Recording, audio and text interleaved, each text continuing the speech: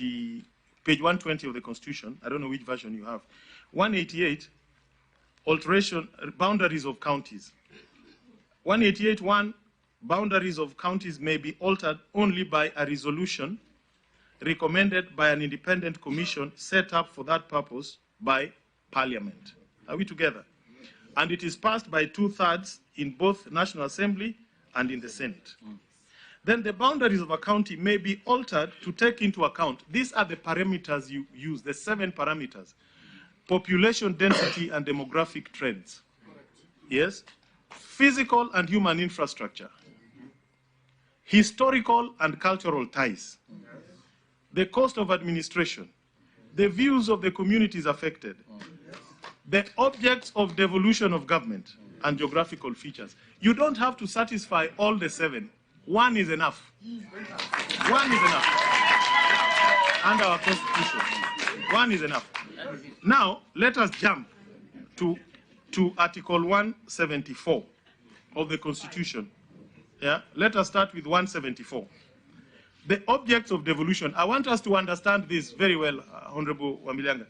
Objects of devolution, we need to understand them. The objects of devolution of government are: 1, promote democratic and accountable exercise of power. 2, foster national unity by recognizing diversity. Yes? To give powers of self-governance to the people and enhance the participation of the people in the exercise of the powers of the state and in making decisions affecting them. To recognize the right of communities to manage their own affairs and to further their development.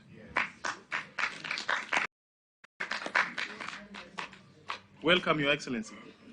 To protect and promote the interests and rights of minorities and marginalized communities.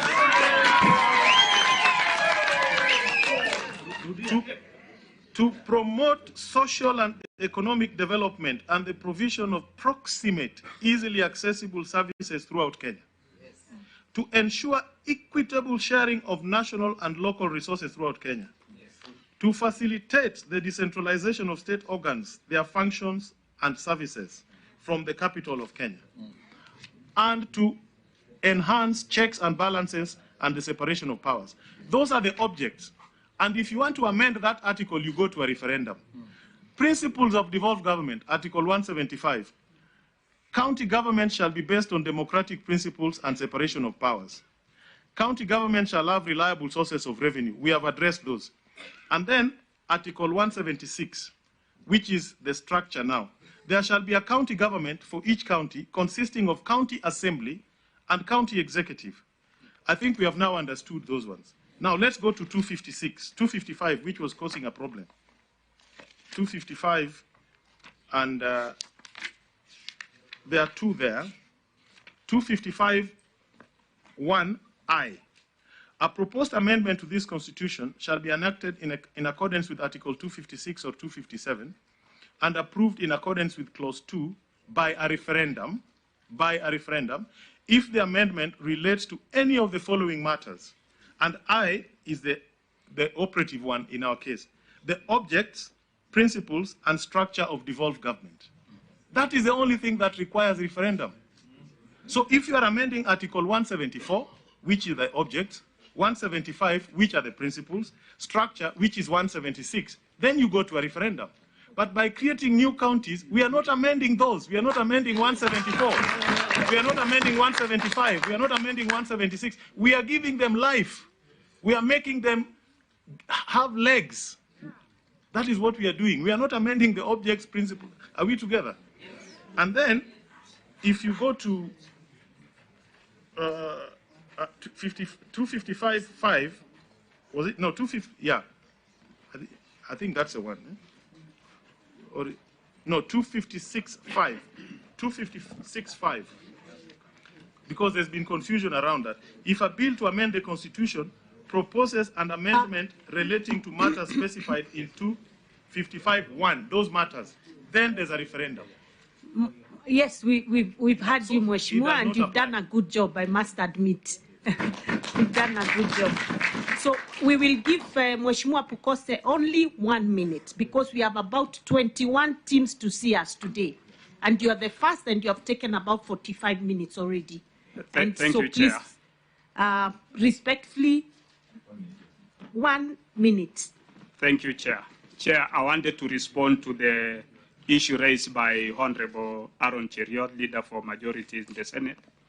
And the issue he raised was that is there any mechanism? Because last week we had a delegation from the support community from both Mount Elgon and Trans Nzoia. And yesterday we had another team from Trans Nzoia calling themselves Trans Nzoia professionals. I would want to associate myself with the presentation by the support from both Mount Elgon and Trans Nzoia. The team that was here yesterday, they did not present a petition. They present a counter petition. Therefore, and this team was organized by Honorable Eugene Wamalwa, who is seated here, and Governor Natembea. What I want to say is that is improper. Yes, that's a fact. No, it's improper. No. It's a fact. Yeah, even if it's a fact, you do not have to present it the manner you are. Yeah. This committee's work is honorable and very serious. So, tafadhali, I would ask that those remarks be expunged from the records of this meeting and address it, because you don't want to polarize. We're trying to avoid polarization, and you're drawing us right into it. With due respect, And Mheshimiwa, I think it's important for you to know that we have opened doors for any Kenyan who wants to come and make a presentation, whether individually or as a group like you've done today. So even if they came, it is their right to come, kindly. But it is not right for somebody to come and make a presentation, a counter presentation against another community. If they have a petition to present to this honorable committee, let them present their petition. Respect the petition of the other team that has presented their petition. Because what I'm asking this honorable committee to do is to look at the petitions in terms of their merit, because we presented our petitions to you. Look at our petition in the merit in which we presented, not in reference to any other committee presenting their petition. That is what we only ask. Mheshimiwa, Father, because you are not even in any of those groups that made the presentation. Pardon? So you are not with the support community. He clearly says he has associated himself. You're saying you're associating myself with their presentation. Very well, but you are not here. So you really run the risk of misrepresentation and distortion. And as Honorable Cecily has told you, I think you should just stand guided and let us avoid creating animosity. Yeah, and in fact, both teams have every right to appear. So since you are not there and they are not here to respond to what you are saying, I think it's only fair, Mheshimiwa, that we expunge your comments and then make progress, close the matter. Well guided, Chair. May I propose that, are you finished, Mheshimiwa, because we want to close this session? Just one very important one. I want to respond to Honorable Cheriot by saying financial crisis management for the counties existing for 7 counties, for example, having a county having 80% recurrent expenditure against 20% project budget, that's managerial skills of a governor.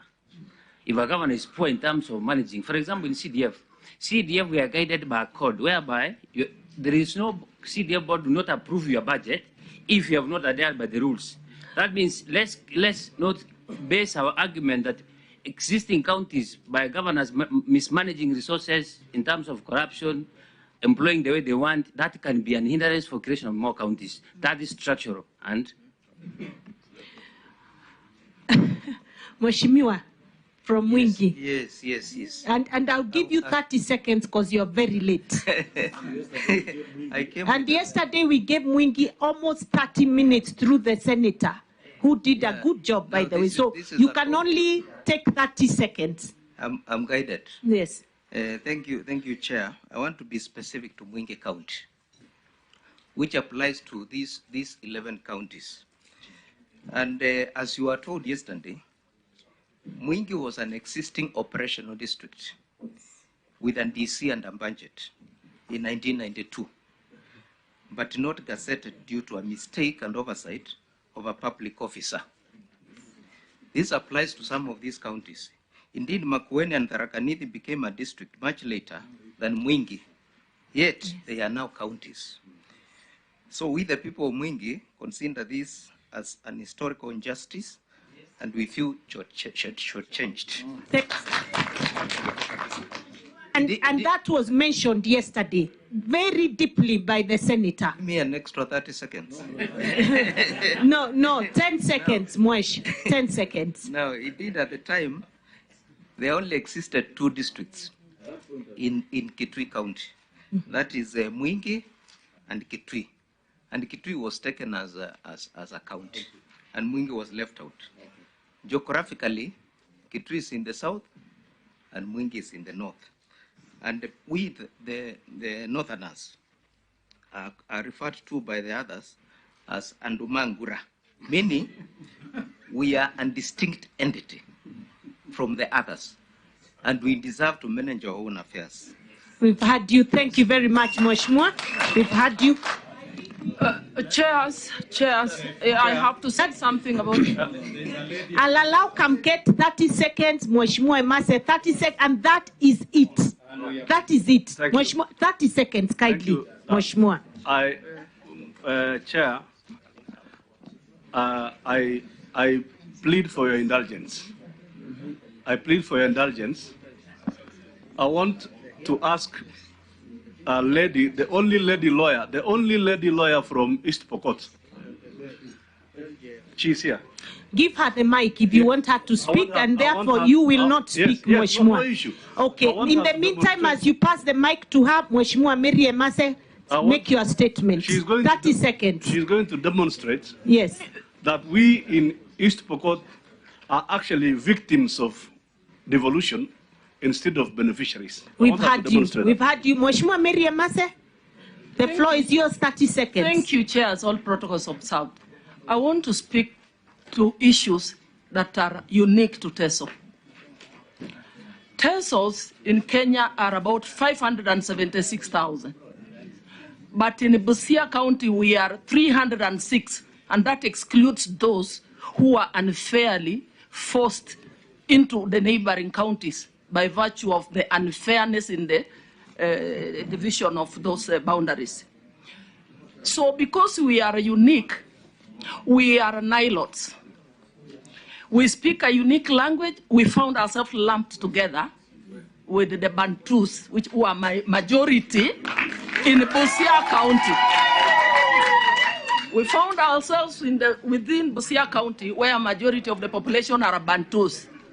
So therefore, we feel marginalized. We have been historically marginalized.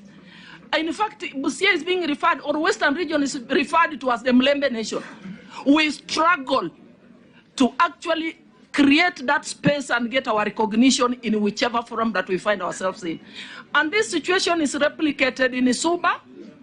There are Bantus within an Nilotic area, Kuria, Sabawots, that is 1. 2, I want to demystify the myth on population, and it has been alluded to by Honorable Kalori.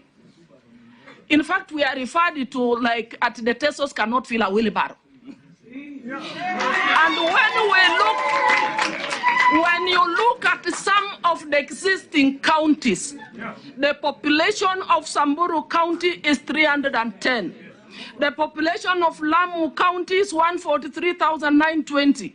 The population of Isiolo County as it exists is 268,327. I can name up to 9 counties: Marsabit, Tana River, Taita Taveta, Tharaka Nithi, Elgeyo Marakwet, Laikipia. So the issue of population does not arise. The TESO people have requested for their own county so that we can manage our own affairs. We have different tradition, culture, food, way of life. Thank you, Mheshimiwa. Thank you. The last one. Lastly, the last one is historical exclusion over the years, both politically, economically, socially, even spiritually. All of you will remember that the TESO people had to go on a hunger strike to get the Katakwa diocese. The Teso people have suffered. We even lost some of our leaders because of fighting for political space in this country. To get even the district, the Teso district, it was a fight. So you can also relate that Busia County has been very lucky. Sometimes in the past, in other governments, Busia County would have more than 3 ministers in government. More than 3 ministers and other senior positions, but none would be from the Teso region. Every appointment is given Mheshimiwa Mary Emase, thank you very much. Thank you very much, and I must admit that you are a true fighter for the people of Teso. And I appreciate you. I appreciate you. Let's hear from the Pokot lady. And you have 1 minute, madam. We will give you that. Yeah, please. Thank you, Honorable Your Excellency, the chairs of this committee. Before you today is the members of the community from the East Pokot community, and we are here to present to you our petition. We have... you're already wasting 20 seconds. Go to the point. Go straight to the point, my dear. Go straight to the point. The main prayer that we're making today, that we'll be allowed to manage ourselves, and for the reasons that we have been marginalized beyond measure. If I can mention a few instances of this marginalization, is that the whole of East Pokot, which has 2 sub-counties, we only have 1 medical doctor. If we go to schools, we have fewer schools, which you will see when you look through our document, compared to other parts of the county. And if we go to allocation of resources, it is worthy to state that most of the leadership positions in the county are all from one community. If I can mention a few of the top leadership, if even my people will respond to it, our governor is from which community? Okay. Deputy governor, okay. Senator, okay. West Women Rep, okay. Speaker, county speaker. So most of the flagship projects, for example, in Baringo County, are discussed at executive level, and none of the members from our community sits at that table.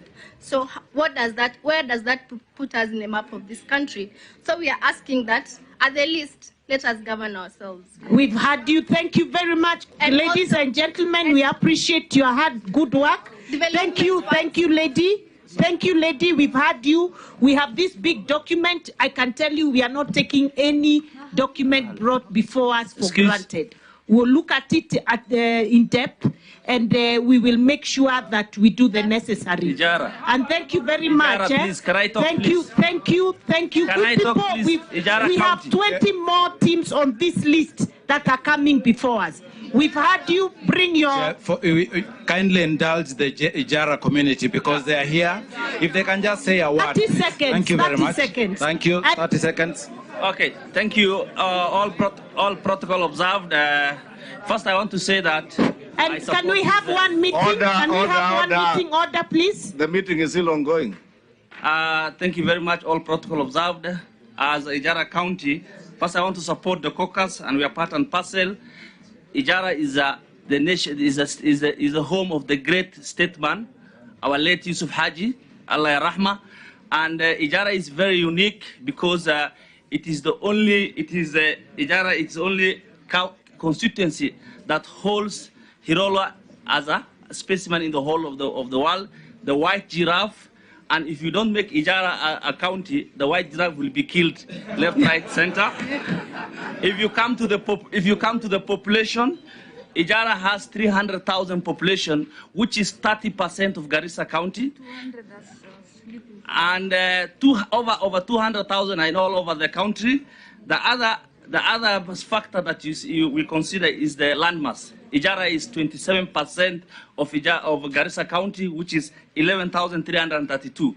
If you just consider population-wise, Lamu has 143,000, Isiolo has 268,000, and if you see, Ijara also was gazetted, was mentioned, was existing in 1992, and it was not gazetted just because we share the same common with the Mwingi district.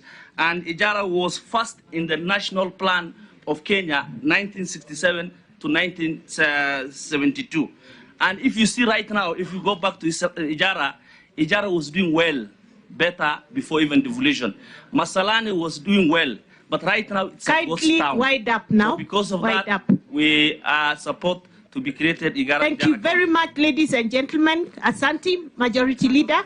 Chair, maybe the member for Ijara, because he had the mic, and I know the Honorable Karoli Omondi had read Article 188 of the Constitution. Member for Ijara, I am addressing you. And all the other honorable members of the National Assembly who are here, and I'm told Honorable Karoli Omondi had read to you Article 188 of the Constitution that says the boundaries of a county may be altered only by a resolution recommended by an independent commission set up for that purpose by Parliament and passed by the National Assembly. You are all members of Parliament who sit in the National Assembly. Has any one of you made an attempt to have a resolution to set up a commission to review the county boundaries in Parliament as stipulated in Article 188 of the Constitution? And what would your view be, member for Ijara? Yesterday we had an intelligent young man from Homa Bay County here who told us this committee has no mandate to review boundaries in his interpretation of that article of the Constitution. What would your take be? Honorable Abdi, you have the mic. As Honorable Abdi, let Kitayama maybe answer for you. My leader, as the Honorable Abdi is preparing himself, we have made several attempts. You will recall that when BBI was happening, several communities, actually similar, the same communities that are here today before. Honorable Marwa, I asked a specific question. Yes. You are members of Parliament. I am coming to that. Just go straight to that. I am coming to that. BBI, just go straight there to save time. Yes, we have a bill, proposed bill, that is yet to be tabled in Parliament. And I'm sure... So you have a bill that is yet to be tabled in Parliament? Yes. Thank you. That is one. That's and good then enough. You did it is yet to? Yes, we have it here. We have it here. You have it here. Yes. It is attached to the documents you have come before this committee. Majority Leader, I would meaning you had not done anything before you came here? No, we have. We have. So why hasn't it been tabled to Parliament? Why is it being tabled here? Because it has not been prioritized. The bill is already with a document of Parliament. I am a member of the House Business Committee. It is on. May I confirm to you before the House Business Committee of the National Assembly, there is no indication of any bill, any legislative proposal, and therefore I am challenging you as members of Parliament, Honourable Member, if you can allow me to finish, I am only challenging you as members of Parliament who are able to read this Constitution for us. Please, I would want to urge you to also pursue that route because that is what the Constitution says. Yes. And that was pointed out to us yesterday by a young man called Michael from Homa Bay County. Yes. Thank you. Thank you very much. I think we are done. Thank you, ladies and gentlemen. We end there. We kindly end there, Mheshimiwa. Memorandum Thank we want you very to present much. before Just you. bring kindly, the memorandum. The Courier people kindly go forward, present your memorandum. The TESO elders kindly present your memorandum. Mheshimiwa, we already have the memorandum. There's no need to present again. Those are elders for memorandum. Kindly present yourself. Yes, kindly do that. Chair. The Courier people kindly. Mheshimiwa Kitayama, please allow us. You exit through the right to allow us to be able to continue with the other groups. Done. Thank you. Asanteni sana. East Pokot County, exit through the right. Kindly, we beg that you exit quickly. Exit.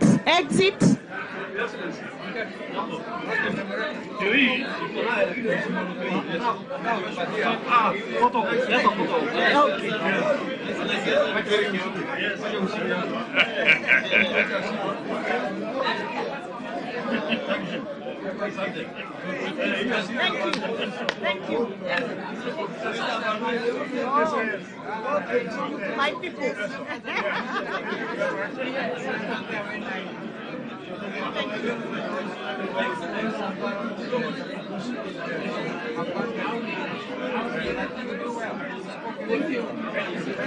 Thanks, my sister.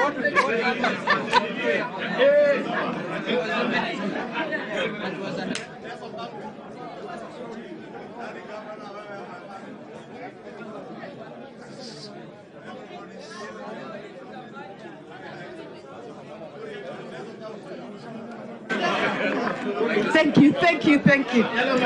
Kindly, can we have... Order, please exit. We support you. Yes. Kindly, Sergeant at arms, usher all these people, including members of parliament, out.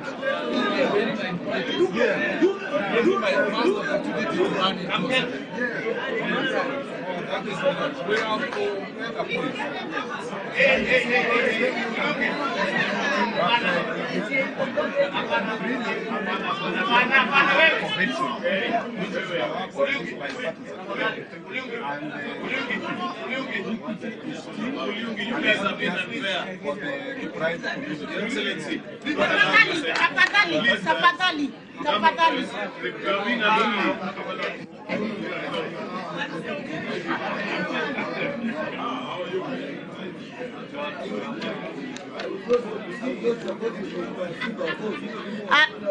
Can we have the next team coming in? The next team, can they come in, please?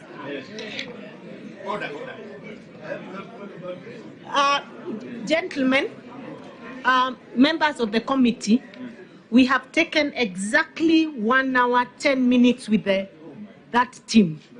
If we go by that pace, we will not manage to finish all these groups that are here. So I want to beg that if you're given a chance to ask a question, be as brief as possible. And somebody please help us manage Hassan, especially. Today Eugene is quite aongei sana, but Hassan needs to be managed. When you're given a moment, take 1 minute maximum if you want to seek clarification or comment, kindly.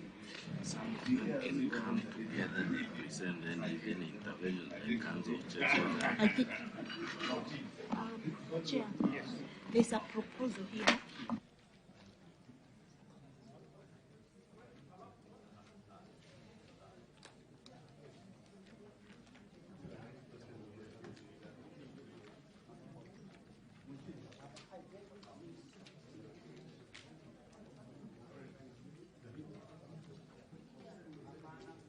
Kindly, could we also have the Kenya Conference of Catholic Bishops led in? Kindly. Which one is this? This is NCCK, but we're also requesting the Kenya Catholic Bishops, Kenya Conference of Catholic Bishops, KCCB, to come in also.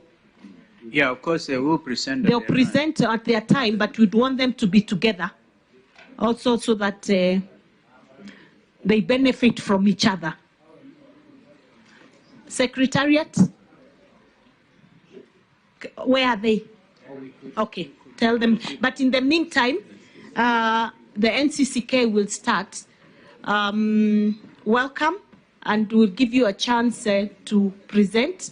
Just make an introduction. But before you is the Honorable Kimani Ichung'wah, Majority Leader, and also who is the Chair. I'm just sitting in for him. Honorable Catherine Wabilianga, Honorable Hassan Omar Hassan, Honorable Aaron Cheriot, and then Honorable Opio Wandai, Honorable Eugene Wamalwa, and Honorable Amina Mnyazi, and then of course my co-chair, His Excellency Honorable Stephen Kalonzo Musyoka. Karibuni. Thank you very much, Chair. And it's important to let you know you have exactly 20 minutes. So be as brief as possible. Go straight to the real issues so that you don't waste time on non-issues, quote unquote, focus on the real issues. Thank you very much, Chair. My name is Reverend Canon Chris Kinyanjui, the General Secretary of NCCK. To my left is Henry Njagi, then Reverend Mother Wangari, Father Diani from the Orthodox Church. We have the moderator of the PCA, Dr. Thegu on my left. To my right is the chair of NCCK, Dr. Timothy Dambuki. We have our vice chair of NCCK, Dr. Okinda. We have Mary from the Mothers Union, and we have Bishop Ole Mpeo from the Kenya Evangelical Lutheran Church. So we are full house, and without wasting time, I'll give this chance to the chair of NCCK to lead the next conversation.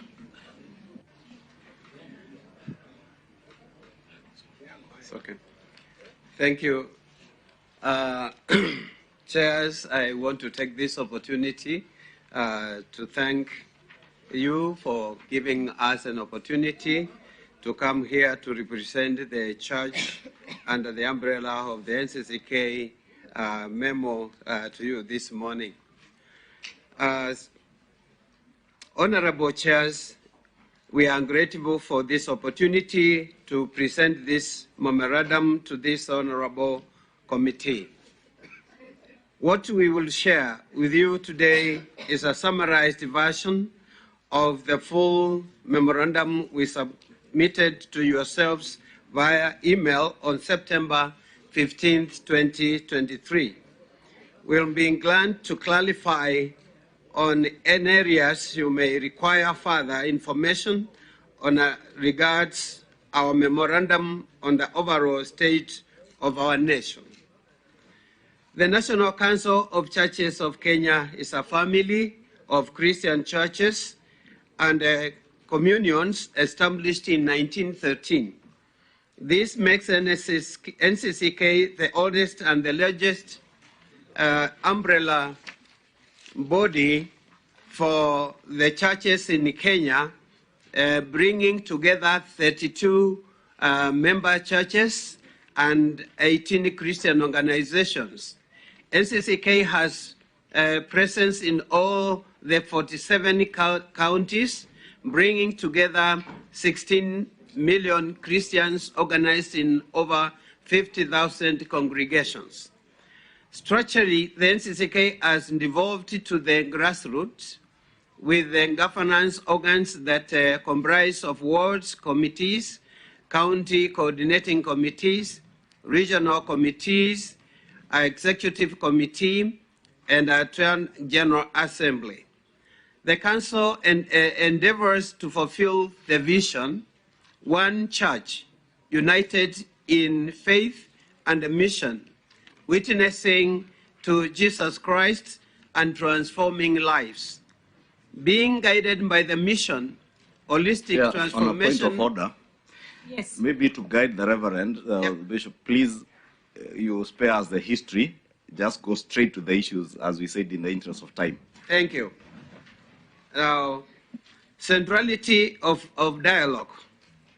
Honorable chairs, we commend your committee for progress you have made in reaching agreement on the agenda for the bipartisan consultative process that has been bestowed on you. Recommendations on the agenda items set out by the committee. Having keenly considered the 5 agenda items outlined in the notice of public participation, we submitted the full memorandum with more details and justifications. Allow us to highlight the following recommendations. outstanding constitutional matters, the cost of living and the related issues.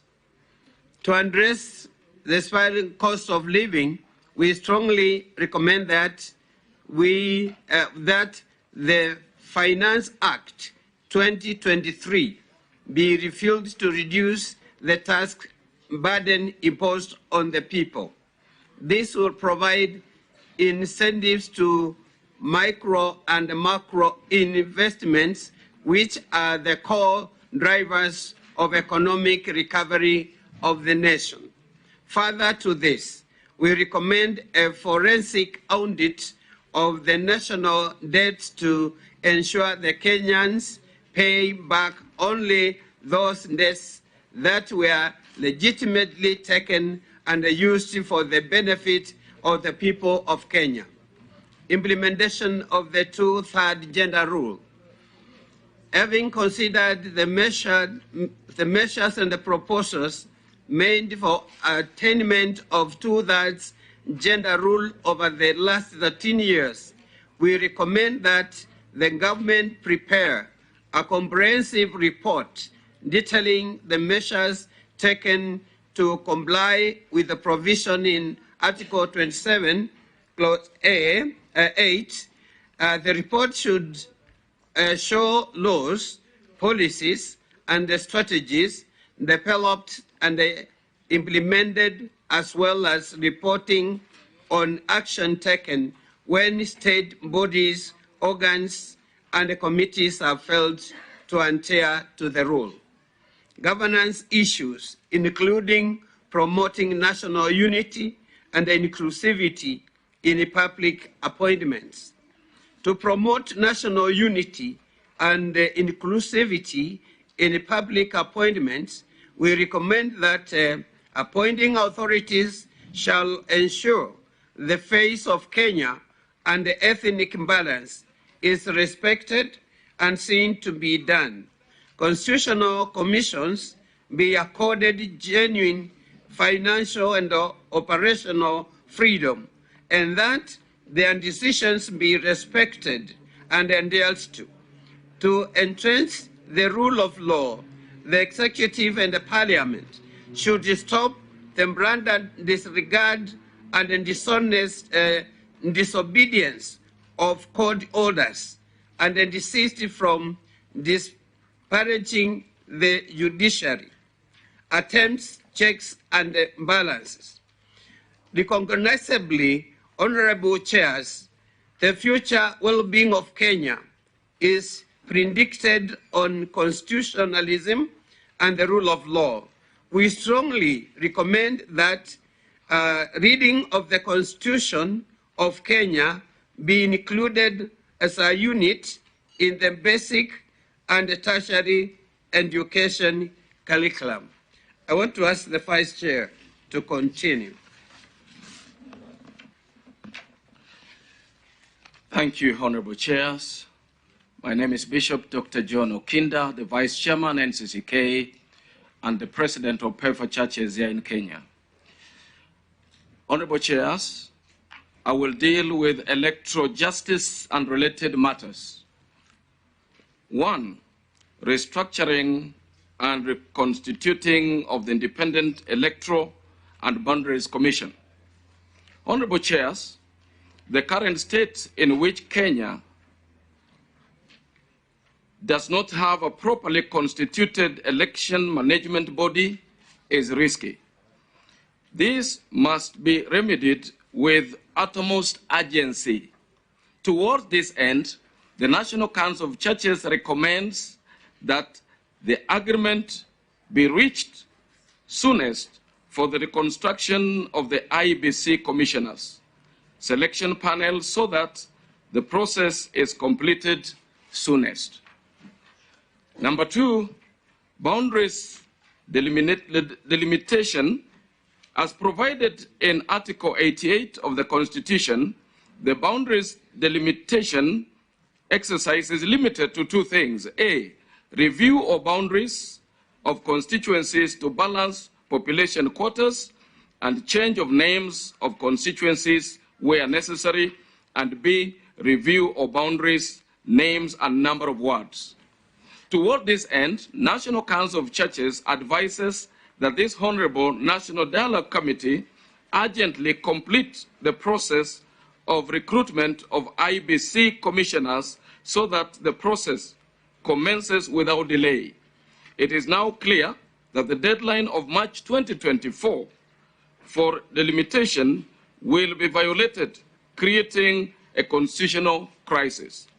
NCCK recommends that an advisory opinion be sought from the courts with consideration of extending the timelines for delimitation process by 2 years. Number 3, audit of 2022 presidential election. Honorable Chairs, despite the provision of principles of election and democratic elections in Article 81 of the Constitution, the results of each presidential election since 2007 have been questioned, at times with devastating results. To work towards long-standing and understanding of the shortcomings in these elections and how to enhance their credibility, we recommend the enactment of legislation to establish a judicial commission to carry out an audit of the 2022 general elections to ensure the process promotes peace, stability, and national cohesion. Entrenching funds into the Constitution. Honorable Chairs, in your communication, reference was made to intention to entrench 3 funds in the Constitution, and this being 1, National Government Constituency Development Fund, and 2, National Government Affirmative Fund, and number 3, Senate Oversight Fund. We observed that these funds would be managed by members of National Assembly, women representatives of counties, and in the National Assembly and Senate respectively. Nonetheless, we do note with emphasis that the Constitution does not allocate any funds management responsibilities to the 2 houses of Parliament. This would offend and in essence negate the principle of separation of powers. We therefore recommend that the 3 funds are not established and the existing Constituency Development Fund be terminated as they are in contravention of the Constitution. Honorable Chairs, allow me to say something on establishment and entrenchment of state offices. 1, the office of the leader of the official opposition, and 2, the office of the Prime Cabinet Secretary. Honorable Chairs, the National Council of Churches of Kenya is on record recommending that measures be taken to provide for a dignified opposition. The proposal for creation of the office of the leader of the official opposition is therefore a step in the right direction. Quite notably, there was appointed a holder of the office of the Prime Cabinet Secretary, a position that currently does not exist in the Constitution. The proposed establishment of the office of this office is therefore a move to legalize what already exists.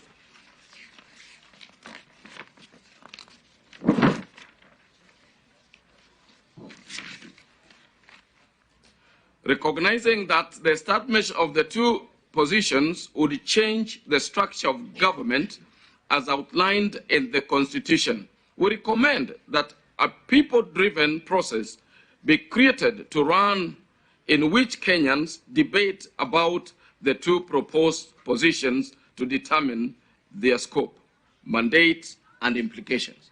Thank you, Honorable Chairs.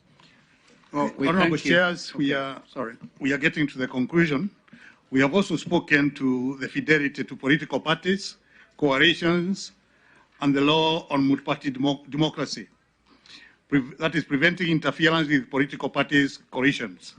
Honorable Chairs, Article 4, subsection 2 of the Constitution provides that the Republic of Kenya shall be a multi-party democratic state founded on the national values and principles of governance referred to in Article 10. It is therefore inimical to the Constitution for any person or organ to engage in any actions that would offend the democratic nature of the Republic. We further recognize the Constitution in Article 38 accords Kenyans the right to hold and change political opinions and to join or exit political parties at wish. Nonetheless, a person who changes or is deemed to have changed the party that nominated them for any position should lose that position. To address the concerns that have been raised with regard to interference with opposition political parties by government, we recommend implementation of the processes and procedures provided for in the Constitution of the political parties as well as the Political Parties Act. In regard to proposals to amend the Constitution, Honorable Chairs, the NCCK speaks to it and says, allows us to specifically recommend against any proposal to amend the Constitution. Instead, we urge you to identify and drive legislative and policy measures to address the issues set out in the agenda. It will not be prudent at this moment in time to subject the country to the polarization and the politicization of life that accompanies constitutional amendment discussed when there is a potentially divisive boundaries delimitation process coming up in a short while and an economic meltdown. In conclusion, we in NCCK commend the National Dialogue Committee for the process you have engaged in. However, the time frame provided is rather short, which has the risk of forcing the committee to adopt a political settlement with minimal public participation. NCCK recommends that the committee engages Kenyans at the county level to ensure no Kenyan is left unheard.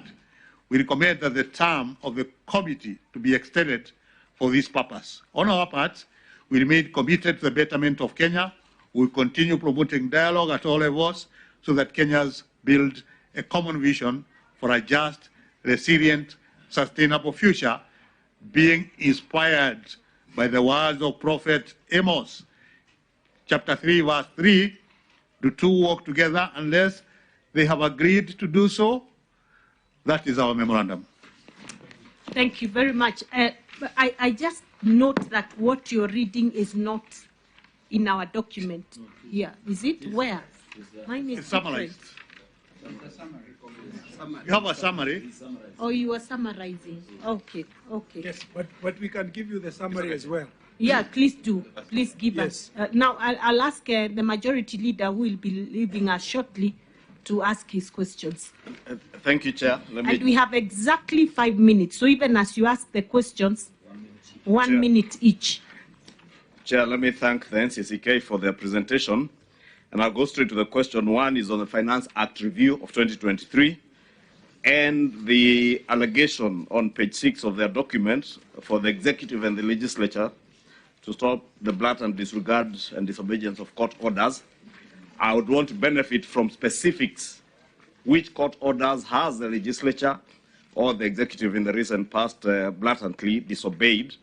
And on the review of the Finance Act 2023, they say we reduce the tax burden. I would want to know what are the specific proposals in the Finance Act 2023 that they would want reviewed, and if they have estimated the quantum of what they call the tax burden on the 2023 tax proposals. Two, Chair, is on the recommendation regarding the IEBC selection panel. I see they have actually analyzed very well the options that the country has, and they recommend that political parties should not play a role in this process, while in their final recommendation, they recommend the reconstitution of the panel, and in what they say is a win-win situation. Is that to say you want a panel, a new panel appointed without any representation of political parties? Does that include the political parties liaison committee? Would that include the Parliamentary Service Commission that has representation of political parties? And which other bodies would you be recommending to be represented in this panel to the exclusion of political parties? Lastly, Chair, is on the recommendation on the funds, NGCDF and the Senate oversight, and they say that establishment of these funds is inimical to the principle of separation of powers. I do not know if NCCK is aware that members of parliament do not implement anything to do with NGCDF, and the proposal by the Senate Oversight Fund is not for any implementation of funds. It's basically to enable senators to do their oversight work as espoused in the Constitution, Articles 94 to 96. Whereas for NGCDF, members of parliament do not, and maybe you may have based that argument on the old NGCDF Act. The reviewed NGCDF Act, members of parliament have absolutely no role. They are no longer patrons, they don't implement. Therefore, I would want to get an understanding, how do you find it that members of parliament then, or senators, in view of the changes that have been there in the NGCDF Act and the proposal by the Senate for the Senate Oversight Fund, the same with GAF, the women reps have no role in implementation. These are funds established in the executive. Members of parliament play an oversight role over those funds and don't manage the funds. How then do you find that being inimical to the principle of separation of powers, with members of parliament, senators, and women reps having no role in those funds? Thank you. You know, Kimani has given you a mouthful. I would suggest that you take notes. He's given you very many points, and since he's like in a hurry, in fact, Mheshimiwa Kimani Ichung'wah, you know, the final recommendation by NCCK is a fear for a political settlement because of the rushed manner that we have to take into account. So if you could, one more comment or two more comments. Yeah. But I want to plead with you that you don't take it against the work of this committee. We do not. Actually, we had taken into account the need to go all over the country. And we realized because of 60 days time limit, we may not do justice by so doing. Therefore, we settled for the stakeholder engagement, which is what you are actually doing this morning, along with others. And since you represent over 37 million faithfuls, I'm quite sure you can understand when we tell you we do not have to go to the counties, to the wards, because we think that those are ably recommended. That's your final recommendation against a political settlement. Thank you. And Your Excellency, you should have mentioned also the issue of the budget. We had no budget to do that. Well said. Mine is very, very short. You are pitching for a speedy reconstitution of the IEBC. And you are making a raft of recommendations on how the panel needs to be rejigged. But I want to ask you, first and foremost, what relationship does the NCCK, if at all, have with the body commonly known as Interreligious Council of Kenya, which, as we speak, under the current Act, is represented at the IEBC selection panel by 2 representatives? Are you, by any chance, a member or an affiliate of the Interreligious Council? And do you feel adequately represented by that body? Thank you. Thank you. I think those are sufficient comments. Thank you. Over to you, Secretary General and the Chair. And you know, Chair, we must make a disclosure. We were together this Sunday, and thank you for the wonderful inspirational sermon. And you promised to come, but you were talking about Wednesday. We made it possible for you Tuesday, which is today. Karibuni sana. Thank you. Good. Thank you very much, Chairs. Let me start with the Finance Act. We made ourselves very clear in terms of the provisions of the Finance Act that the the Finance Act increased the tax burden of Kenyans. I will not put all the examples, but I will take, for example, the VAT for purposes of fuel. We know fuel plays a key role in fueling and powering the economy. So when the VAT was increased by 8%, it has literally affected every sector of the economy. And I think that is something that we need to discuss as Kenyans and ask ourselves whether we want to continue that way. And it was made worse that the subsidy that was there before, although it has been replaced by the Stabilization Fund, needs to have cognizance of the concerns that are raised by Kenyans and especially the business community.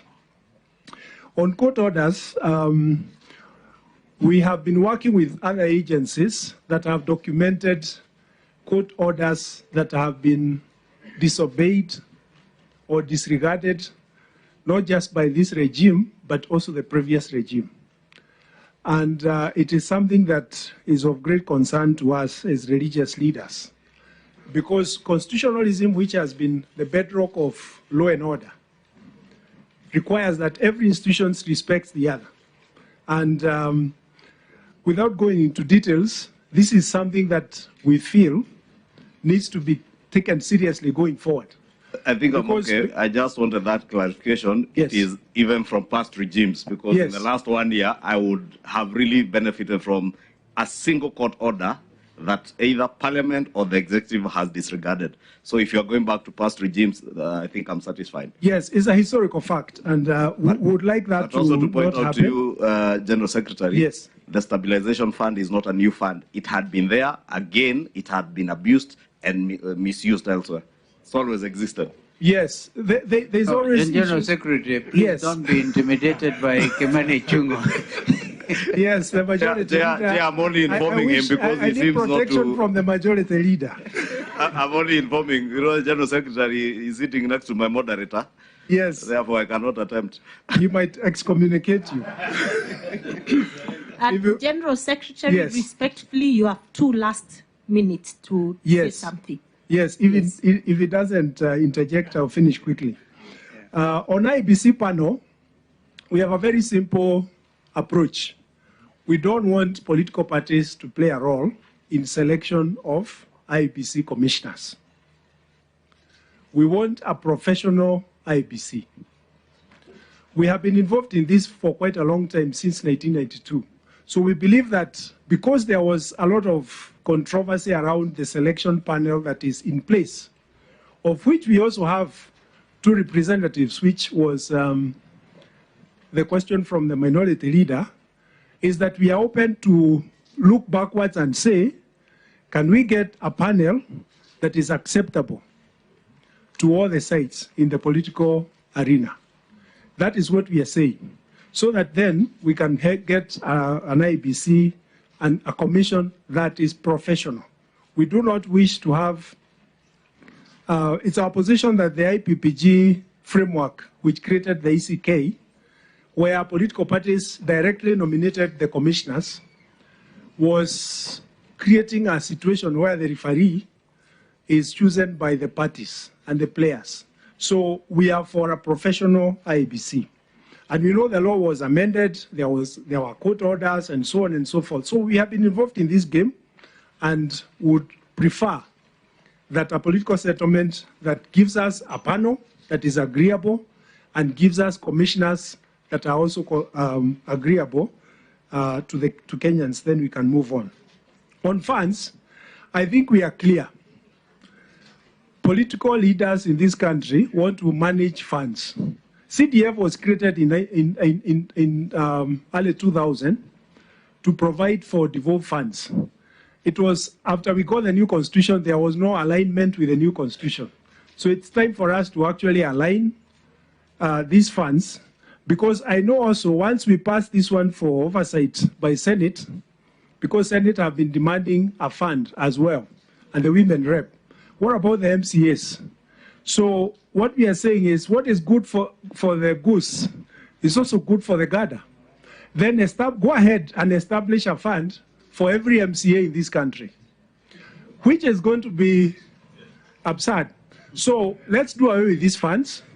I'm not saying we do away with them tomorrow, but can we have a conversation so that the executive runs with funds?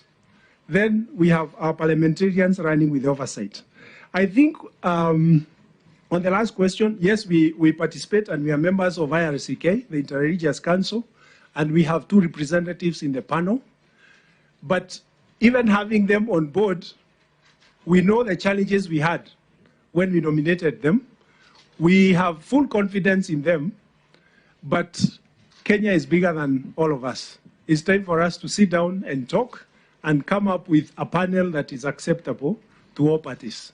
And then we can have an IBC. Thank you very much. Chair, maybe just to clarify, my question was, in the absence of political parties nominating panelists, are there other bodies? I was hoping maybe you would say, in relation to what the minority law was asking, whether you have any relation with the Interreligious Council, that maybe we remove the 2 representatives from the Parliamentary Service Commission, the Political Parties Liaison Committee, because in a way, political parties have control of the Parliamentary Service Commission because it's a commission for parliamentarians and their political parties as much as they are also independents in Parliament.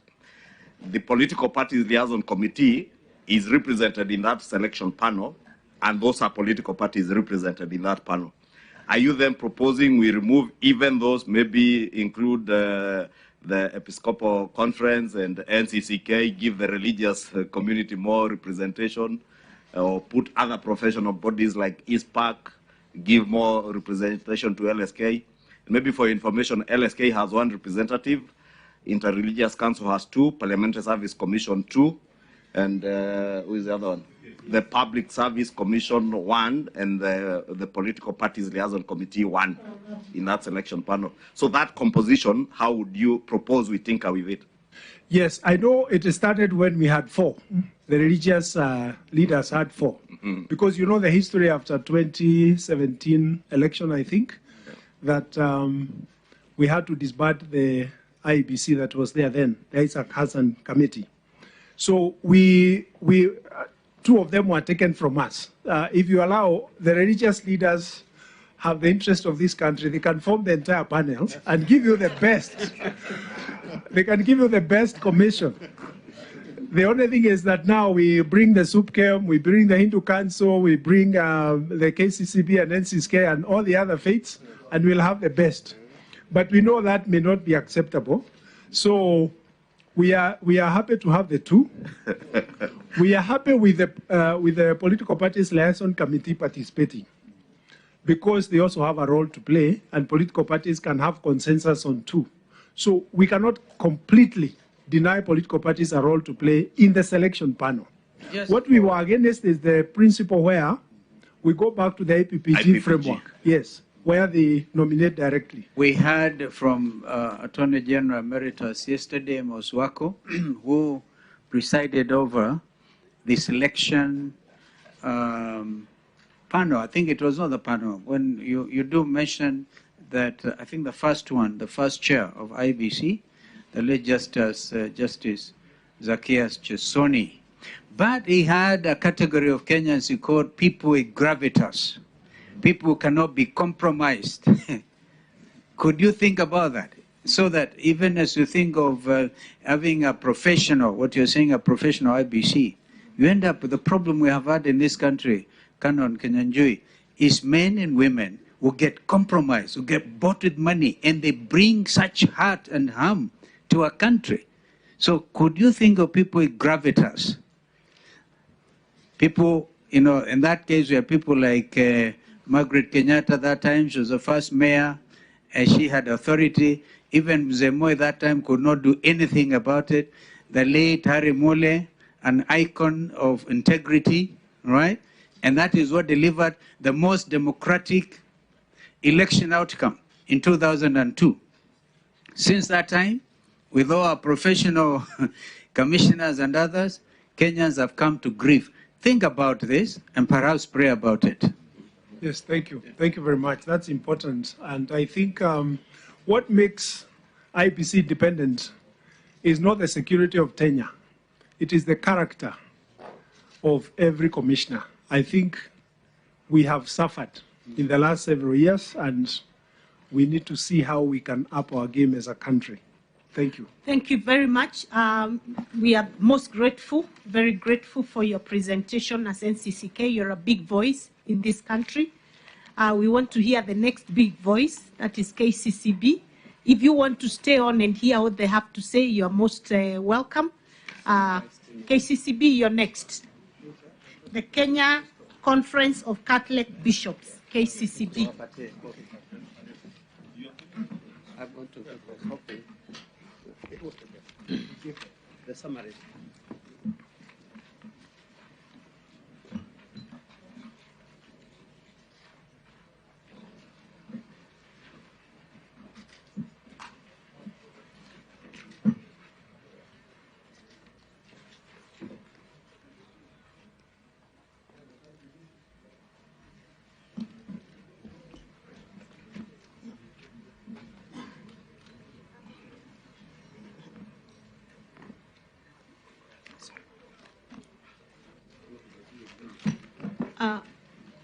You can introduce yourselves.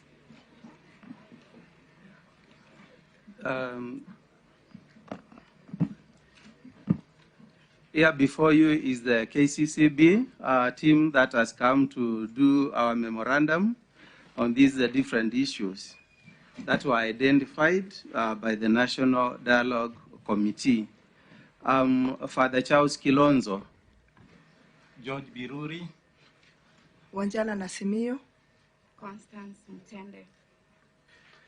So on behalf of KCCB, we will go straight to present our memorandum. Now, before you do, I'm sure you're conversant with these faces by now, thanks to the media. I think everybody knows Honorable Catherine Wabelianga, a former senator, now member for Yala, Hassan Omar. We have Amina Munyazi, member for Malindi. Mheshimiwa Eugene Wamalo is a party leader and a former cabinet minister. The deputy minority leader, Kimani Chunga, has just walked out. Opio Ndai, the co-chair. There's Senator Omugen, senator for Nyamira. And then we have Cicely Barire and myself. Karibuni. Asandi. So, honorable chairs and the whole committee, all protocols observed. I was saying we'll go straight to the presentation of our memorandum. Thank you. Okay. Thank you very much. I will do the presentation on behalf of the Kenya Conference of Catholic Bishops.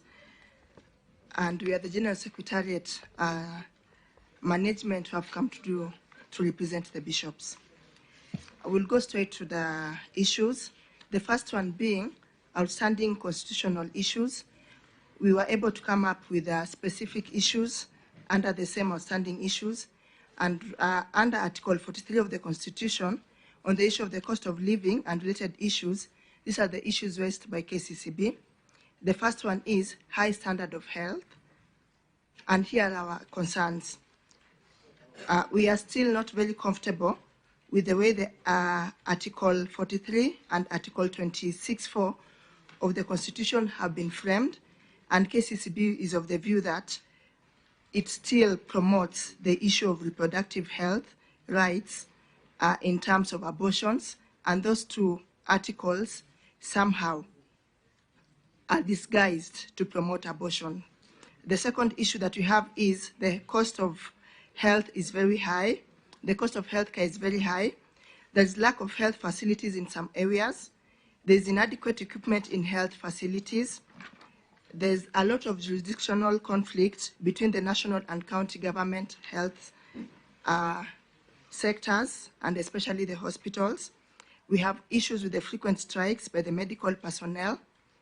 There's the conflict of interest by the medical personnel, especially the public officers who are allowed to open their private clinics, and they tend to concentrate more on the private clinics that they operate more than the public hospitals. Then there's still the issue of corruption, and the stealing of drugs and equipment has also been reported. These are the proposals on how to deal with the high standard of health. The first one is to amend Article 43(1)(a) and Article 26(4) to outlaw abortion. We need it to be very clear from the articles of the Constitution that abortion is outlawed in Kenya. We will also request that there should be a relooking at the national insurance model to make it affordable for the poor. We also request that we amend Article 186 and the fourth schedule to provide that the functions of the level 4, 5, and 6 hospitals to be assigned to the national government. In that way, we'll ensure that there is a proper administration of the hospitals, and the other levels should go to the county government. We're also requesting that we amend the government or the members of parliament amend the Health Act to restrain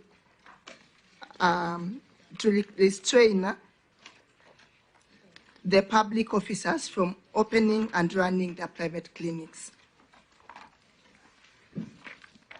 Our second issue is the non-denial of emergency medical treatment. We agree that it's a noble thing for the patients to be treated when there's an emergency.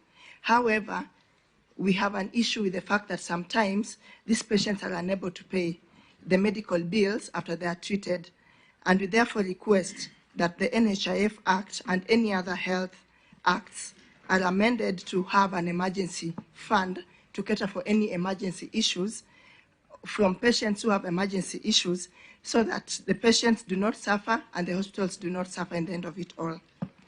On the issue of accessible and adequate housing and reasonable standards of sanitation, these are the concerns from KCCB. The government housing programs have failed in the past. Number two, the government should only concentrate on creating an enabling environment and developing good policies.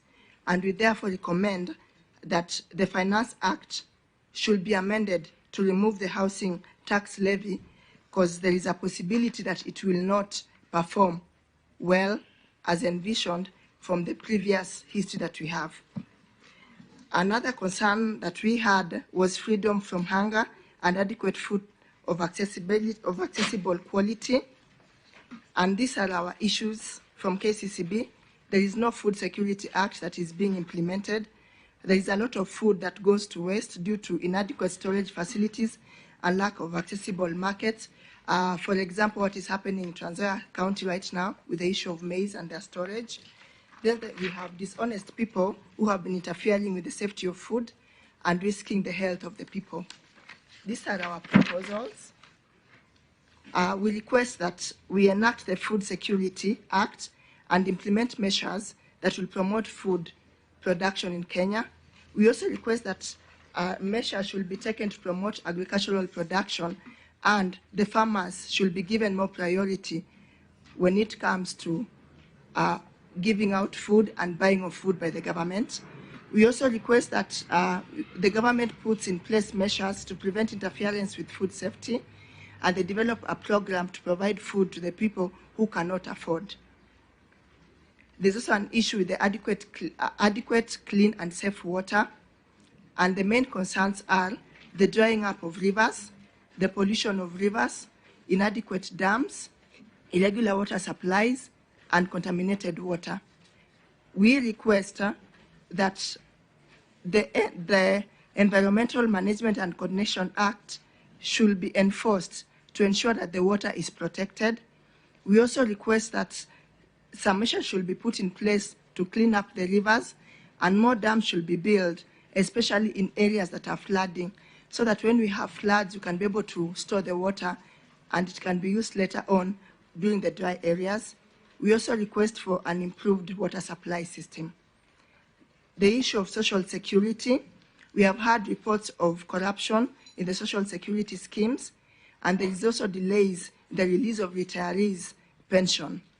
These are our proposals: streamline the social security schemes, stop the corruption in the retirement benefit schemes, ensure timely release of pension to the retirees. And on the issue of provision of appropriate social security to persons who are unable to support themselves and their dependents, these are the concerns. We have had allegations of corruption in the cash transfer program.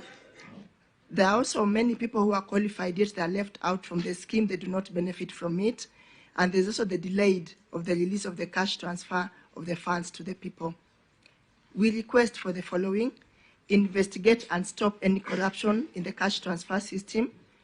The government should ensure that anyone who qualifies for it and is eligible is enrolled for the same. There should be timely release of cash, and there should be a relooking into the system to ensure that only those who are needy benefit from it. And those who are able to take care of themselves, they should be allowed to do it without interfering with the money that is meant for the needy. There's the issue of education. There is confusion in the system. There is inadequate education facilities. There is inadequate funding. There's lack of transparency in the university financial model, and there is lack of jobs. At the moment, we know there is some money from HELB, but who qualifies and how the same is done is not very clear to the public. We request for the following: streamlining the education system, building the adequate education facilities, improving transparency in the university education financial model, especially the HELB system, develop policies that will create jobs for the graduates. Then there was a specific issue concerning the implementation of the 2/3 gender rule, and these are our concerns from KCCB. Delays in the implementation of the gender principle in Parliament, failure to respect the principle in government appointments. And we propose the following: amend Articles 97 and 98 to reduce the size of Parliament so that the cost of burden can be reduced from the general public. We also request that we use the forthcoming elimination of electoral units to reduce the size of Parliament so that the number can reduce, and in the end of it all, the burden that is transferred to the public is reduced. Governance issues, including promoting national unity and inclusivity in public appointments. These are our issues. Perceived exclusion of people from the opposition areas in appointments and development. There is also an issue in discrimination of opposition areas in the allocation of funds for development and infrastructure. There's also an issue in promotion of ethnicity in politics. These are our proposals. Enforce the outlawing of discrimination in terms of appointments, development, and allocation of funds. We also request that there should be equity. The government should ensure that there is equity in the allocation of funds and projects from all over the country. It doesn't matter whether you're in the opposition side or in the government side. We also request for promotion of collaboration between the government and the opposition for peaceful coexistence. The other specific issue we had was adequate checks and balances, and these are the concerns from KCCB: weakening of the opposition through defections, weakening of the constitutional commissions through underfunding and interference with their mandate, breach of the principle of separation of powers. Yeah, can I suggest that since we have the memorandum, she skips the column on concerns and just goes to proposals. So that I can go straight to the proposals? Yes, yes. Okay, thank you. So on the adequate checks and balances, these are our proposals. Amend the Political Parties Act to discourage poaching of opposition members. Represent and respect and adequately fund the constitutional commissions, the arms of the government to operate independently as per the Constitution. On the specific issue of restructuring and reconstitution of the Independent Electoral and Boundaries Commissions, these are our proposals. Tighten Article 250 of the Constitution to provide for a fair and transparent election and appointment process of the chairman and the commissioners. We are also proposing that we amend the IEBC Act to provide for an acceptable selection process. Amend either Article 88 or 250 to provide for an independent body to appoint the chairman and the commissioners. The selection process should involve all major stakeholders and not only or mainly the political parties. Amend the IEBC Act to provide for the vetting of the IEBC Secretariat. the Secretariat staff, and we're also requesting that we amend the IEBC Act to provide that the field staff shall be hired on a need basis only. This will reduce the burden from the public, because they are paid even when there's nothing much to be done on the ground. On the specific issues of boundary delimitation, these are our proposals. Amend Article 6 of the Constitution to correct the disparity and provide for a formula for the limitation of counties. Amend Article 89 to provide for a more just formula, the delimitation of counties and the wards. Sorry, the constituencies and the wards. Specific issues on audit of the 2022 presidential elections. These are our proposals. Amend Article 88 4H to remove the evaluation function from the IEBC. When you evaluate yourself, most of the time you will not be able to give proper reports. Amend Article 88 to provide for an independent audit within 1 year after the elections. On the issue of the National Government Constituency Development Funds, the National Government Affirmative Action Funds, and the Senate Oversight Fund, we propose the following. We do not in any way oppose the entrenchment of the funds in our Constitution. We are, however, opposed to the fact that there is no separation of powers when it comes to checks and balances, and the legislators should not be allowed or be involved in the executive duties. We also request that we amend the respective Funds Act to provide that the funds shall be managed by the executive branch of the counties or the local national government administration. And we are requesting that the Senate Oversight Fund that is in the process of being introduced should be stopped. Finally, on the office of the leader of the official opposition, we propose the following. Amend the Constitution to provide for the office of the leader of the opposition.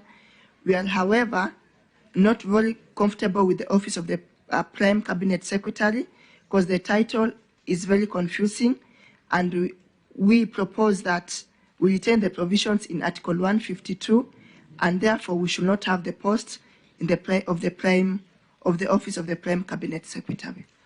Those are our submissions. I will wind up with preventing interference with political parties. The proposal is to amend Section 14A, B, and C of the Political Parties Act to provide that a by-election must be held where a member defects. Thank you very much to the honorable panel. I'll hand over to Father. Yeah. I have got a very small question to you. Wandai and then Omar. Very, very small question. Yeah. You have suggested that we do away or we amend Article 88 4H. Yes. To remove the task of evaluation of elections from the IEBC and take it elsewhere. Yes. I realize the fact that even as currently crafted, that section doesn't actually give that task to IEBC. It simply requires the IEBC to facilitate that evaluation. Just try to ponder around that. 2, are you in any way associated with the body going by the name Interreligious Council of Kenya, which is currently represented in the IEBC selection panel by 2 representatives? And if you are, do you feel adequately represented by those 2 persons? Thank you. Okay. Thank you very much. Mine will be very brief on the housing levy. The housing that is being built by government is intended for the most vulnerable in society. If you look at the criteria for the awarding of those housing, they are incomes of people who naturally will not access credit from a conventional bank. 1, there is a KMRC, Kenya Mortgage Refinance Corporation, that is intended to give affordable credit to will-be house buyers, will-be house buyers, will-be house buyers and that mortgage, affordable mortgage, is to be at the cost of 5 to 6%. Yes, kidogo at the cost of 5 to 6%. Yeah, 5 to 6%. So that takes care of the demand side. The housing levy is supposed to encourage developers, that thing you're talking about, creating the enabling environment. If developers don't have somebody who can take the market risk through the supply side, what proposals do you have that can amend and remove the housing levy and still encourage developers to produce housing at affordability at a margin of about 12 to 15% profit? Thank you. Yeah. Yes, Honorable Catherine, and then later Honorable Amina. Okay, thank you, Chair. Whereas they have given us a very good proposals, especially on the standards of hospitals and maybe their health facilities as far as they're concerned. And your proposals are quite in line. I think I concur with them, especially where you say the practitioners tend to really concentrate more on their private practices and forget about the public hospitals. There I would really concur. You had a proposal on the 2/3 general. That's where I'm coming next. And your proposal was not clear. It just said you reduce the burden. By reducing the constituencies and reducing the counties, is that your way of balancing the 2/3 general? What else can you say about that? And also you had something on the Senate Oversight Fund, and it was just blatantly you stop it. You said you don't approve of it. You have not given us any reasons as to why you don't approve the Senate fund to be entrenched. Thank you. Thank you very much. Mheshimiwa Amina. Thank you, Chair. Mine is a short one. During campaigns, we witnessed and we saw that so many religious bodies were actively involved in campaigns. Right now, we have issues as a country, especially on the cost of living, and so many Kenyans are suffering. My question will be, as religious bodies, have you done enough to air out your voices to the authorities involved in order to, manage the cost of living?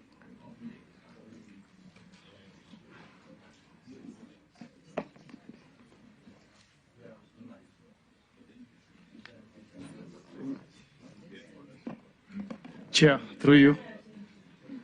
Chair, through you. Yes. Senator Mugeni. Yeah.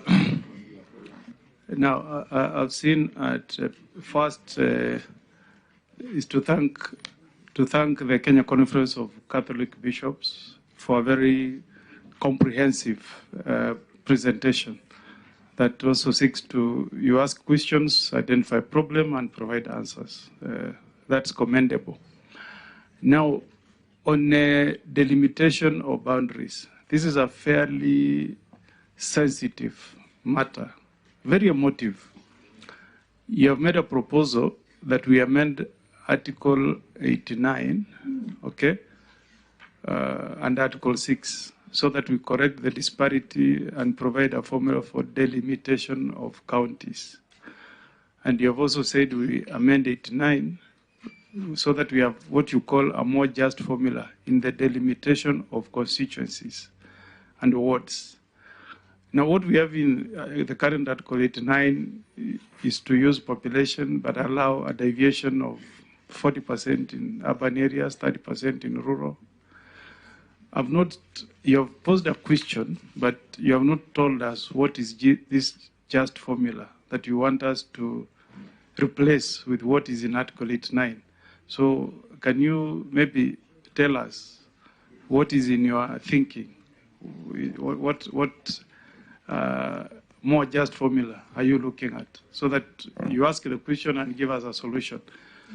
And then finally, the political parties, coalition, fidelity to political parties. You have made a proposal that we amend Section 14 to provide that a by-election must be held where a member defects.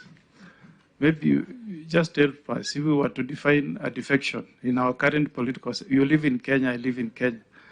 When is a member deemed to have defected from his party? Thank you. Thank you. You can now respond, and you have 5 minutes to do so, kindly. Father will start. Okay, Father. Thank you. I will start with the question on Interreligious Council of Kenya, our representation as KCCB. One, we believe in interreligious dialogue, and there are many things that we engage together with the other churches. When it comes to this Interreligious Council of Kenya, our position and the view is especially that we be represented as KCCB. What does it mean there, on the chair? Are you part of that council or not? Or were you a party to the decision of the council to second those two representatives to the panel or not? There were issues to be ironed in terms of the representation. And we are just saying simply, would wish to be represented as KCCB.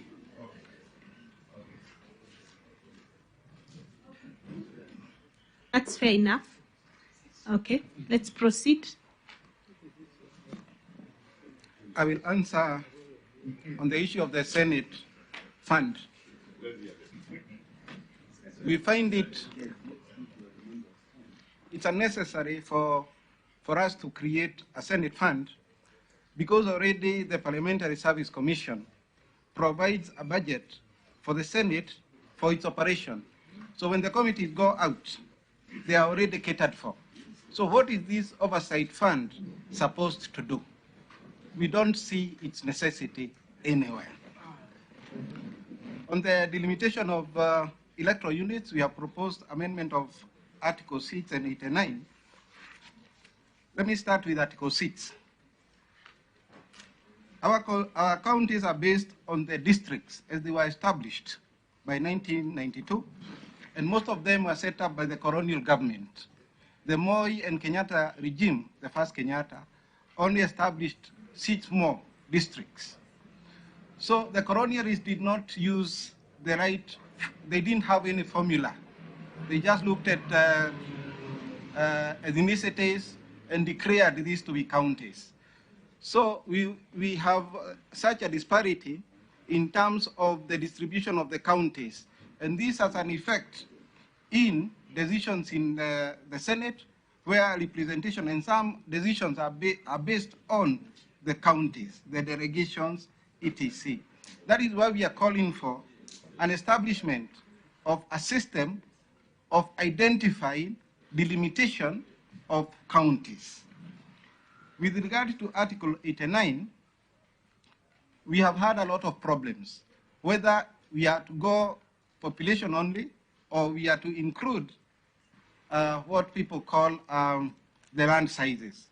We are calling for a more pragmatic approach where we don't leave anybody behind, but we take everybody on board. But we have to do it in such a way such that we don't have complaints where people say that this member of parliament is only representing 20,000 voters or people, whereas this other one is representing over 500,000 people. So we are asking that Article 89 should be amended so that we can have a more justifiable process of delimiting our electoral units, and especially the constituencies. Thank you. Okay. There was an issue about the 2/3 gender rule. What we meant by reducing the size of parliament is, if you look at the articles, they state that if the 2 gender thirds rule has not been actualized, more people should be brought on board so as to balance. So our proposal is that that will be very unfair to the people because it will increase the number. So when we say reducing the size, that is the number we are referring to. It should not be cured by including more people so as to balance. the constitution should be very clear on which mechanism should be used to balance the two-third gender rule during the elections and not after. And what about the one on housing? On the one on housing, our major problem is most of the time, what the government has tried to do before has not actually been actualized. Because of various issues, we have allegations of corruption coming in, we have delayed processes. Sometimes we're not so sure about the processes that come in with procurement and all that. And therefore, we believe that this is not the best way to go right now, because the people are not ready, they are struggling, and the extra 1.5 is an extra burden on them that they're not able to bear right now. If better processes will be put in place in future, then it can be looked into. Okay. I think that, do you have anything else? Okay, We really thank must you thank very you. much. Yeah. I was going to thank you on behalf of Cicely, but we ended up doing it, both of us. And on behalf of the committee, for very clear thinking. So we really realized it must have been read in the name of the chairperson, Owa, right? Yes. So, and we take the work of this conference very seriously, Catholic bishops. So we would have felt less than equal to the task if you didn't make this presentation. Although I was going to ask you a small thing like corruption and stealing of drugs. I thought it's one and the same thing. And I think that you have gone to the core of the issues. As Catherine was saying, and I'm happy that this has been addressed for the first time, where you have doctors with private clinics. It's like an established product, and you see drugs disappearing from the hospitals, and they end up being really that stealing. And nobody has addressed us on that issue. So we thank you. These are issues of conscience, and we have to really slay the dragon of corruption in this country. We are going to move ahead. But we thank you. Now, those issues which require amendment to the Constitution, would you consider as you leave us, because NCCK were before you, and they are clear in their mind, this country cannot take a referendum. And the issues that you refer to, a lot of them requiring constitutional amendment, may require a referendum. What is your view? And then you can leave us, even as we thank you. Okay. This is our view. A referendum does not take a day to happen, neither does it take a month or 2 months. We might not be ready for a referendum right now, but in the next 6 months, in the next 1 year, we'll be ready for it. And the truth is, we cannot go on operating with the Constitution the way it is, because there's a lacuna that needs to be filled. And before we leave, we'd like to tender the apologies from the bishops. We have a National Prayer Day coming up on Saturday. You are all welcome to come for it. That is one of the measures that the religious people are trying to use to bring harmony. And they were not able to come here today because we are trying to organize for it. Karibuni sana. You address our concerns, because when I looked at you, the two of you, the ladies, and then the father, then we didn't see Bishop Martin Kivuva or War or Muheria and all this, but we are certain they're very ably represented by you. Thank you. Yes, they are. Thank you very much. Thank you. I think next is the Electoral Law Governance Institute for Africa. Please come forward. Algeria. These ones we can.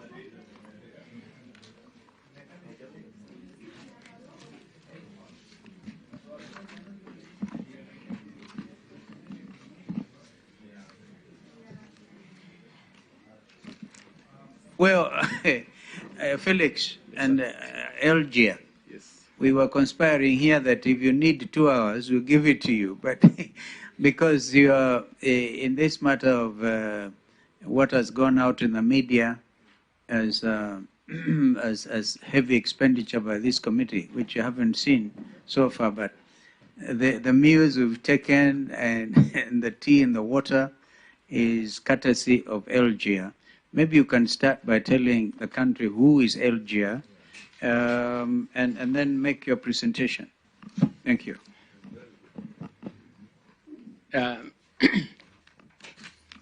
Thank you very much, honorable chairs, members of the committee, ladies and gentlemen.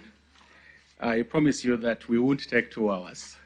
On the contrary, honorable chairs, we want to try and take us a very short time to highlight on some of the key issues.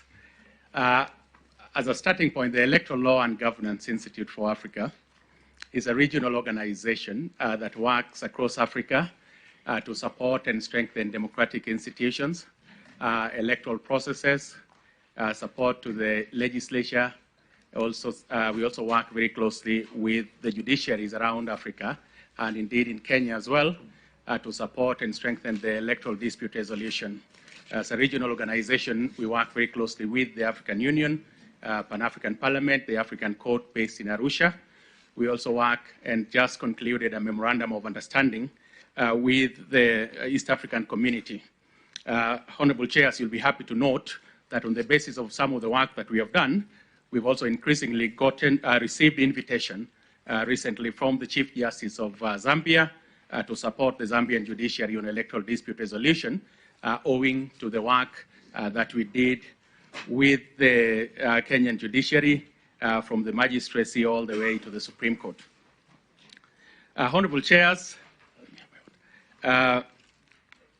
we, as you've rightfully noted, Your Excellency, see ourselves as an amicus or as a friend to this committee. And therefore, the perspectives that we are going to share is born out of the work that we have done in the continent, but also to share and shed light and perspectives on some of the regional and international best practices, but also is born out of the deep conviction of the work of this committee. Ladies and gentlemen, I do recall that in this country since '92, whenever the country went dangerously close to the precipice, it was the outcome of constructive dialogue such as what we're having here today that pulled us back from the precipice. That was the case in '97 with the IPPG, the case in 2002 with the CKRC, the National Accord in 2008, Kriegler Waki commissions, the Committee of Experts in 2010, as well as the Orengo Kiraitu Bipartisan Committee of 2016. Honorable chairs and committee members, we're going to address you primarily on basically 3 issues. One on the electoral justice and related matters, because essentially that is what the work that we do in Kenya, but also the work that we do in the continent.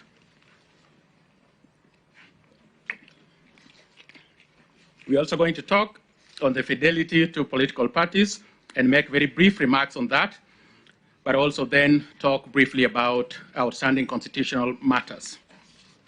Honorable chairs, the elections that we held on August the 9th, 2022 was the 7th multi-party election since the country reverted back to multi-party democracy.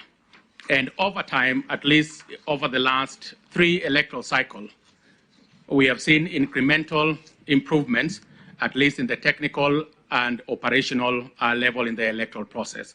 But there have also been challenges. And there have been challenges on election management and administration, and also challenges on the legal framework for elections, among others. Now, if you analyze the elections that Kenya has held since '92, I respectfully submit, honorable chairs, that this country finds itself in a phenomenon called the inconclusive electoral cycle. Simply put, it denotes a situation where elections do not bring finality or conclusion. Elections reveal certain challenges, shortcomings, and in certain instances, problems, the same are not addressed and are imported in the subsequent elections. That is why, Honorable Chairs, some of the issues that you are dealing with here today, including reconstitution of IEBC, issues of electoral justice, have been with us since '92, and they were not conclusively or effectively dealt with. Countries that undergo electoral cycles have two characteristics. Number one, election campaign or electioneering is a permanent feature that begins immediately the president is sworn in and continues relentlessly until the next election is held. The second, and the countries, Kenya, Chad, Democratic Republic of Congo are some of the examples. The second attribute of countries undergoing through this electoral cycle is that electoral reforms are either stall or they are skewed.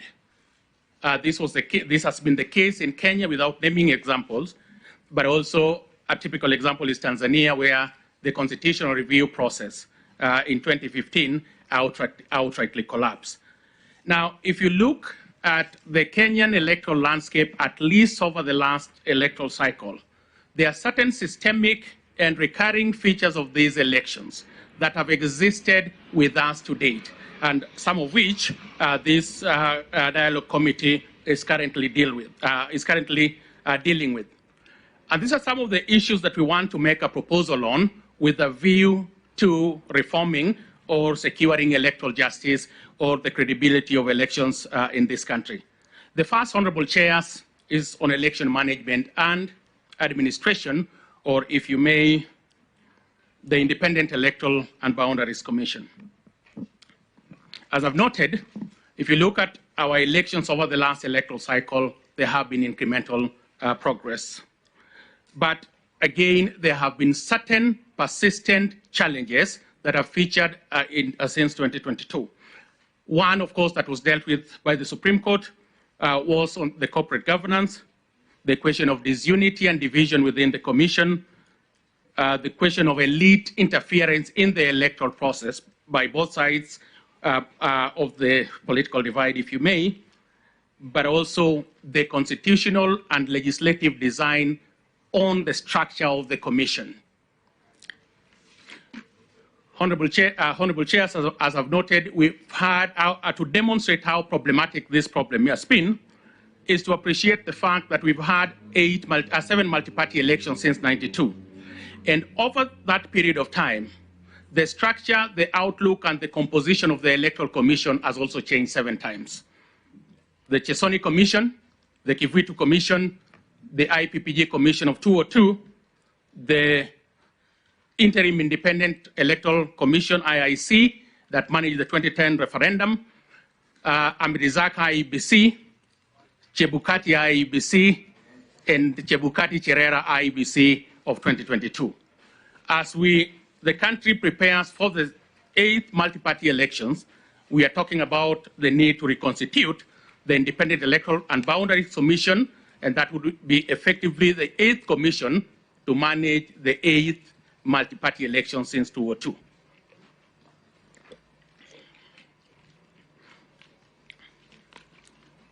If you look at the international best practices of designing an electoral commission, and part of what I want to persuade this committee to consider is that there are 3 criteria that are required to design a commission. Number 1 is the legitimacy and acceptance, the perceived degree of legitimacy or acceptance of the commission, perceived degree of independence and autonomy, perceived degree of service, and finally the perceived degree of service delivery. These are the 3 tests that are usually invoked to assess a credible electoral commission.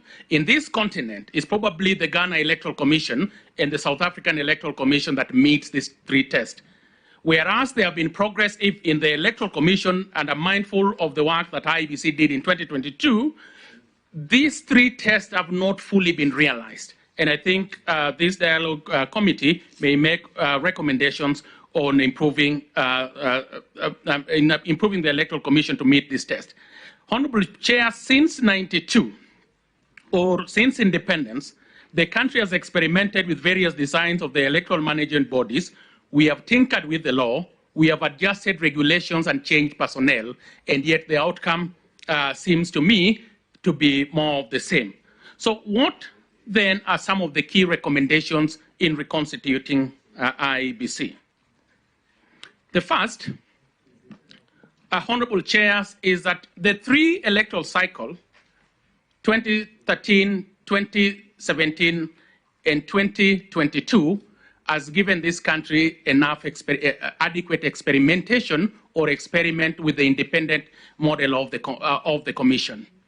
And it seems to me, and given the fact that I work in elections or strengthening the electoral in the continent, I come from the school of thought that I am deeply convinced that this country needs an independent, expert electoral commission.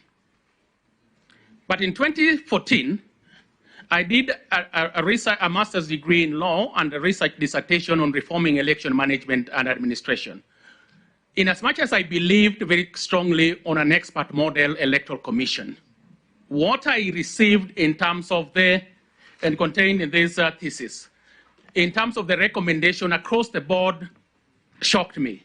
That increasingly the country preferred an IPPG-based model. I disagreed with it, but I came up and had that as my conclusion because I had to pay attention to the comments and the feedback and the opinion of the respondents that I interviewed. Now, I then questioned the efficacy looking at the work of similar commissions in Africa. In 2015, Mozambique adopted the IPPG model arising from Kenya.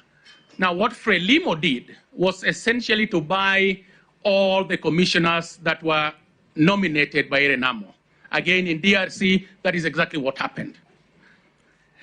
But if you look at Kenya and election management as a context, if you look at the last 3 electoral cycles, I've come to the conclusion that in as much as I have supported very strongly the expert independent model, I think the situation and the Kenyan context, and also mindful of the 2002 elections, which is probably one of the best elections this country has ever had, I think this committee should consider a mixed model of IPPG and expert commission. The second thing is this committee will have to make a recommendation on dealing with the structure and the design of the Independent Electoral Commission, and I'm talking about the relationship between the Secretariat as well as the Commission. If you look at the Electoral Commission since the last 3 electoral cycles, there have been tension. In 2013, the tension between the then chairperson Ahmed Isaac and the CEO Oswago. In 2017, there was tension between the chair, Chebukati, and Ezra Chiloba. There was also in 2017 tension between the commissioners themselves. And I think in 2022, we had and we saw what happened in Bomas, serious disunity among the commission. In as much as the Supreme Court dealt with this issue, I think this committee would have to make a recommendation, possibly modeled around the Ghana Electoral Commission, where the 2 centers of power, that is the obvious result and outcome of the legal framework that we have now, that creates 2 centers of power, would have to be addressed. Let me move to the second issue, which is on boundaries delimitation.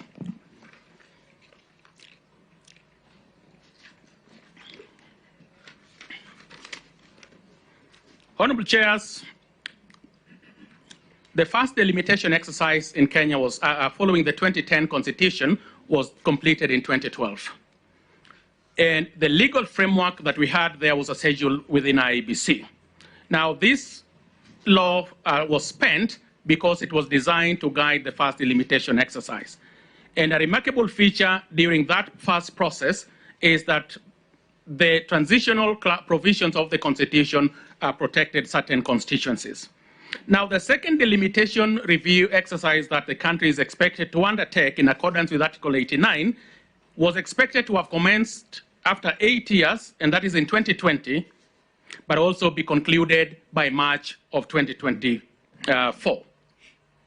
Now, if you consider the fact that in the second delimitation exercise, there are no protected constituencies, in other words, the Independent Electoral and Boundaries Commission would have to apply Article 89 to the fullest.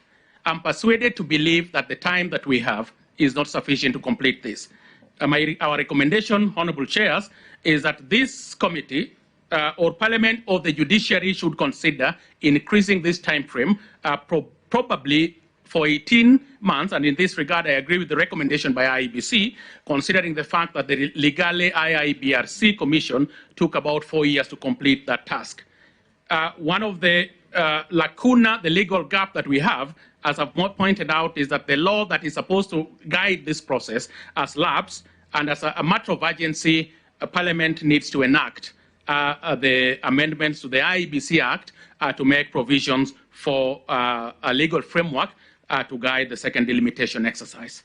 The third issue, honorable chairs, we have of course made a number of recommendations, but I'm only picking on what I think extremely important. The third issue, honorable chairs, is on the voter registration or the voter register and maintenance of the voter register itself. Honorable chairs, international best practices establishes 3 criteria for assessing the efficacy and reliability of the voter register. And these are, number 1, is the voter register a comprehensive role with adequate geographical representation? The second test is that is the voter's register an authoritative role? And finally, is the voter register accurate and verifiable? If you look at the Kenyan voter register, since this register was completed in 2012, and when we did the voter register, the country migrated, arising from the Kriegler Commission, or to integrate technology, the BVR, in the voter registration process.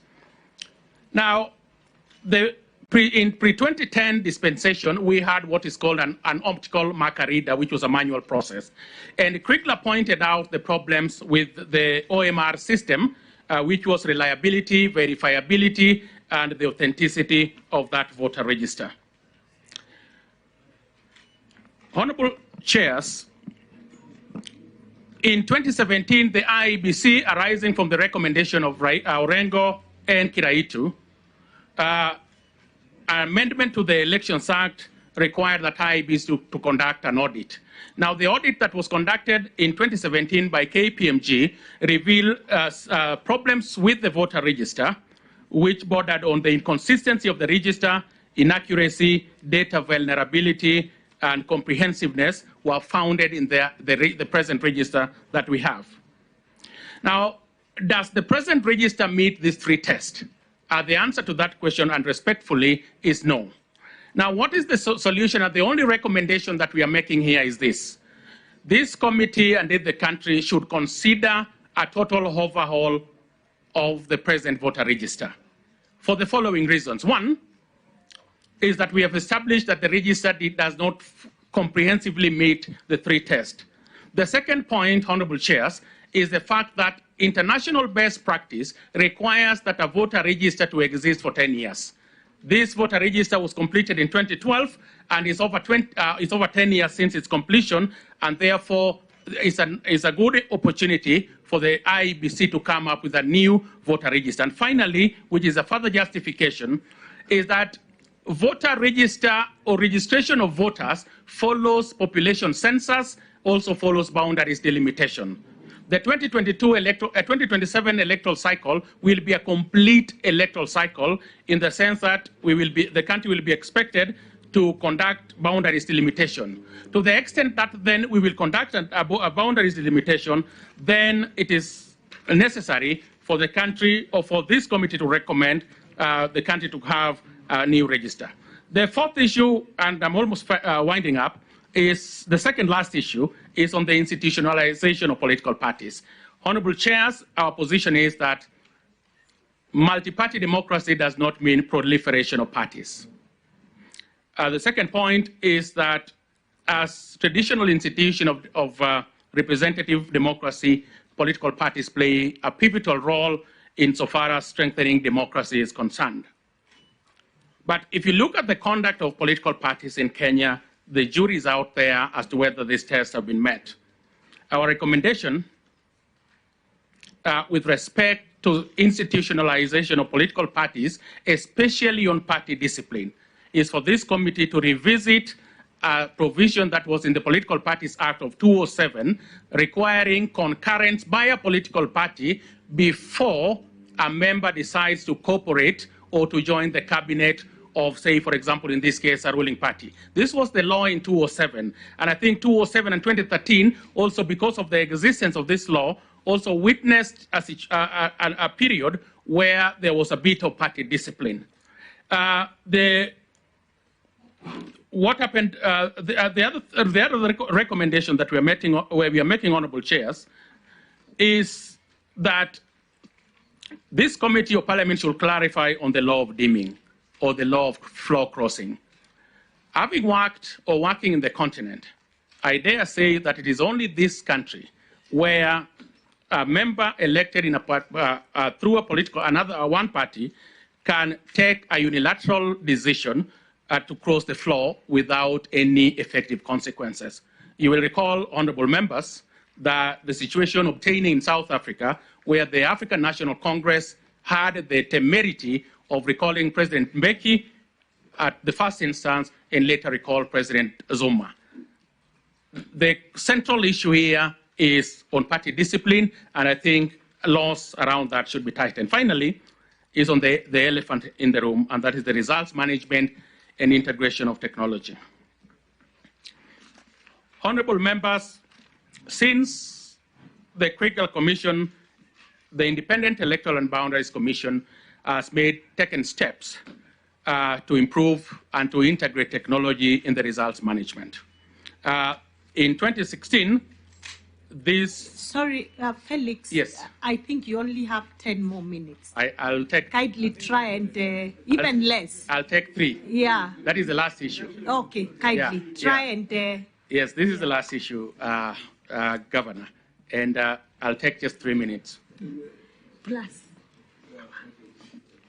The framework on results management was improved by the introduction of Kim's kit.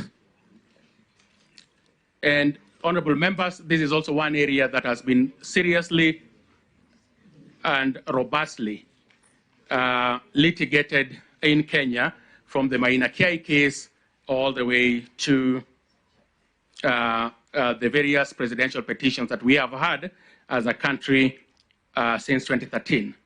And the judiciary has had the opportunity of making recommendations, especially in 2017, that was intended to strengthen the results management chain. 2022, the Supreme Court did not find major issues of irregularities or illegalities within that chain. So our recommendations to strengthen this is this. One, honorable members, is to appreciate the fact that when we talk about results management, the fundamental question is what happens when a voter casts his ballot and the results are declared. The whole chain dealing with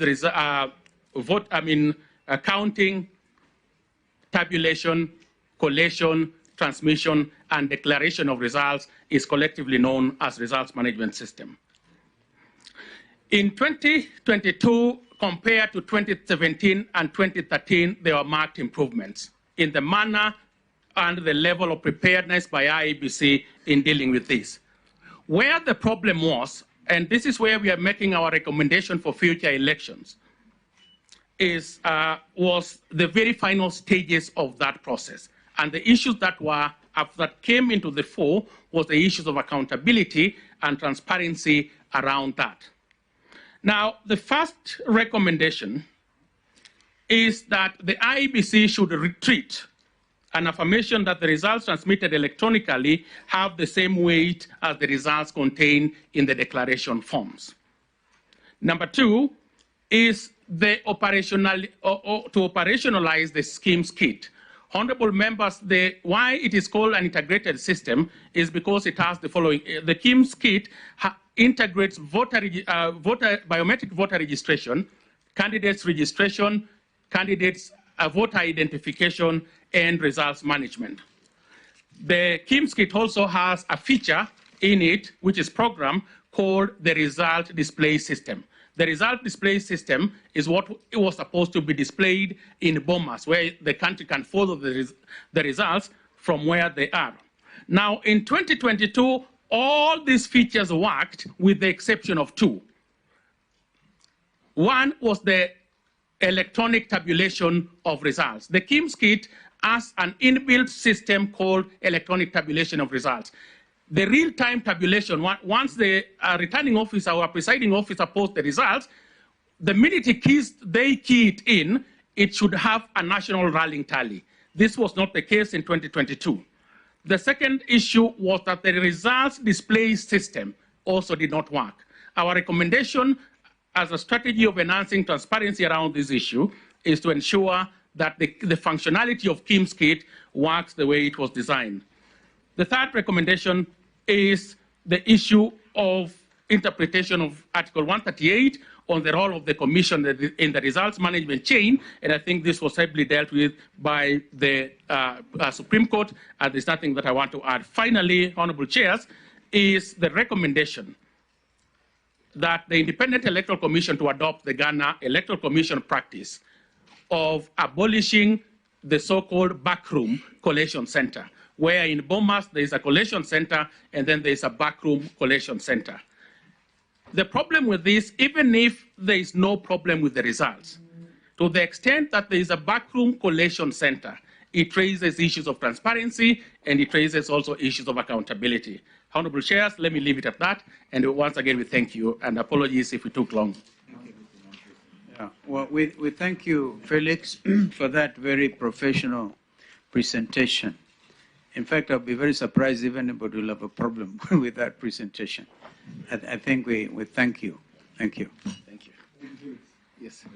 Thank you. Thank you. Thank you. EACC. Then we go to KK. Kenya Kwanza. Oh, sorry. We have, is EACC here yet? EACC, and then of course, Edward Ouko, former Auditor General, then KK. You'll be patient, we'll be very fast. EACC, we are giving you exactly 20 minutes because we have about 15, 20 more teams in the line. Yeah. It's very good to see you, Bishop Ogide and your team. Very, always good to see you. Thank you. You recall I got into a lot of trouble when I attended your ordination one time as bishop. But that is history. We have Honorable Catherine Wabilianga, Senator Hassan Omar, Aaron Cheruiyot, the majority leader in the Senate. We have there Senator Omgen, Senator for Nyamira, Honorable Amina Mnyazi, member for Malindi. We have a party leader here, Eugene Wamalwa, a party leader of DAP and also a member of the committee. And then we have Honorable Opio Wandai, who is also the deputy minority leader in the National Assembly. Governor Cicely has just walked out, but she is with us, representing Honorable Kimani Chungwa. So please introduce your team and get on with it. Thank you. Thank you, Chair and Chairs and members of the committee. We are truly grateful for giving us a chance to come and make a presentation on matters that are related to our area of jurisdiction. With me is our CEO, Twalib Mubarak, who is seated right here. I also have our Director for Legal Services, Mr. David To, who is here, and also Mr. Stephen Karuga. On far left is also our Senior Legal Officer and PA to CEO. Chair and honorable members, the Ethics and Anti-Corruption Commission is a commission that is established under Section 3 of the Ethics and Anti-Corruption Commission Act, pursuant to Article 79 of the Constitution of Kenya. The general mandate of the Commission is to ensure compliance with and enforcement of the provisions of Chapter 6 of the Constitution. Specifically, the Commission combats and prevents corruption, economic crime, and unethical conduct in Kenya through law enforcement, prevention, public education, and promotion of standards and practices of integrity, ethics, and anti-corruption. Being a commission established pursuant to the Constitution and being vested with the status and powers of a commission under Chapter 15, EACC is duty-bound to protect and to promote the Constitution.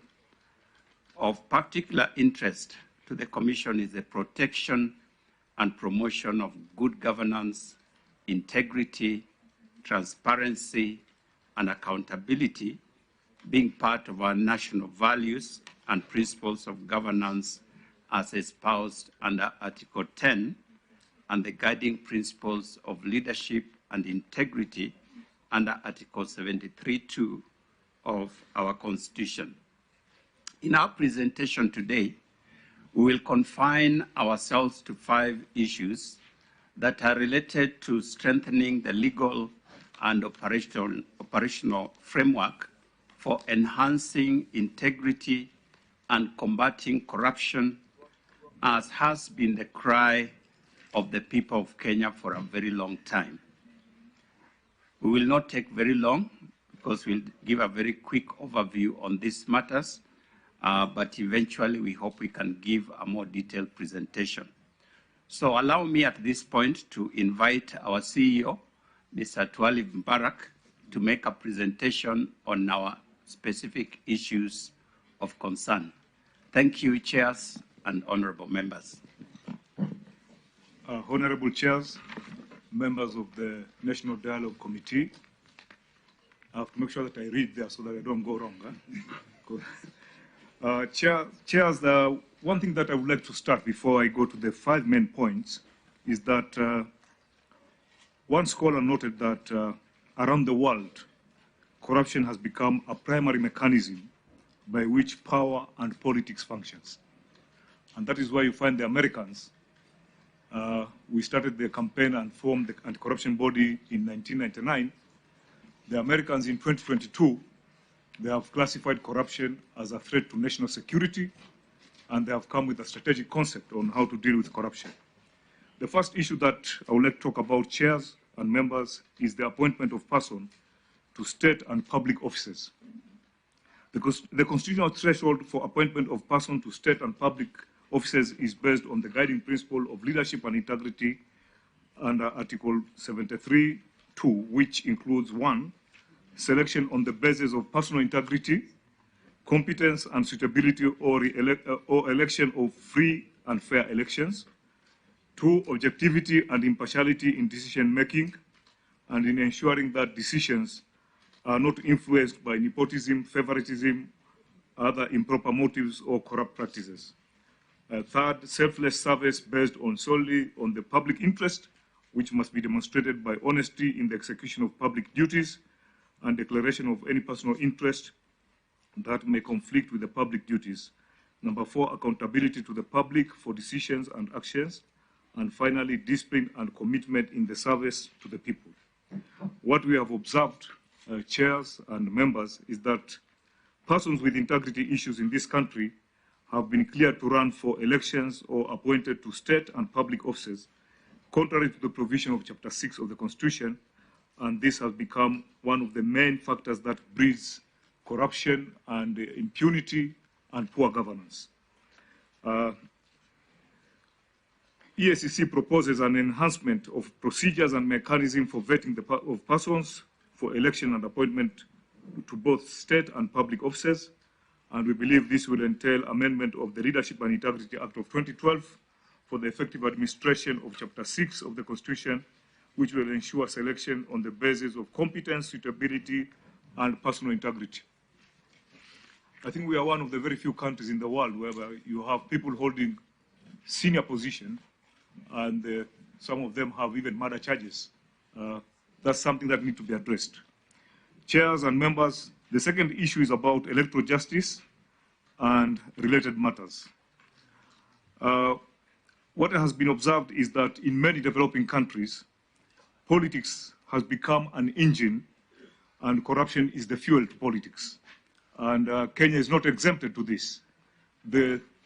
It's one way or another, it's one feeds the other one. The politics feeds corruption and the corruption feeds the politics.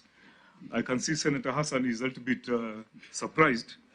Maybe, sir, at a later stage. Because you have to avoid those grimaces by Senator Omar. He's quite good at it, so it can be very intimidating. Just get on with it. Sorry, Chair. So we are talking about campaign financing, chairs and members, and based on EACC annual corruption perception survey, it is noted that there are increased incidences of corruption during election years in the form of embezzlement, fraud, bribery, misuse of public service and resources. Chairs and members, the observation by this commission is that increased incidents of corruption can be attributed to campaign financing, public resources, such as motor vehicle, staff that have been used irregularly to support aspirants serving in the public position. The Commission recommends operationalization of the Election Campaign Finance Act of 2013 and a radical change of the political culture where handouts and bribery become the source of winning elections. Because what we noted, chairs and members, is that especially if you look at county level, you'll get a governor who will tell you openly that I have used this amount of money for campaign. And once these governors occupy those good offices, I think you can see it practically that the priority is to start recouping what they have spent in a wrong way, not in the right way. So the other issue is about constitutional safeguards under Article 99 and 193. And the Constitution provides safeguard under Article 99.3 and 193.3 on presumption of innocence. And our observation as a commission is that state and public officials implicated in corruption and unethical conduct continue to hold office until all possibility of appeal or reviewed are exhausted.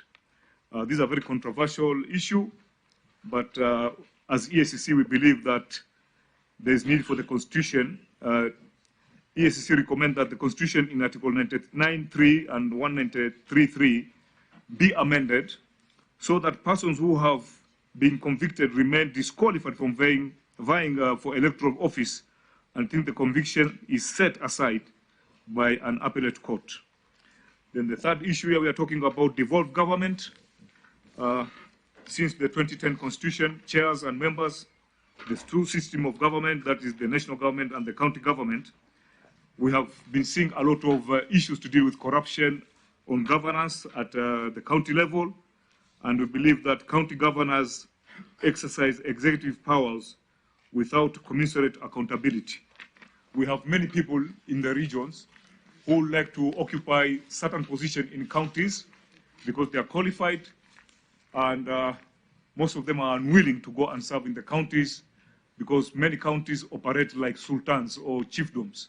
Because unlike in the national government, where for you to be dismissed, there's a very elaborate laid-down mechanism for a public servant to lose his job.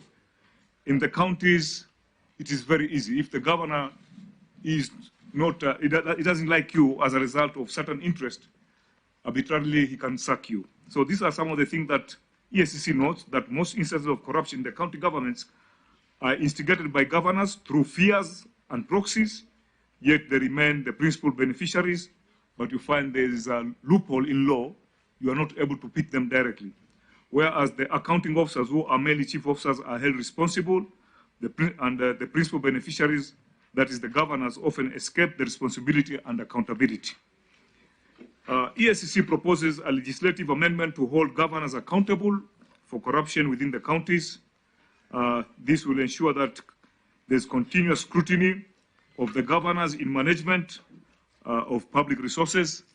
And chairs and members, let me divert a little bit on this. There was a submission yesterday that governors should be given immunity for a certain number of years because they are setting the Bomas to be in place properly. So I think lifting of that immunity may be suicidal.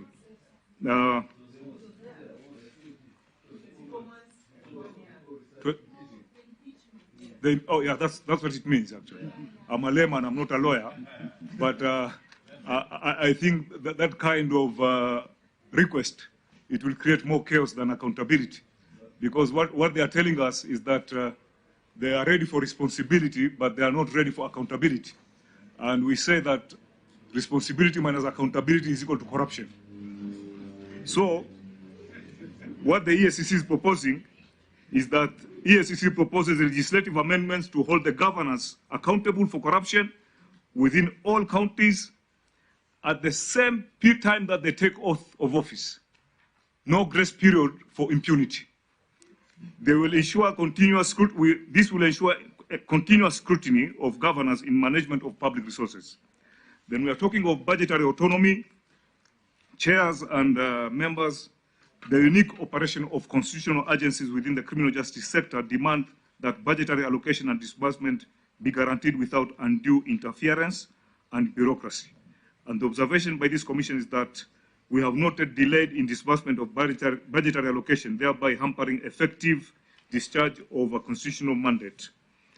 Chairs and members, I know I've been given 20 minutes, but if I can be allowed, I'll just try to expound on this.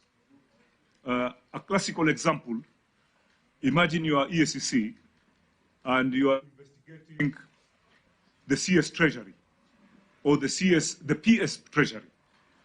And there's no secrecy. You will get a win that you are investigating him.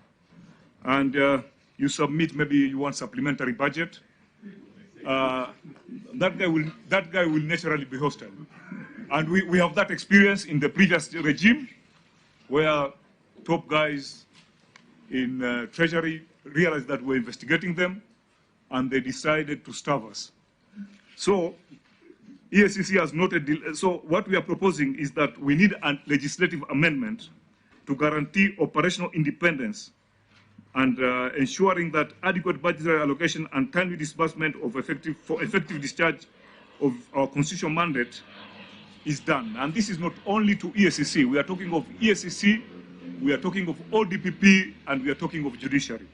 Because you can take care of EACC, and if you're not taking of the ODPP, our files will get stuck there. If you're not taking of judiciary, the same problem will happen. So we need that constitutional sort of freedom, whereby this organization, there's a way that their budget is discussed. And I'm not saying that we are trying to run away from accountability. We are just trying to run away from realistic obstacles.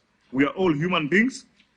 And the last one that we need to present in this committee is the strengthening of the capacity in terms of financial and human resource for all actors of the criminal justice system, that is the ODPP, EACC, IBC, and judiciary. And this will enable the actors to effectively and efficiently address the various election issues of concern which are within our respective mandate. What we are saying here is that if you look at the EACC right now, 4 years ago, we took our structure to the Public Service Commission. It was approved. We are supposed to be about 1,550 staff. Up to now, chairpersons and members, we are still at 790 because the budget allocation is not increased at all. So out of that, we are having a lot of challenges, and the same problem happens to ODPP and the judiciary. So we are also talking of, and this is very important, the last point, this is about separation of statutory mandate for agencies on corruption, economic crime, and unethical conduct. And here we are talking about EACC, DCI, ARA, to avoid duplicity role. We saw it in the last government that the mandate of the EACC was more being divorced and passed to other agencies. And out of that, all of us saw the consequences of that. So if you look at the Constitution, it says clearly that Parliament will establish an anti-corruption body. When you talk like that, it is known that there's DCI and there are other agencies. So we are the specialists in the anti-corruption activities, and we think that there need to be a very clear division, because if you go to our the other colleagues, they will tell you in the Constitution, one of our mandate is to fight crime. Who told you corruption is not a crime? And then we are in a dilemma there. Now we start having sibling rivalry. Those are things that need to be very, very clear. I mean, very clear. And we also saw the abuse where other agencies had some corruption cases, and when there was a change of regime, these cases were collapsing because there was an element that these cases were more of political vendetta than a professional approach to the fight against corruption. The last one is about, I'm sorry, this one will touch on the senators and members of parliament, and I beg to apologize in advance. You don't need to make any apologies, Mr. Talib. Chairs. He did, on a light note, you didn't apologize for mentioning governors. And I was seated right here. So you need not apologize for MPs. I have no apology for governors. And also for MPs, kindly. I have no apology for governors because that's the reality on the ground. The issue of addressing of conflict of interest arising from members of oversight committees of parliament who are under scrutiny by law enforcement agencies. Let me elaborate on that, chairs. You appear before a committee either in Senate or in the National Assembly, and when you appear there, out of the, let's say, 14 members, 3 of them have issues with you at the commission. So these people pre-arrange themselves because they know there's parliamentary immunity, and you go there as a very subdued person, and the first question you may be asked, maybe you have been summoned to come and explain about a certain project that is stuck. Then from nowhere you get a member of parliament, he starts by asking you, how did you buy that building, that Integrity Center? It's not in the agenda. Then the other one tells you, but you're being given a lot of money. Where is this money going to? And you can tell very well, this is just vendetta because these guys have got issues with us. They have files with us. Some of them we have taken the files to ODPP, and then you remain helpless because you have to observe the respect and the rules of this parliamentary committee. So we feel, I can see Senator Chereke is, Senator Cheriot is to smile about that issue. I think, Chair, we need to have laws whereby when we are summoned by this committee, the commission can write to the clerk of the National Assembly that these committee members, A, B, C, D, we have issues with him here. In a very civilized way, he should be exempted not to appear before that committee. Because we are having a lot of problems, and we are not able to talk in the open that we mheshimiwa wako na maneno kwetu. Iko file hata inaenda kwa DPP ama imeenda. So you just stay there as a lame duck. You are being abused, you are being harassed, and you keep quiet. And you know, some of us, we are from the military background. We just say, yes, sir, yes, sir. Yes, sir, kabisa hii tumeona kabisa tutatengeneza. And you leave, but you know there's a problem. So please, this committee, try to look into that issue because it may be cutting across other agencies, not only EACC. And it becomes a problem. You cannot tell that guy in front of you, in front of the media, that I think you are harassing me because you have a case with us. It will look very disrespectful. But there should be a mechanism where those agencies can write to the clerk of the National Assembly or the Senate that we are appearing on this date, but so-and-so has got an issue with us. We may not elaborate, just say he has an issue with us, so-and-so, kindly he should be exempted from participating in that forum. That will help us a lot. So that is the last point that we had, and we are requesting the chairs that we present a detailed memorandum since time allocated is very limited, and we once again would like to thank you for giving us this opportunity to present our case. Thank you, sir. Well, I thank you. We thank you for that presentation. Indeed, you're quite right. We think this is a very thin memorandum, and yet the work you're doing is so key to the well-being and the future of this country. You have been very bold when you started by saying that persons holding public office who should not, and there's precious little you can do because of that presumption of innocence in law, that every person is found to be innocent until they are proven guilty. Had we, as a country, achieved clarity on that issue, we'll be very far away. My first question is, your own officers, you seem to be very clear on what the governors have been able to do or not been able to do, because they are not accounting officers, and therefore get away, get other people to be sacrificial lambs. But it has also been reported your own officers go out to the counties, and the first thing that happens is the people who are supposed to fight against corruption get compromised. I'm sure you may have had reports to that effect, where your own people, and before you even want to get full staff complement, 790 of those senior people, I think are quite a number. If they are effective, if 100 of them are effective, we will change the governance structure in this country. Or indeed, the results.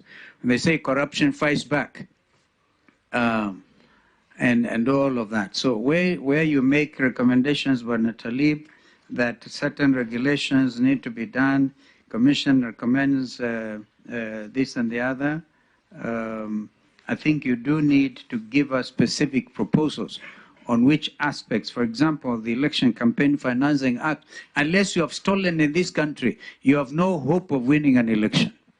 That is my own, I put it to you, and prove me wrong, that unless you steal and steal big, yeah, you cannot win an election in Kenya. You may disagree with that proposal, okay, yeah, and because that is a perception. And again, you talked about the last regime, even the current regime, where we are told that you are used as a weapon. You weaponize EACC. Are you therefore independent? I want to get that from you, because I'll give you a classic example. A senior member of Azimio Coalition is called and sent out there. We get Mother Karua, who was the deputy running, who was the running mate to Raila Odinga, comes in. She's senior counsel. She's not even allowed entry to Integrity House. And by the way, Integrity House, I'm sure you know, but Natali has his own history, okay, which is really founded on deep corruption. I would have expected they would have moved out of Integrity House and look for another building. Look at the history of that building. But I want to commend you for being bold. But let us have specific aspects of legislation that you'd want worked on. And then, if you can be independent, this country will make progress. And that's why, and I saw Bishop Oginda there as your chair, sometimes I pity him. As I indeed pity his predecessor. Because the moment you are appointed there from the faith community, you're seeing the first perception within the first few years is you've already been swallowed up. You lose your ethos. And so, corruption is our problem. The elephant in the room in this country is corruption. And if we have men and women committed to do something about it, we'll make progress. But we thank you for honoring us by coming to present, but you allow my other colleagues to put one or two issues before you. Mine will be two questions. I'm persuaded that there is a measure of independence in the EACC when DCI was evidently weaponized against our coalition that time. EACC remained fairly independent and fairly professional. But we need now very specific proposals as to how you delineate the mandate of the DCI and the mandate of the EACC when it comes to matters corruption, so that then there is no, that crime-fighting architecture also is not interrupted drastically, and that when one is not investigated for corruption, the other one then is not also doing it, and therefore the war on corruption loses there. My second question, Kenyans expect convictions.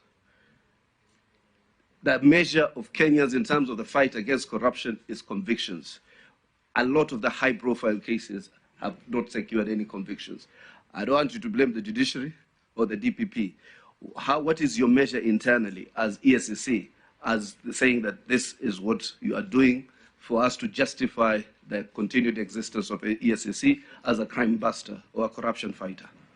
Okay, I'm going to be very, very brief. First, thank you very much.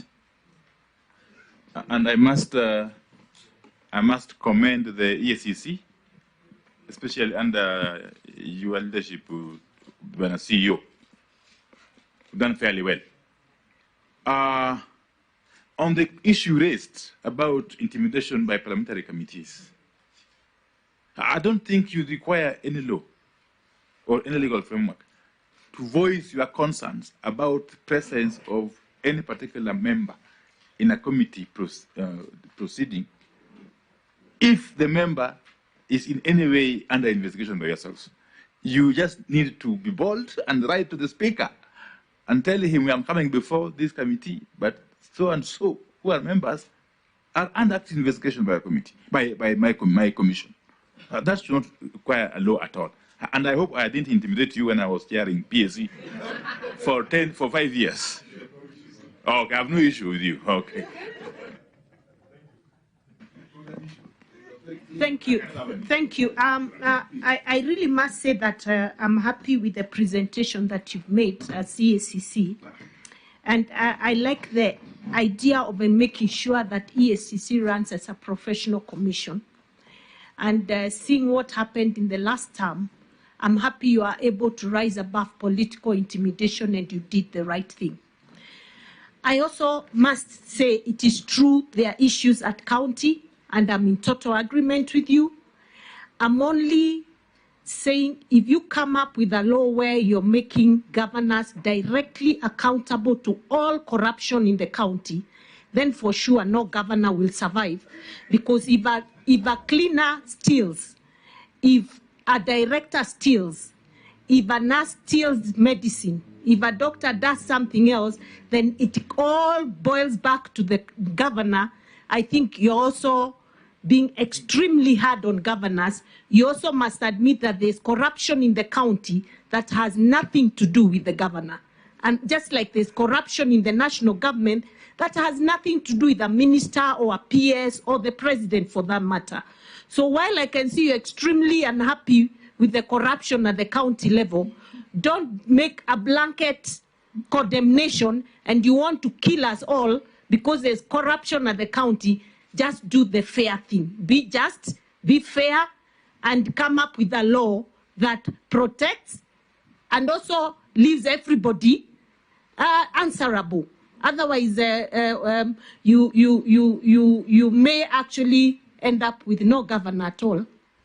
Not because the governors are corrupt, but because the officers have decided since the governor is the one answerable, let's do this thing, we are safe. So be careful. Be careful. Answer those questions. Sorry. Honorable Bogeni, 1 minute, please. Chair, first, I'm happy to see the team from EACC.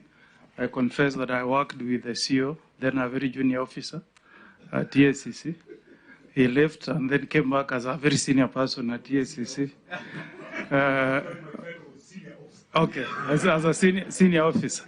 And I also worked with Limo, but I don't think I worked with Karuga. I was not there then. So where you are sitting, Bishop Oginde, I once occupied that seat. And we were pregnant with expectation. We are the ones who fought and midwifed EACC to be entrenched in the Constitution during the enactment of the 2010 Constitution. And the hope of Kenyans was that once you are entrenched in the Constitution, we'll see conviction of the big fish. But it's 12 years now. We don't have any CS who has been convicted, no governor, no high-ranking officer who has been convicted. I've said convicted. You may have charged them in court, but we don't have a conviction as yet. And before I make my question, I agree fully with the concerns of the former vice president. We had all the good intentions then When the act was being enacted in 2011, we fought for EACC to be devolved. But the problem, and Chairman, you to ponder, is that your officers are getting cozy with the people they are supposed to investigate at county level. They are actually in bed with the people they are supposed to investigate. We have your officer attached to our watchdog committees. It's a problem. I was sent by EACC then to Serious Fraud Office in the UK. They take only high-level corruption, very few. I went to the Scorpions in South Africa, EFC, Economic and Financial Crimes Commission, Nigeria. They concentrate on high-level corruption. The rest of these cases you can leave to the police. So as you plan on your strategic objectives, maybe consider that you need to rethink that strategy of having your officers at the counties. Now my question is, we want to see quick response to issues of corruption so that there is deterrence.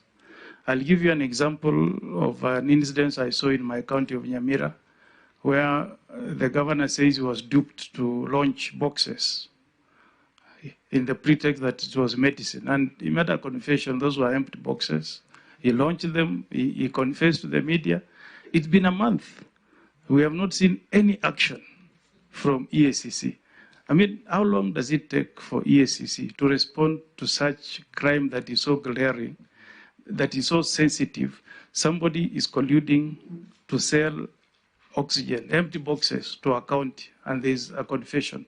So how long do you take in your strategy to quickly respond to some of these corruption issues? The second one, we don't want you to mourn or to write the book of lamentations, because you are now in the Constitution, you are entrenched in the Constitution, you enjoy security of tenure, and we expect you to deal with all these issues of leadership, like the officers you mentioned, high-ranking officers facing murder charges, being appointed into government. What have you done? Why haven't you agitated? Why haven't you come out? We are politicians. We may not talk. We'll be told we are taking sides. But why can't you come out and talk about these things? I saw a CS dishing letters of employment in a funeral. You saw the clip. What have you done as EACC? You saw it. So, Bwana CEO, we support your work. We want corruption to be reduced. You may not eradicate it, but please, can you be in the forefront? Can you do more? Can you fight this vice with more courage? Thank you. Thank you. I think we'll allow you to respond. Maybe 3 minutes? Yeah, kindly proceed. Try. Thank you, chairs and members of the committee for those very good observations. Let me start by talking about weaponization of EACC, or the alleged weaponization. In the short time that I've been in the commission, I have been very keen, because from the outside that may be perception, very keen to find out how the commission works. I have met personally with each and every member of staff in the commission, except a few who are in the region. And I'm going around the regions. And I can tell you that sitting in the seat where I'm seated as chair and receiving the reports of the various cases that we have a team of young men and women, and I say young perhaps because I am old, but the majority of our staff are very young men and women of this country who believe in this country. And the work that they are doing is exemplary. So what comes out very clearly is that we do our work in a very objective manner. The cases that we deal with go through a lot of processes, and one of these days you would be privileged to come so that we can take you through the process that we follow before a case is forwarded to the Office of the Director of Public Prosecution. And it is a very rigorous process. We do our own internal audit on each of the cases. If you check very keenly, most of the cases that we forward to the ODPP rarely fail or are withdrawn or dropped. And this is because of the kind of work that is done. The apparent appearance of weaponization, if I take a case on point, like the recent case which I think has been referred to here, of one of the governors who was summoned to EACC offices for former governor, rather, in EACC for probing and investigation and interrogation. The party to which this former governor belongs came out in full force, alleging that this was politicization and weaponization of EACC. As we speak now, we have just concluded our investigations on this particular person. We have forwarded that file to the Office of the Director of Public Prosecution for further action. We cannot do that unless there is evidence of wrongdoing. And we are going to follow this same method because we have a systematic way of doing things because of the low capacity that we have, both in terms of personnel and also in terms of finances. So we cannot pursue all the cases that we want to pursue, that which also answers the question of how long does it take. We have 11 regional offices across the country, covering 47 counties. I've just come from Isiolo this last week. They cover 5 counties, very vast. In order for these people to do the kind of task that they need to do, it requires a lot of resources, time, and so on. So this is why we are asking that our capacity be increased so that we can act as quickly as possible on the cases that come up. Thirdly, as I close and hand over to the CEO to answer some of the other questions, you'll find that our mandate, unlike what Honorable Mgeni raised in other jurisdictions, we are supposed to respond to all kinds of corruption cases and bribery cases. We receive thousands of reports from Kenyans who have witnessed incidences. This can range from a person, I've given this example before, immediately arrived in office, somebody sent an email because a chief had demanded 200 shillings from them, and they wanted EACC to act quickly. 2 weeks later, before we didn't reply, they sent a reminder. We have not seen any action taken on this chief who has taken 200 shillings. Now, 200 shillings for us is very small, but for this person to write, it is a very significant amount of money for them. On the other hand, we are dealing with cases where people have embezzled 8 billion shillings, some 50 billion shillings. So this is the scope that we have. It therefore requires that we focus, and we have focused our attention on high impact cases and on high impact individuals. That's why sometimes you do not see the quick responses to some of the incidences as we would expect from us as an office. But our mandate is very broad and very widespread. Let me allow CEO to answer the more specific questions. Thank you. Muna CEO. Thank you, sir. I think first I would like to blow my own trumpet. I have served in this government as a public officer for 40 years. So I'm relatively a seasoned public officer. 40 years, this is somebody who is now aging, going to the next stage of physiology, every time attending to a doctor and all that. I want to talk about the integrity of our officers. It started with the chairman who has left, the Honorable Musyoka. My former colleague in the Kenya Corruption Commission,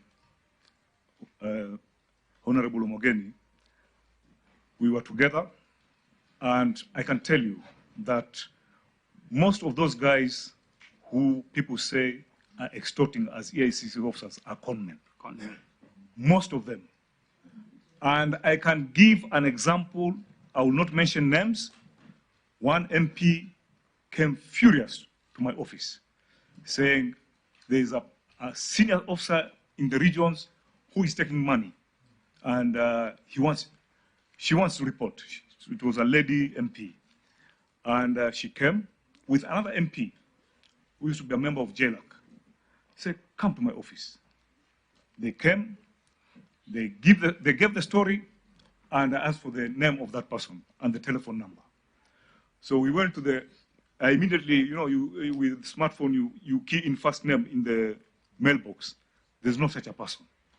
Immediately I called the HR. Do you have such a staff? No.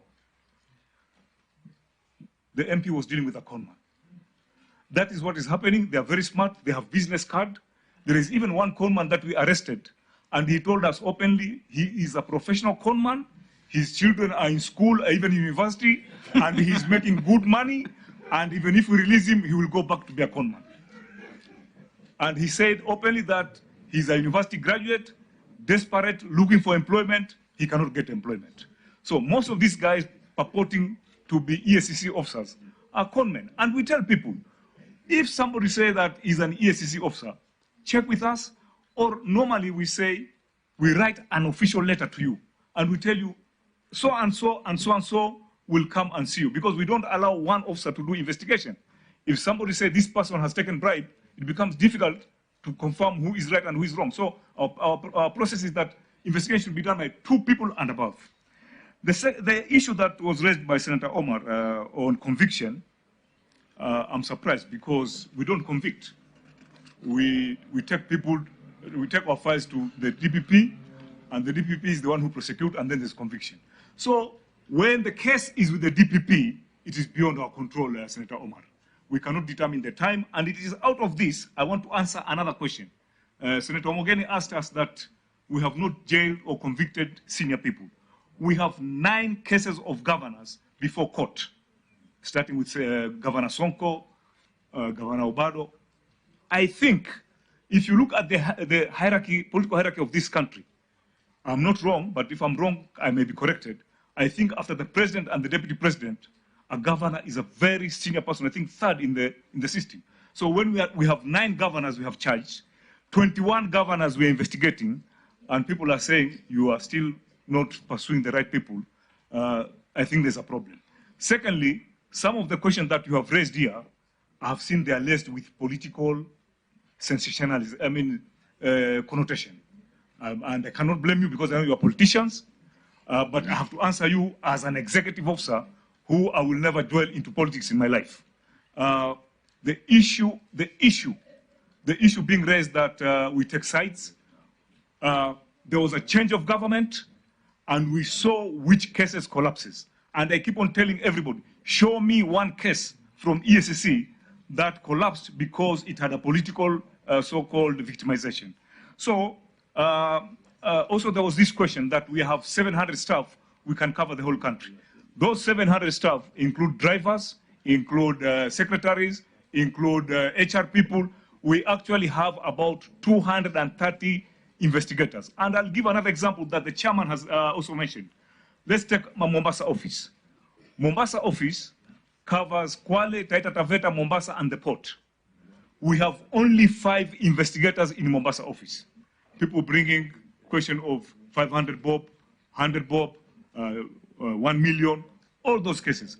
And we don't have the capacity, we prioritize. And we have talked about amendment of the law, that the law right now says that anybody reporting a corruption case, we must deal with it. And this is what the chairman was talking about. Mtu ameambiwa itete 200, anasema kesi yangu imefika wapi. Senator Mogeni said he went to the serious fraud office. I also went to the serious fraud office. And just for your information, you've talked about the South African Anti-Corruption Agency. They are now taking us to give them classes on asset recovery. Because in sub-Saharan Africa, they have established that if there's any agency, anti-corruption agency that is good in asset tracing and asset recovery, is EACC. We are going for that to give that training. We'll run it. We are giving support to the DRC. We are giving support to Mozambique. And Sierra Leone. So we are a reputable, respected organization, and somebody has said that he has given us the work and we are not performing. I have always argued that whoever thinks that corruption will be fully addressed by an agency, one agency, is very wrong. Corruption must be addressed in threefold.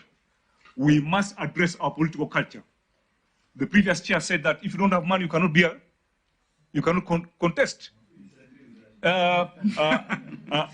It's subject to argument. It's subject to argument. It's just like this argument where people say. Now conclude, please. Yeah. Yeah. It's just like this argument. People say poverty breeds crime. But kwa tugulamu kule watu maskini na hawaibi. So others will tell you it's the culture. It's not about poverty. So it's subject to argument. So what we are saying is that the issue of the issue of fighting corruption, we must address the political culture. It must be a clean political culture. Then we must have the public that itself abhor corruption. There was a time in this country, people used to address policemen taking bribes. Now, here you find policemen all over with big stomachs, collecting bribes all over the places.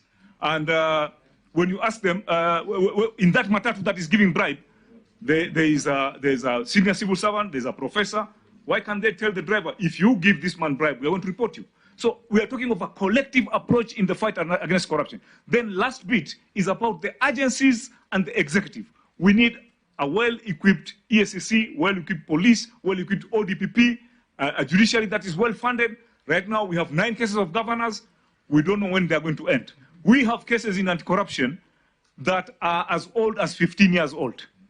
Before I left for Kenyan, cases were there. Up to now, I'm a CEO waiting for the next 1 year to go. Those cases have not been concluded. So let us not look at bashing at EACC. Let us reason in a very strategic way in how we can address this problem of corruption. Thank you. As much as I've talked about all other issues, to conclude, Governor, we agree with you. We are not against the governors, but I know you are one of those good governors in this country. And I have not said that all governors are bad. There are some governors, quite a number of them are good, but also we have some that are not very pleasant. Thank you very much. Thank you. Thank you. Yeah. Sorry, before you go, please, if you want this to be useful, delineate statutory mandates. Can you tell us what should be for EACC? Through the chair, Senator. Because I just denied Amina a chance. Then you spoke, and she's wondering why. My apologies. I just wanted them to clarify how to. That is corruption, you know. I apologize, Chair, but my neighbor has given information. I just wanted you know, if you make this blanket statement, I agree there is duplicity of roles. Can you tell us what EACC should handle? What DCI should handle, what ARA should handle. Yeah, in their detailed memo. Yeah, so let's leave it there. Thank you. I'm sure you've heard. Let's allow the former Auditor General to take the seat. Thank you very much, EACC. Tumeshukuru. Chair, does it mean KCCK did not come? No, there's a problem in that commission then. I used to be there. Imagine, KCCK has not come. Mr. Uko, welcome. You had the introductions. We won't repeat introductions, and we know you. Just go to the point.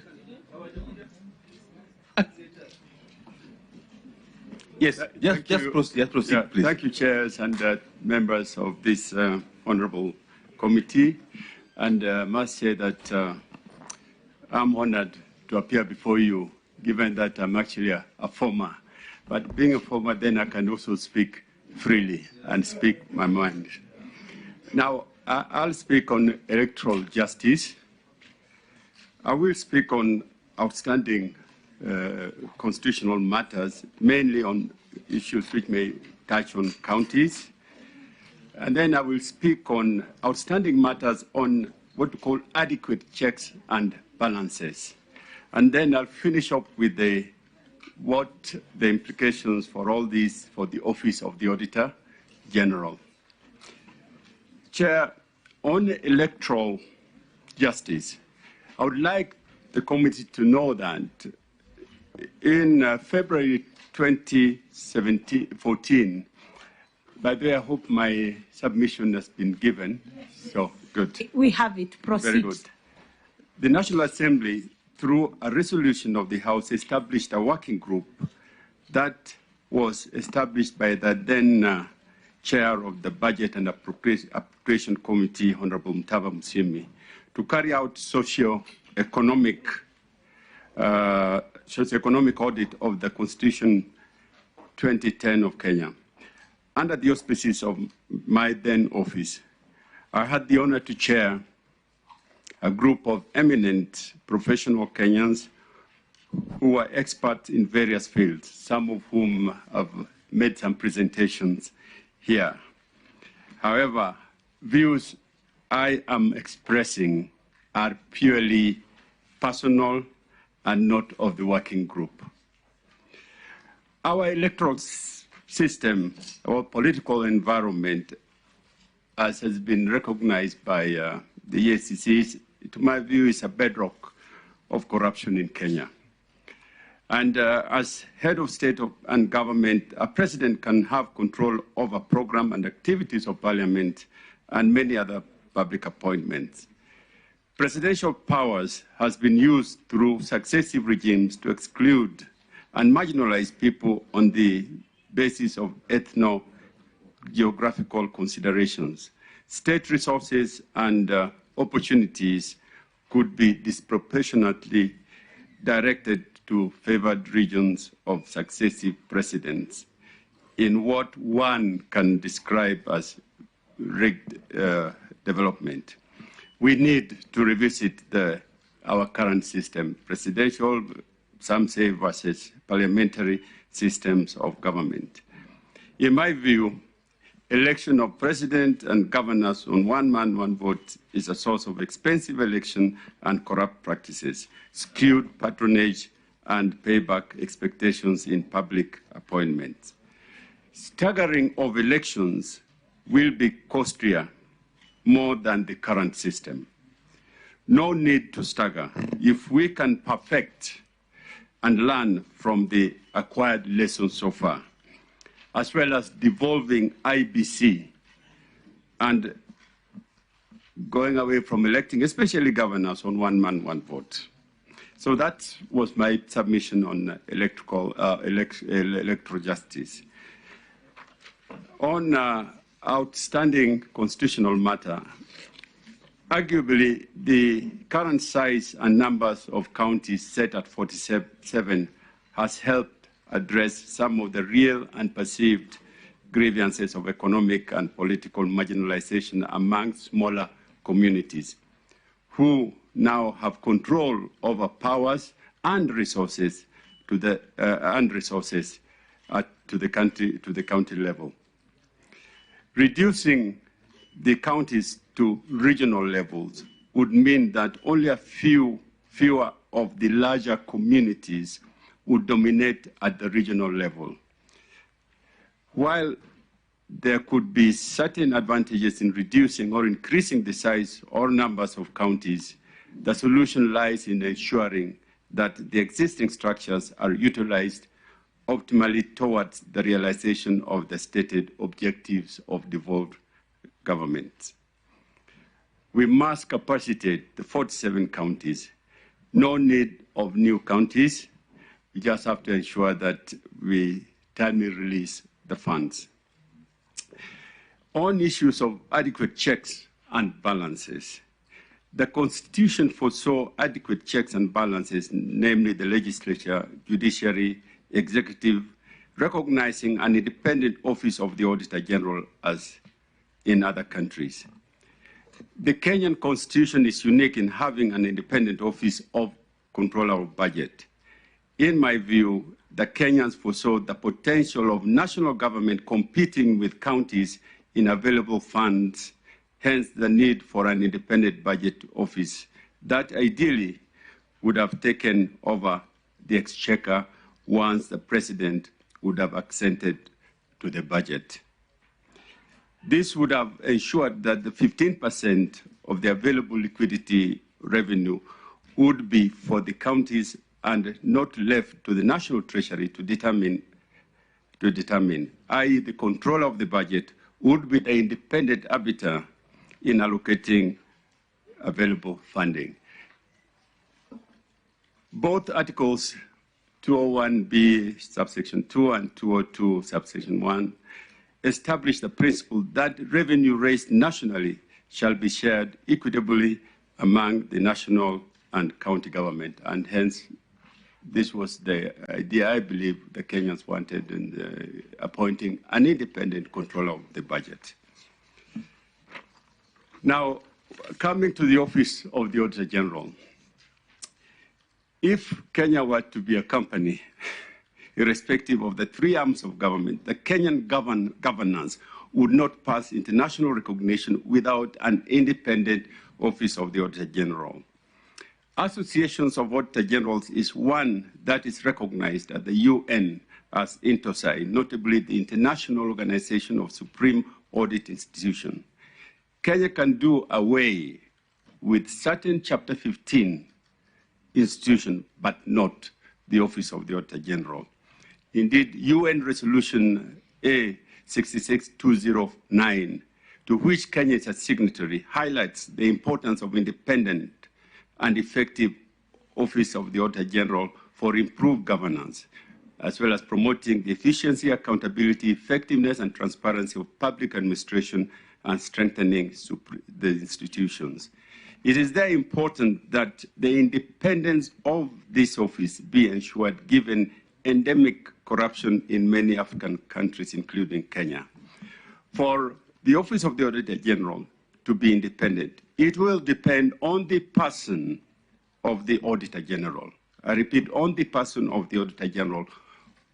While in office, the independence of that person is ensured by provision of good salary, security, and other amenities, recognizing that the responsibility is full-time and the person cannot engage in side business as many other Kenyans. However, what good would it serve for the person to be truly independent when after leaving the office, the security is removed, no pension, no medical, no retirement benefits at all?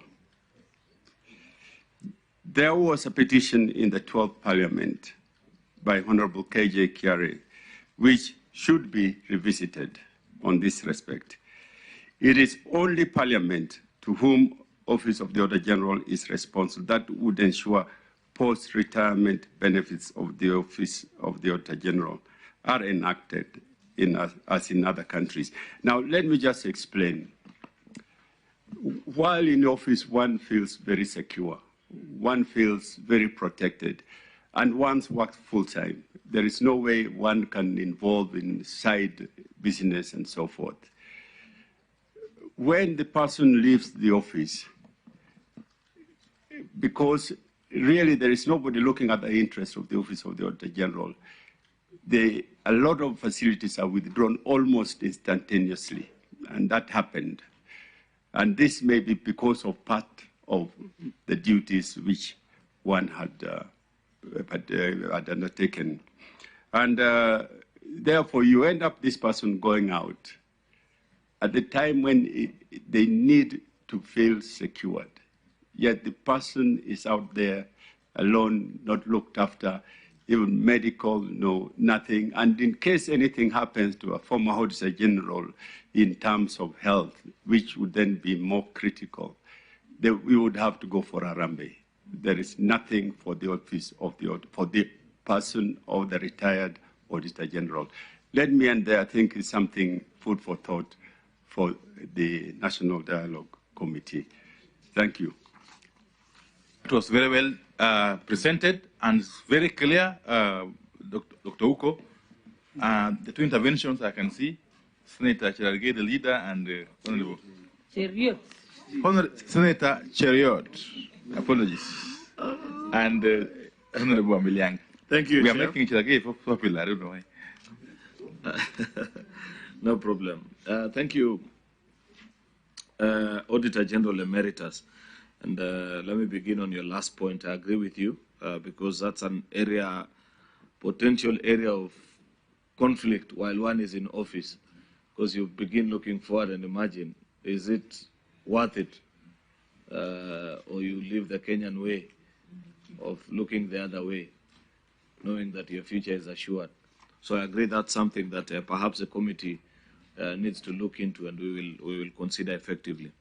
I want to perhaps borrow from your experience during your time when you served as Auditor General.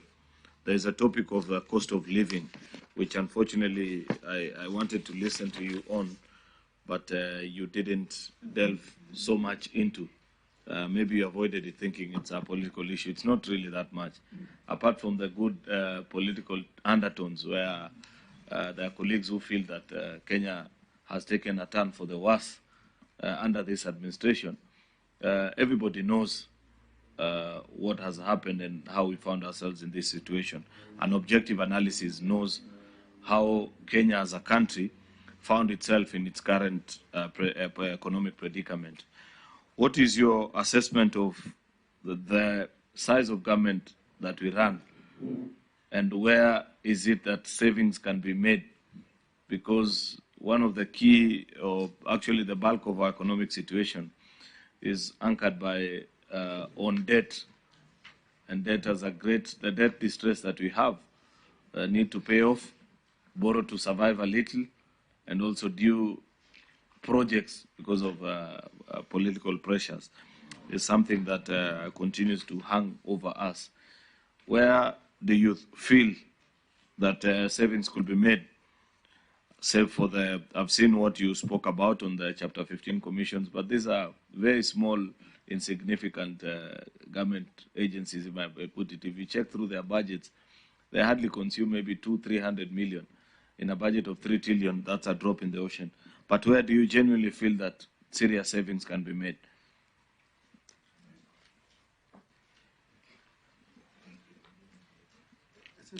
Okay, I go next. Thank you, Auditor General. We've listened to you. And I like the fact that you have actually alluded to this committee that these are your personal, initiatives and maybe decisions that you have decided to put to the committee. I want to visit this phrase that you used. We need a presidential versus parliamentary system of government. And in your view, the election of president and governors on one man, one vote is a source of very expensive elections and corrupt practices, which will actually, in turn, maybe need a payback after you are elected. But you have failed to give us a way forward on that. Do you have any suggestion on that you can give to this committee? Thank you. Please answer those in under 2 minutes, if possible. Yeah. Thank you very much. In fact, when I was trying to present my views, I was wondering whether I should develop in the issue of cost of living. And I thought maybe this cost of living was being left outside the terms which are good. But since this cost of living is an accumulation of things which has happened. It's accumulation of costs which we are now carrying forward. So you must understand that it's not a one of which just happened today. So this accumulation things have been partly of debt and partly just a very costly government we've been managing. Costly in various senses. A lot of abuses, waste, a lot of unnecessary expenditure, so to speak.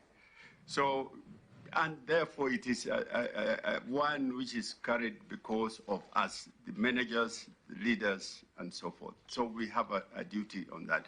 Now, what's the way forward? The way forward is that the cost of living is actually biting the ordinary person more than us who are seated here. And therefore, the way forward is, we know people talk of, we must find a way of cushioning. Find a way of cushioning the very low-level people. Whether you call it, people don't want to, people use subsidy, but use social cushioning, that must be there. And where would this money have to come from? This money has come from the very things which has brought us to the cost of living, reducing the cost of government in that context. And my idea would be, if we can agree to cap the cost of government for the next 3 years alone, then we will have easily started addressing some of the accumulated abuses and mismanagement. And therefore, we can also be able to tackle the issue of taxes in our cost of living. Thank you. Now, the other one about presidential versus, this is just my own view, because I have had the experience in Africa, and there is no country in Africa where you go and vote for one man, one vote, and you don't expect that person to have power. So that is something which then breeds a lot of things, but it's not because it's presidential. But sometimes I wonder, South Africa has got the same fabric like us, I mean, in terms of ethnicity, in terms of what. How is it that theirs is presidential, but there is no, the fighting which we have? So that's the question I would like to leave with you. Thank you very much, Dr. Ouko. Yes. We shall now release you. Thank you. Yeah, and the committee will greatly benefit from your presentation. Thank you. Thank you, sir. Immense benefit to the committee. Next group, Kenya Kwanza. Watu walioweka Kenya Kwanza. No.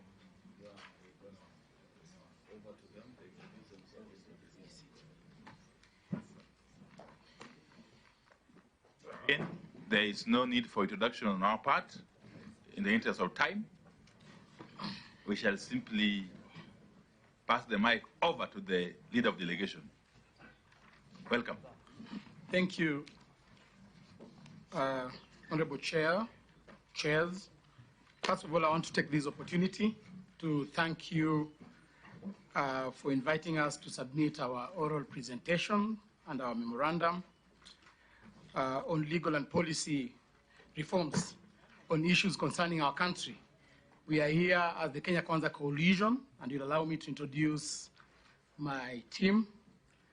I am here with the Secretary General. Sorry, SG, do we have copies of the presentation by Kenya Kwanza? We will make an oral presentation, and then we will submit. Oh, okay, yeah. Okay. Yeah.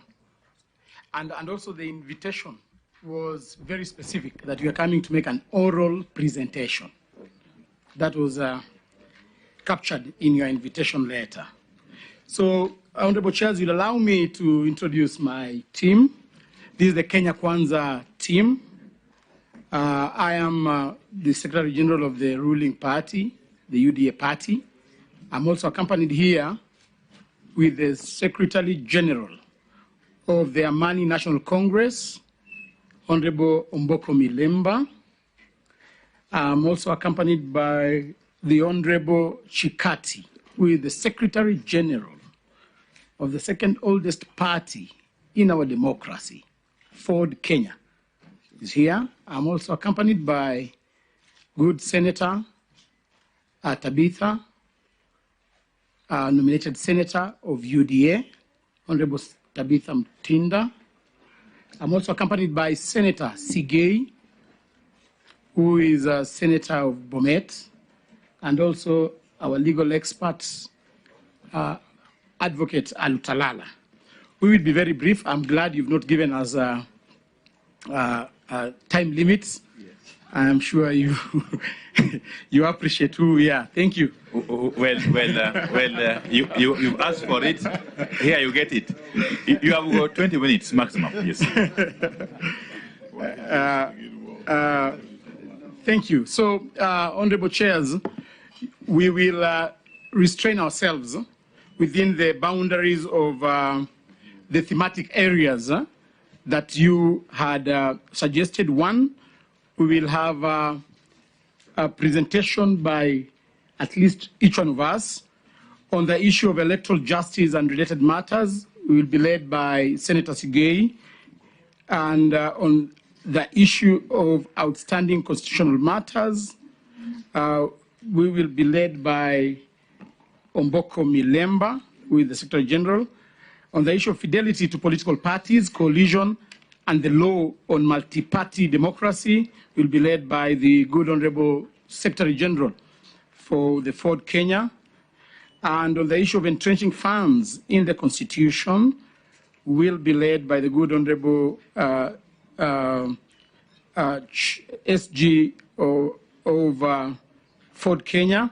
And on the issue of implementation of the 2/3 gender rule, we will have a presentation from Senator Mutinda. I will lead you on the establishment and entrenchment of state office, and that's how we will make... SG, I propose you just go straight to it, so that you don't buy time making that. Okay. Just let those who are supposed to do whatever speak. Okay, well-guided chair. So we will start by having a presentation by Honorable Sigei on that specific thematic area. Thank you, SG. Thank you very much, Madam Chair and Honorable Chair as well, and members. The first point which we will make is with regards to the establishment of the IEBC, that is the Commission, and our view is with regards to the selection panel.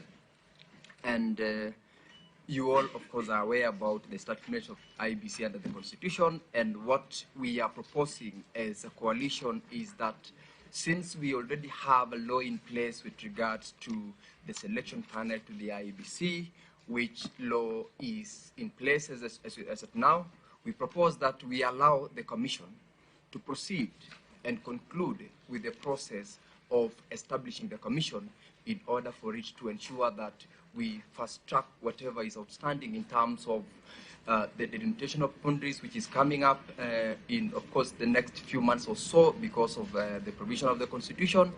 And two, the reason as to why we are saying so is because this particular panel comprise a representative team, because we have got representation from the Public Service Commission, we've got representation from the Parliamentary Service Commission, which is, or rather was, a product of a decision by the court, where the court did indeed pronounce itself as to the need to have a wider representation of the members. We have representation from the religious groups as well as also from the political parties. And therefore, the Kenya Kwanza Coalition's position and recommendation to this committee is that this particular selection panel should proceed from where it has reached in terms of setting up the commission for purposes of making sure that it does the mandate provided for in law. And this is also one of the reasons why we are saying it should be let to proceed, is because we have got 7 pending by-elections where members of those representative constituencies and wards have had no representation, which is largely against the law. Or the position of Kenya Kwanza is that this selection panel, since it is representative and the law is in place, should be allowed to proceed, and this committee should recommend that position immediately. I will come back in a short while to represent the second bit of it, but I'll ask Omboko Milemba to deal with the issue on the boundaries delimitation, which is also another limb of this position of Kenya Kwanza. Thank you, Chair. On boundaries delimitation, the boundary delimitation exercise, the review process, which is due to be done latest by March 2024, which is the 12th year outer limits required by the Constitution, is likely to stall due to lack of properly if it's not constituted. Honorable Chair, we stand for the fact that this delimitation be done by the IEBC, because as per Article 89 of the Constitution, this boundary delimitation should be done after every between 8 to 12 years. And as we stand now, we are doing the last year, which is the 12th year. And therefore, we strongly propose that this should be done so that we avoid a constitutional crisis. I would wish to add that, being very brief, that we further propose that Parliament and the Executive should fast track the process by allocating the required budget to the Commission, so that after the question of how to constitute the Commission, which will be handled by my brother here, is answered, it begins its work immediately to avoid constitutional crisis. I am aware that several groups appeared before yourselves and were talking about creation of not only constituencies but also creation of counties. So we strongly propose that this should actually be executed. Honorable Chair, we propose that the framework to be employed by the Commission during the boundary review and delimitation should be as already provided for in the Constitution under Article 89. Thank you, Honorable Chair. Allow me to move directly to the next issue. And the next issue is to do with the outstanding constitutional matters. I would want to begin by sharing with the many Kenyans who have suffered in many ways courtesy of the cost of living, and really stand with them, having been bred from a village point of a background. Honorable Chair, we understand the cost of living as an economic concept that refers to the general price level for goods and services that the average consumer will purchase for their activities of daily living. And we appreciate that these prices indeed are high, but we also appreciate that you know very well, Honorable Chair, that as a result of the international happenings that are not limited to the global inflation, to the high cost of living worldwide, the Ukraine war, and even the COVID pandemic, and further coupled with the local challenges that are not limited but include the prolonged drought we had in the last year, which was very, very prolonged. We saw the death of so many livestock, and further the issue of budget deficits, which we have had in Parliament, and further the borrowing, which I also had been talked about here a few minutes ago, generally has led us to where we are. Honorable Chair, I want to submit that we as Kenya Kwanza, we look at this from a constitutional point of view, which is actually Article 43, and it clearly indicates that it is actually a right, that every person has a right, to the highest sustainable health, includes the right to health care services, etc., etc. I want to submit, Honorable Chair, that as the Kenya Kwanza government on the food security, the interventions undertaken by the government to actually increase on input subsidies in the sector of agriculture by, for instance, lowering the cost of fertilizer and other inputs, and also making sure the quality of these inputs to our farmers are of high quality, both the seeds, pesticides, and also reducing the cost of agriculture, which was originally 7,500 to now 2,500, should greatly go in putting to actually reduce the cost of living and actually reduce the cost of the essential food services. And I'm happy yesterday when I was watching the TV now, I see the farmers complaining about stores and not lack of the maize itself. And they're actually saying that we need to move in as government quickly to actually provide stores for these foodstuffs and actually avoid post-harvest wastage. On the issue of housing, Honorable Chair, I want to undertake that as Kenya Kwanza, we have boldly moved to deal with the issue of housing, and that's why we had the acrimonious finance bill, as you all know, which dealt with the housing situation.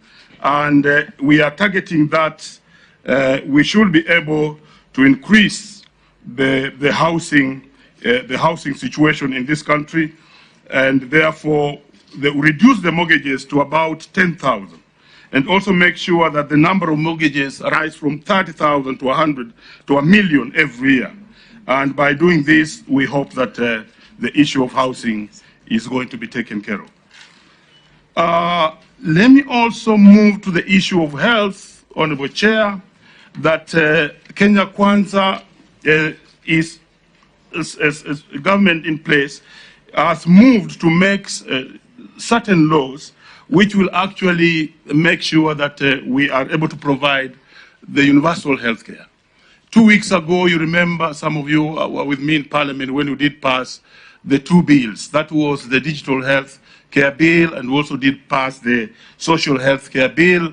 And there are two more bills which are in the Senate, which are crossing over to the to Parliament, so that we may deal with this. And I'm happy that the Constitution pronounces itself on the issue of emergency health care. And I'm happy in one of the bills, that's the Social Health Care Bill, we did create an emergency fund for those who are actually will be affected by emergency diseases. And that will go a long way to help secure the health sector so that everybody is able to have universal health care. And furthermore, we as Kenya Kwanza are actually mainstreaming the what you used to call the CHVs, but now called the promoters, the health promoters on the ground, so that we can actually deal with the healthcare from the basis of the ground, rising up to the top. In the digital healthcare bill, you will understand that this will enable doctors to be shared across the country. And if we have a test that has been done in Nairobi Hospital, we shall not need a patient to go all the way in other places, and that will reduce the cost of healthcare. Honorable Chair, I want to further submit that on 20th October, Mashujaa Day, the government will launch a comprehensive healthcare model that will solve the existing stalemate in the sector. For the sake of time, let me not mention everything, because we shall be giving a written memorandum. That's a good way forward. Yeah. Honorable Chair, on the issue of audit of the 2022 presidential election, I will wish to pronounce ourselves on that matter, and in the position of Kenya Kwanza, that we believe that that is water down the bridge. We are a country that upholds the rule of law, and we are all aware that the judiciary had already pronounced itself on that matter. The highest level of the judiciary, that is the Supreme Court, had already pronounced itself on the matter of the 2022 presidential election. I would like to urge Kenyans that let us all be law-abiding citizens and allow the law to prevail. That is our position as Kenya Kwanza. So I will want to invite Honorable Mtinda to present the issue on two-thirds gender rule. Very good.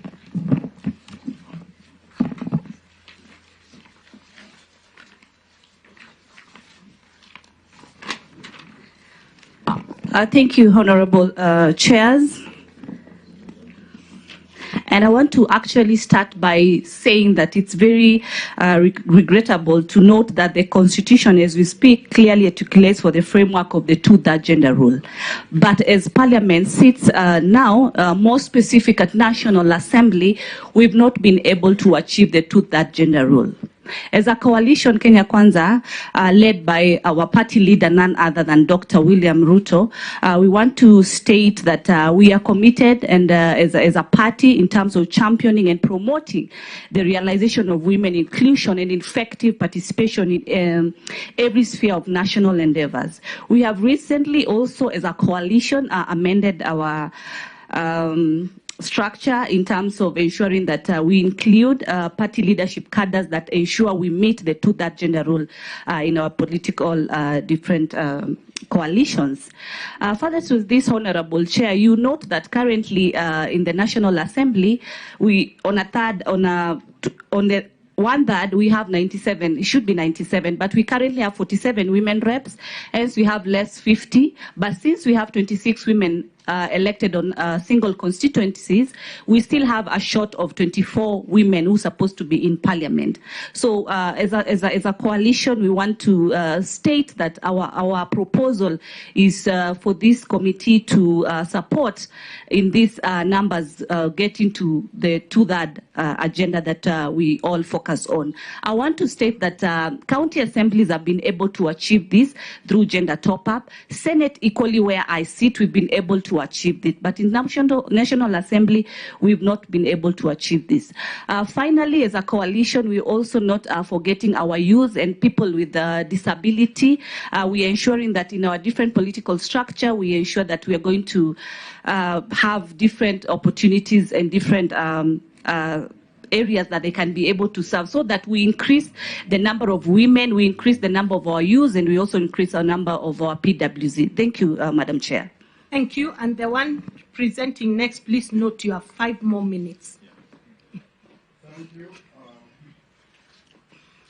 Thank you, Chair, for the opportunity. We will submit to you our written proposal. I will simply summarize what we have on fidelity to political parties, coalitions, and the law on multi-party democracy.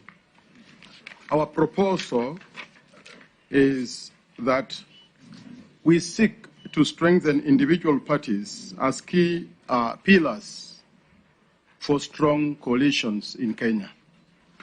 Secondly, that multipartyism is a critical tool to the growth of democracy in Kenya. And thirdly, that the choice of belonging to any political party is enshrined in the Constitution, must be respected, and it must be strengthened. Thank you. Well done. Thank you very much. Any other presentation? Thank you, Madam Chair. Yes, we have got something to do. 2 minutes, Senator Sigei. Thank you. I'll try to push myself, but you will allow me if I am unable to. Now, this is an issue with regards to what we referred to as cannibalization of the political parties or interference of political parties. The position that we are taking is that there is indeed law in place. There is the Political Parties Act that has established the management, the structure, and the role of political parties. It has indeed provided for situations where members are expected either to be within or without the provisions of their constitution as at the party level.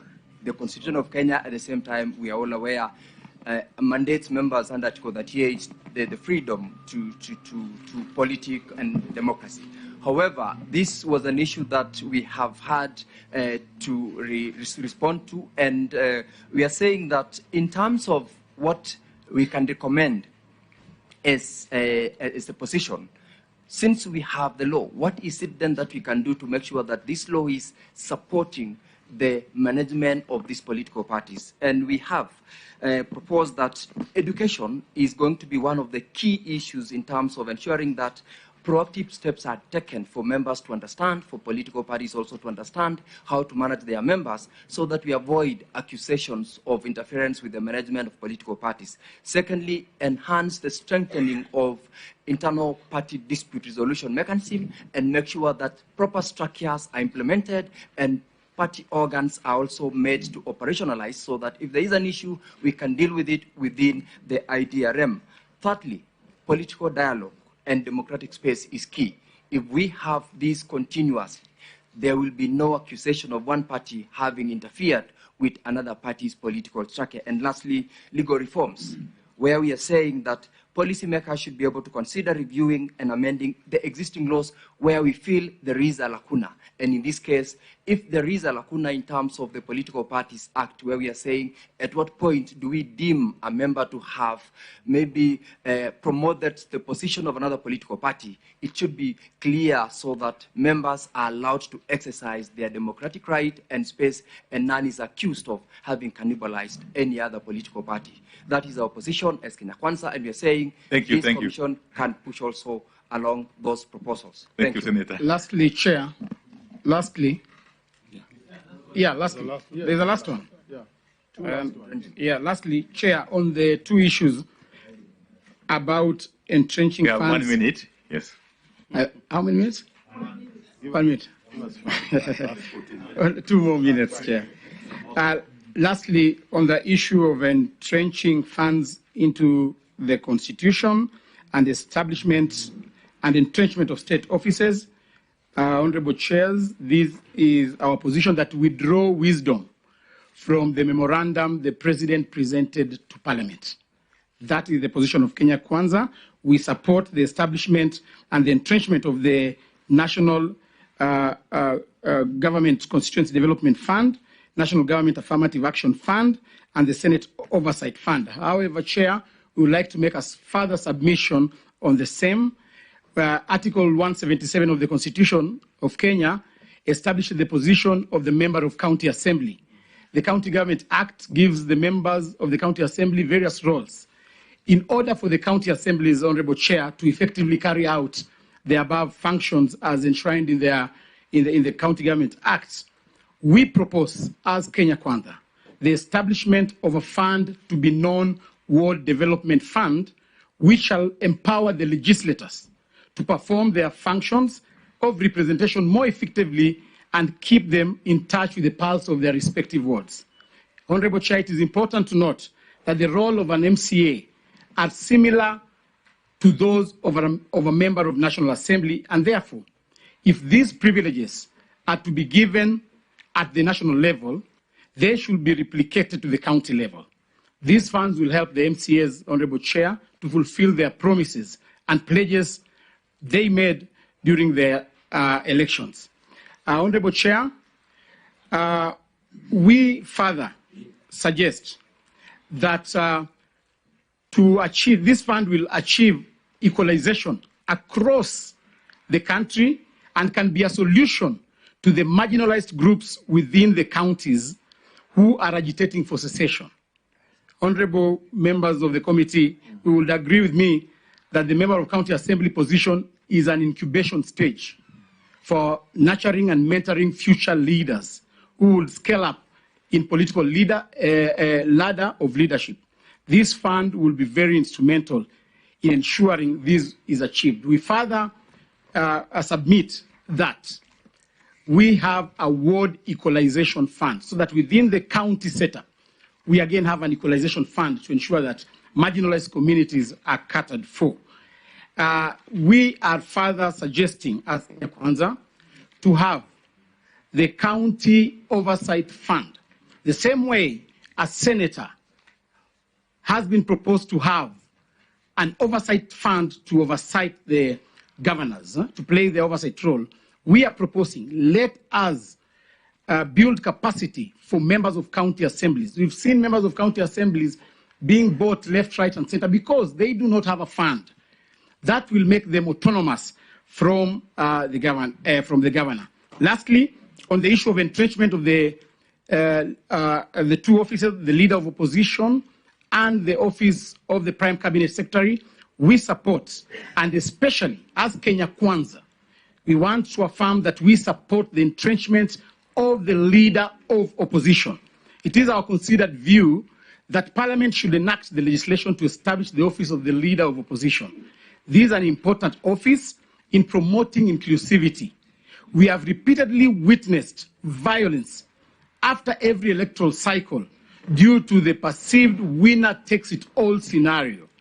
Creation of this position would be a mean to alleviate the perennial problems, strengthening oversight and deepening democracy.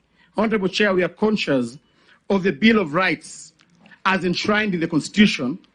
We propose a legislation to regulate the right to demonstration and picketing enshrined in Article 37. Lastly, the legislation should specifically address and provide mechanism to bar political leaders who lead violent demonstrations from vying from any further elective position. Further, the legislation should mandate the organizers of the demonstration to gazette the venue, time, and reason for picketing.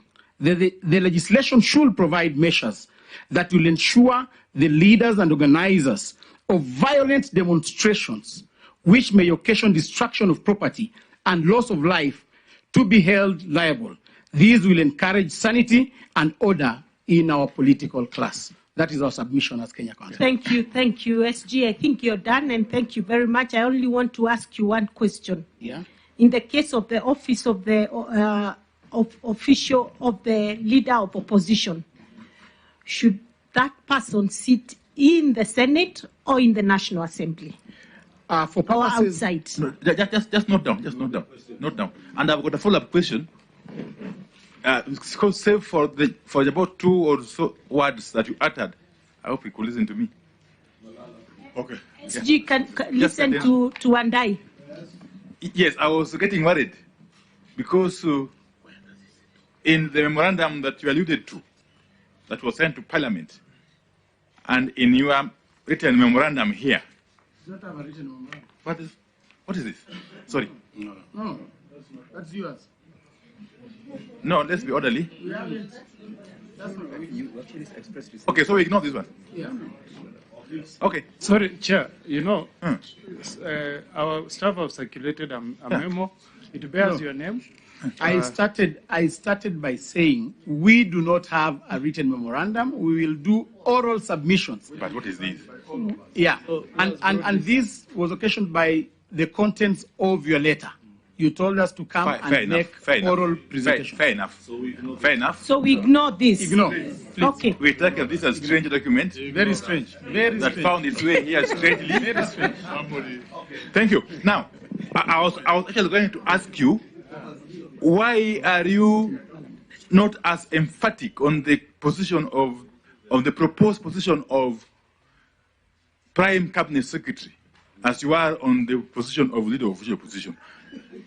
It is curious that even this document, which I have now refused to, I will not now refer to, you seem not to be emphasizing the creation of that office, contrary to perceptions that have been in the public domain. Could it be as a result of the fears? No, relax. Could it be as a result of the fears that from some quarters, that this office, if created or if entrenched in the Constitution, is going to water down the power and influence of the office of the Deputy President? And could this perhaps be the cause of the incessant anti-dialogue outbursts out there? Finally, what is your take on the issue of the taxes which were brought about by the Finance Act? And very finally, Omoko Milemba, if I heard you right, I think this is the SG of Fort Kenya, that you support, that you support. Chair, I'm the SG of. Okay, fine. I was referring to my friend, the SG of Fort Kenya, Yechikati. Yes. That you support the strengthening of political parties. Yes. Okay? I suppose within and without the coalitions. Yes. What is your take on the clamor for collapsing of political parties to form bigger entities? Yeah. Very good question. Honorable Chair, on the issue of the leader of opposition, we propose that he sits in government in National Assembly so that he can be able to oversight the government ably. Second, on the issue of being emphatic on the entrenchment of the office of the Prime Cabinet Secretary, I think first it was because of time. Second is a matter of semantics. We started by saying that we draw our wisdom from the contents encapsulated in the memorandum from the President to the National Assembly. So whatever the contents are encapsulated in that memorandum, we share the same wisdom. Chair. That memorandum doesn't have the proposal to entrench the office of the Prime Cabinet Secretary. Yeah. Yeah. Proceed. Which memorandum, Honorable Chair? The one that was sent to the President, to the National Assembly. Or whichever way, we as Secretary General has said, we strongly support the entrenchment of the office of the Prime Cabinet Secretary into the Constitution. And we had an array of notes on this. But of course, due to time, we may have not done so much, but we stand for it. And this will help in to create liaison and supervision, which is a pivotal role within the Cabinet Secretary and the Cabinet. So we strongly stand for it and we support it. Thank you. Thank you so much. Our position on the parties is that we propose the strengthening of individual parties as key pillars to strong coalitions. Anything outside that proposal is a clamor which I don't understand. So we stand for that, and nobody is outside that. Thank you so much. It might help SG to make a comment on that, the political party position of UDA in regards to that issue. Can you take it together with my question? Yes, yes. So that he... Yes. Senator Aaron. Thank you. Thank you to the presentation from Kenya Kwanza. In the presentations and submissions that have been made to us on the particular topic of audit of the 2022 presidential election, I heard you say that the position of Kenya Kwanza is that this matter is closed and done with, in the sense that it was concluded at the Supreme Court. However, there are people who've come before us, and in their presentation, they have said that is a political view in response to a political question raised by Azimio. Because our understanding, which I want to believe is the same matter that you're responding to, is that they are contesting the election result. However, many people, including the church, I don't know if you had a chance to listen to NCCK present, and so many people that have come before us, have told us, have a broader view of this issue. Look at it as an audit of our electoral process, which results are just part and parcel of. That there is a bigger perspective through which you can have a view to making our electoral processes better. What are the issues that have arisen, matters of contestation over every electoral cycle, and how that can better prepare us for the next electoral cycle. If that was made to be your understanding of what an audit will be, will you still maintain the same view that that matter is concluded, or you would agree with those that are requesting this committee to have a broader view of this matter? Thank you, Chair. Thank you, Chair. Honorable Chair, before you go, we still have comments. Chair, I think I want to go next. Thank you, Chair. Thank you, Kenya Kwanza, for your presentations. My simple question is, what is your take on these errand elected officers or members of either county assembly or even the National Assembly who are errand, and they don't even conform with the party, maybe constitution or ideologies? What is your take on them? And secondly, Madam Senator, it's on the two-third gender rule. You gave us almost a blanket statement about the government or the parliament having not conformed to implementing. But I wanted you to be a bit specific. Do you have any specific measures and ways which we can use to get to this two-third gender rule? Like other parties have been coming here, the public service was here with their team. They gave us suggestions. Gidu was here. He also mentioned even about scrubbing the women rep seat and maybe creating something else. Do you have anything specific that you can recommend to this committee? Thank you. Mine, Chair, is just a comment. Yes. They might choose to answer it in a different way, but because also this committee is conscious that part of us are Kenya Kwanza and the other parties Azimio, I think the fact that we've participated in our full element, Opio and I, is testimony that what you call outbursts are just opinions, and that we continue to support this process fully, including its outcomes. Thank you.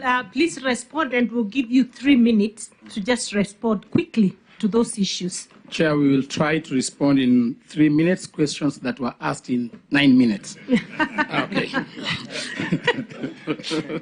we will abide, Chair. Chair, I will start on the issue of whether the issue of whether we agree that we should audit the process of the elections.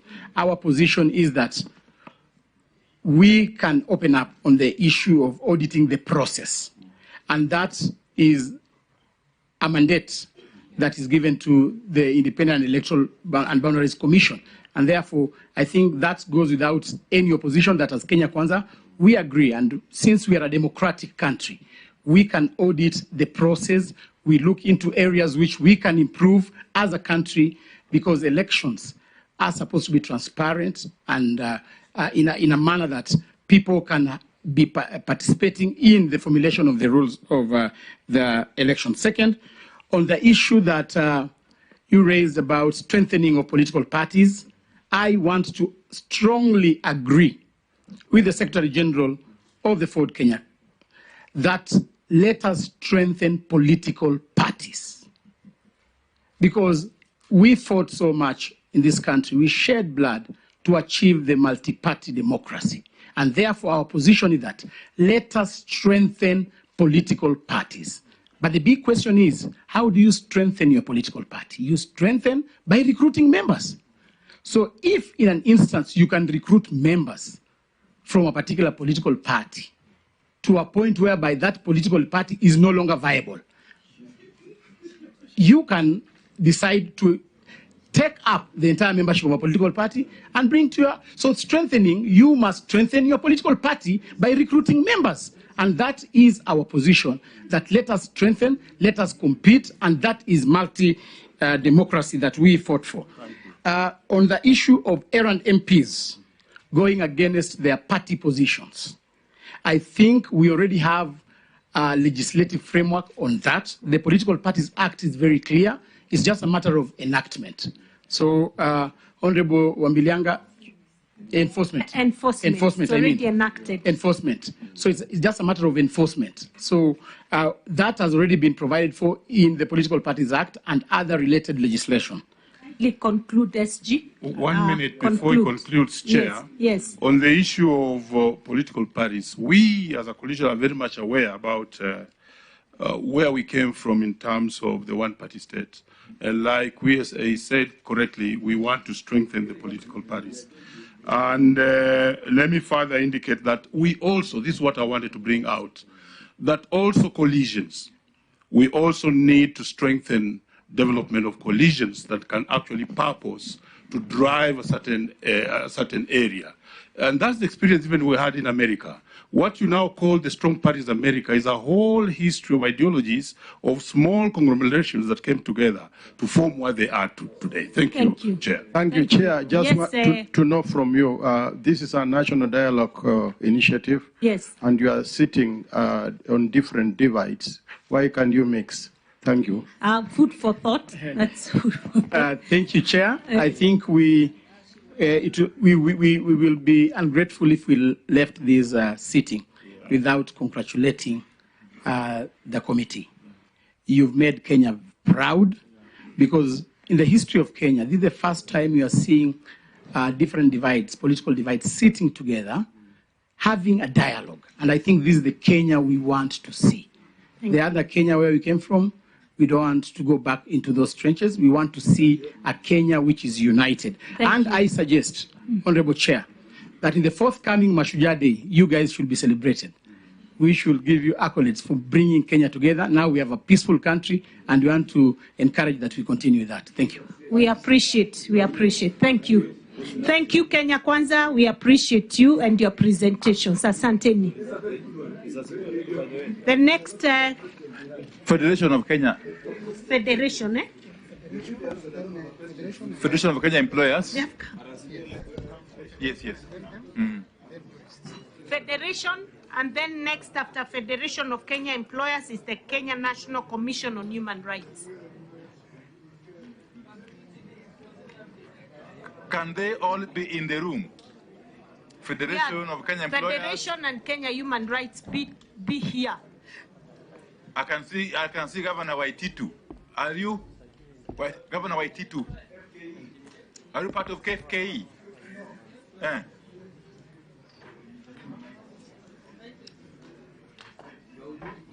Which group are you with? Honorable Waititu? Or you as personally? Can we hear you? Let's first hear FKE, okay, and then Governor Waititu, and then, yes. FKE, the floor is yours. We will not introduce ourselves. I think everyone now knows us. We think so. But you have exactly 15 minutes. Try and do the best you can in 15 minutes.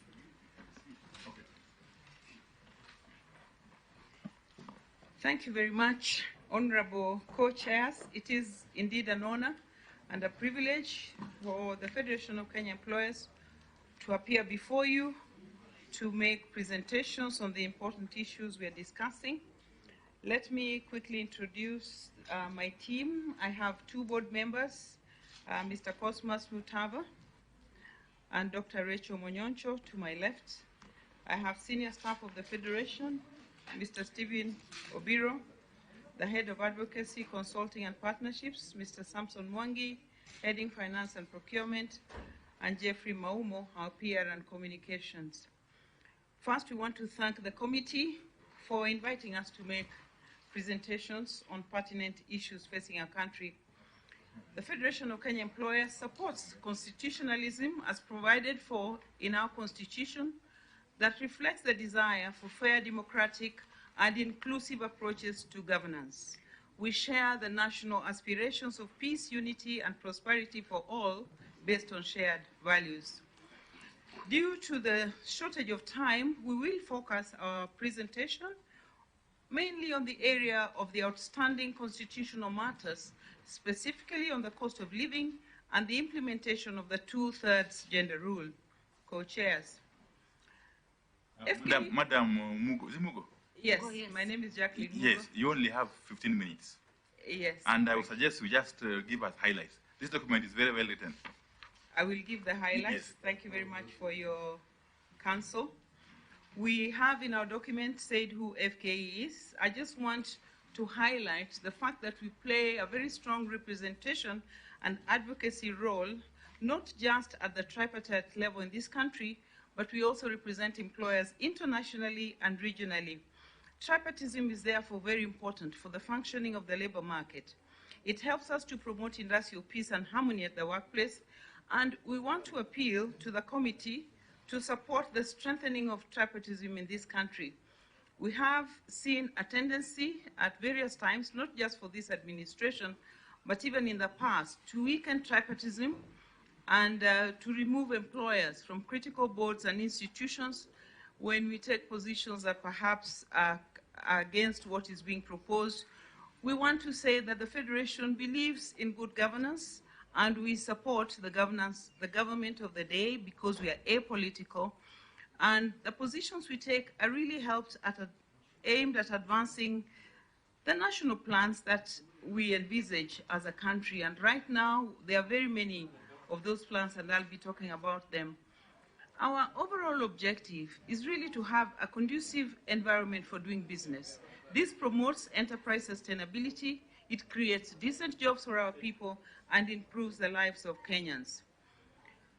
On the current cost of living and related issues, we want to say that the business environment is very challenging for employers. We are experiencing increased cost of doing business in our country, fueled by the additional levies and taxes that have been introduced. There are international factors, such as the weakening of the Kenya shilling, but we believe that there is a lot that we can do as a nation to address the cost of living so that we can stabilize the economy, because it is really testing the capacity of employers to keep people in jobs. We are calling for responsible management of the economy in the labor sector specifically, and we believe that stability and predictability in the regulatory and policy framework helps to help us keep people in jobs and also for the proper functioning of the labor market. We have been discussing as a country issues of wage adjustments. There is a great push by employees currently, for understandable reasons, for an increase in their salaries. But we believe as employers that these salary or wage adjustments should be linked to productivity and the performance of the economy. Wages are sensitive and are fixed costs to enterprises, and the adjustments should look at both the interest of the employee and the interest of the enterprise so that both can survive. We are aware that our counterpart trade unions called for a general wage increase. But we want to highlight that there are very clear parameters for wage determination and that wages consistently... Honorable Hassan Omar, you're becoming a destructive participant of the meeting. Please allow the meeting to go on. Chair, I hope that earns me 2 more minutes. Wages in this country are adjusted through collective bargaining, but statutory minimum wages are the ones that are guided by what we call the wage guidelines, and we have various wages councils that do not function in this country because they're not financed. We need as a country to invest in these labor sector bodies to be able to play their role to address both the workers' concerns and the employers' concerns, to have wages divorced from political decisions, and to have wage determination advised and informed by the indicators of wage determination which are entrenched in our laws. And part of the reason why workers are pushing for a wage increase and enterprises are crying that they cannot do business is because of the tax regime that I think this committee has heard a lot about. But that tax regime is very, very difficult for employers to cope with. There have been very many taxes introduced by the Finance Act 2023, coupled with the high electricity tariffs, the tight monetary policy, have all colluded to slow down consumption, which is the main driver of domestic demand in Kenya. We appeal that whenever reforms are being introduced, it should be done in a way that is phased out so that we have win-win outcomes for every segment of the population, including enterprises. Reforms, no matter how desirable and appealing, should never lead to the unintended consequence of closure of enterprises, which we are seeing increasingly as FKE. We are seeing loss of livelihoods, loss of jobs, destruction of wealth, and increase in poverty in the country.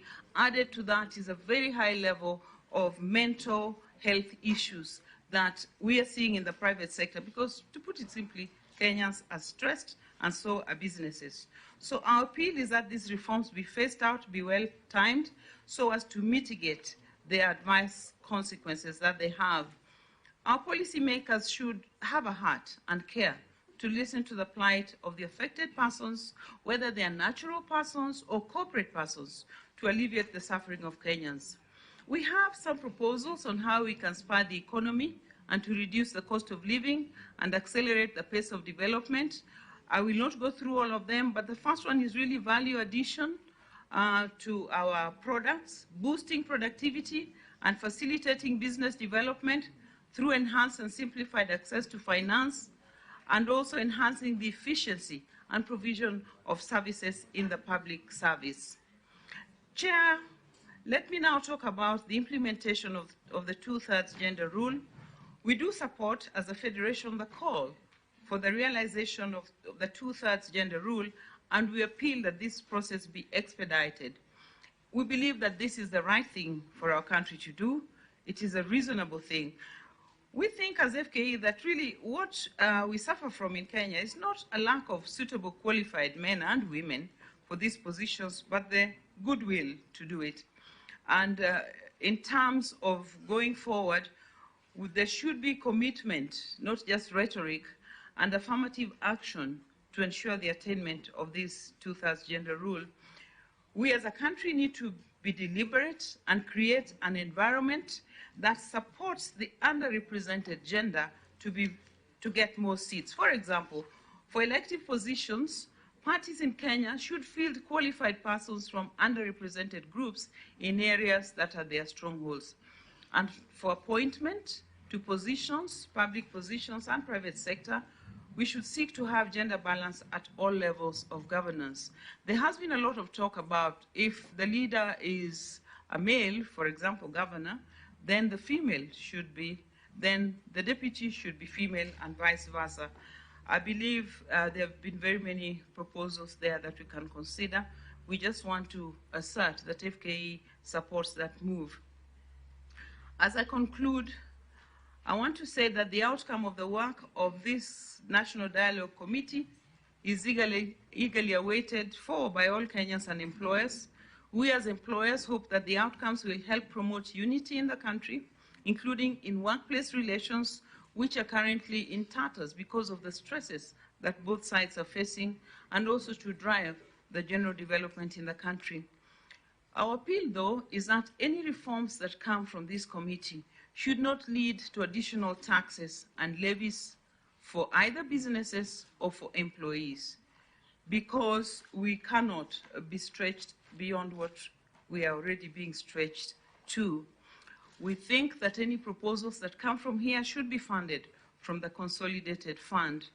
Employers also appeal to the government to provide a stable and less costly business environment to support our people to stay in jobs and our enterprises to thrive and be able to expand and absorb more people, because we know that unemployment is a huge challenge facing this country.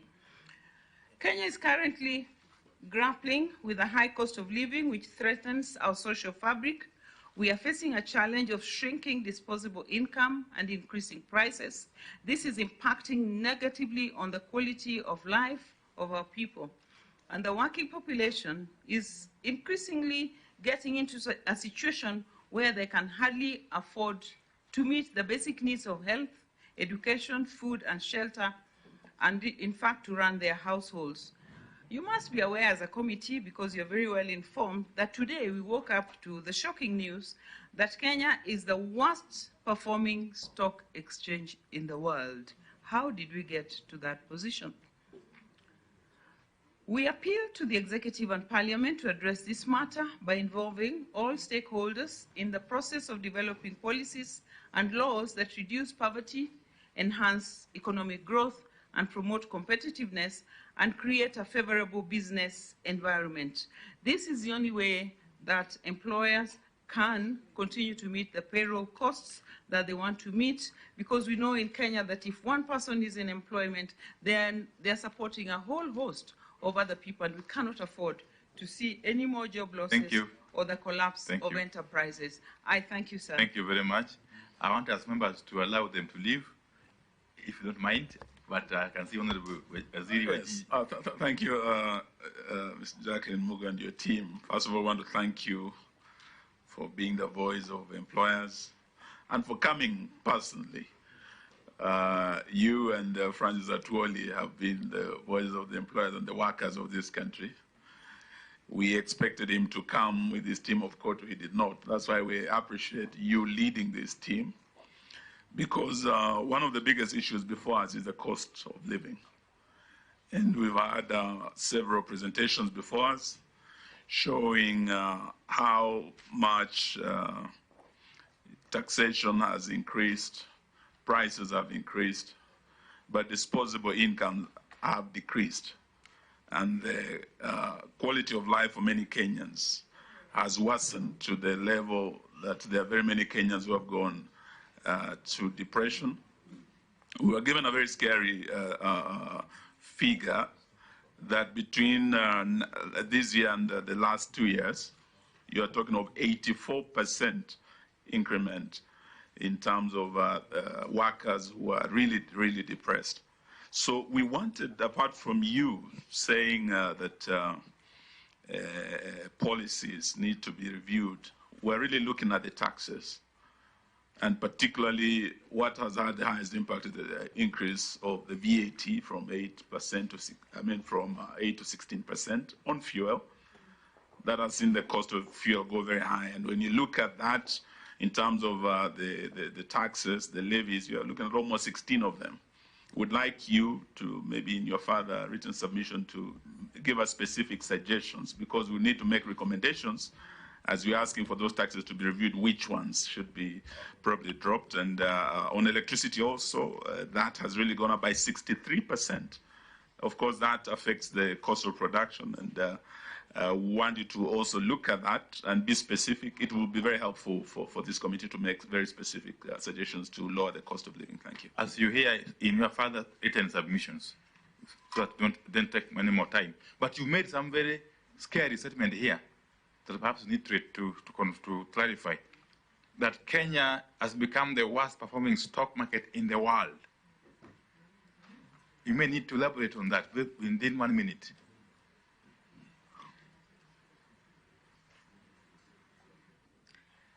When did this happen? Yeah.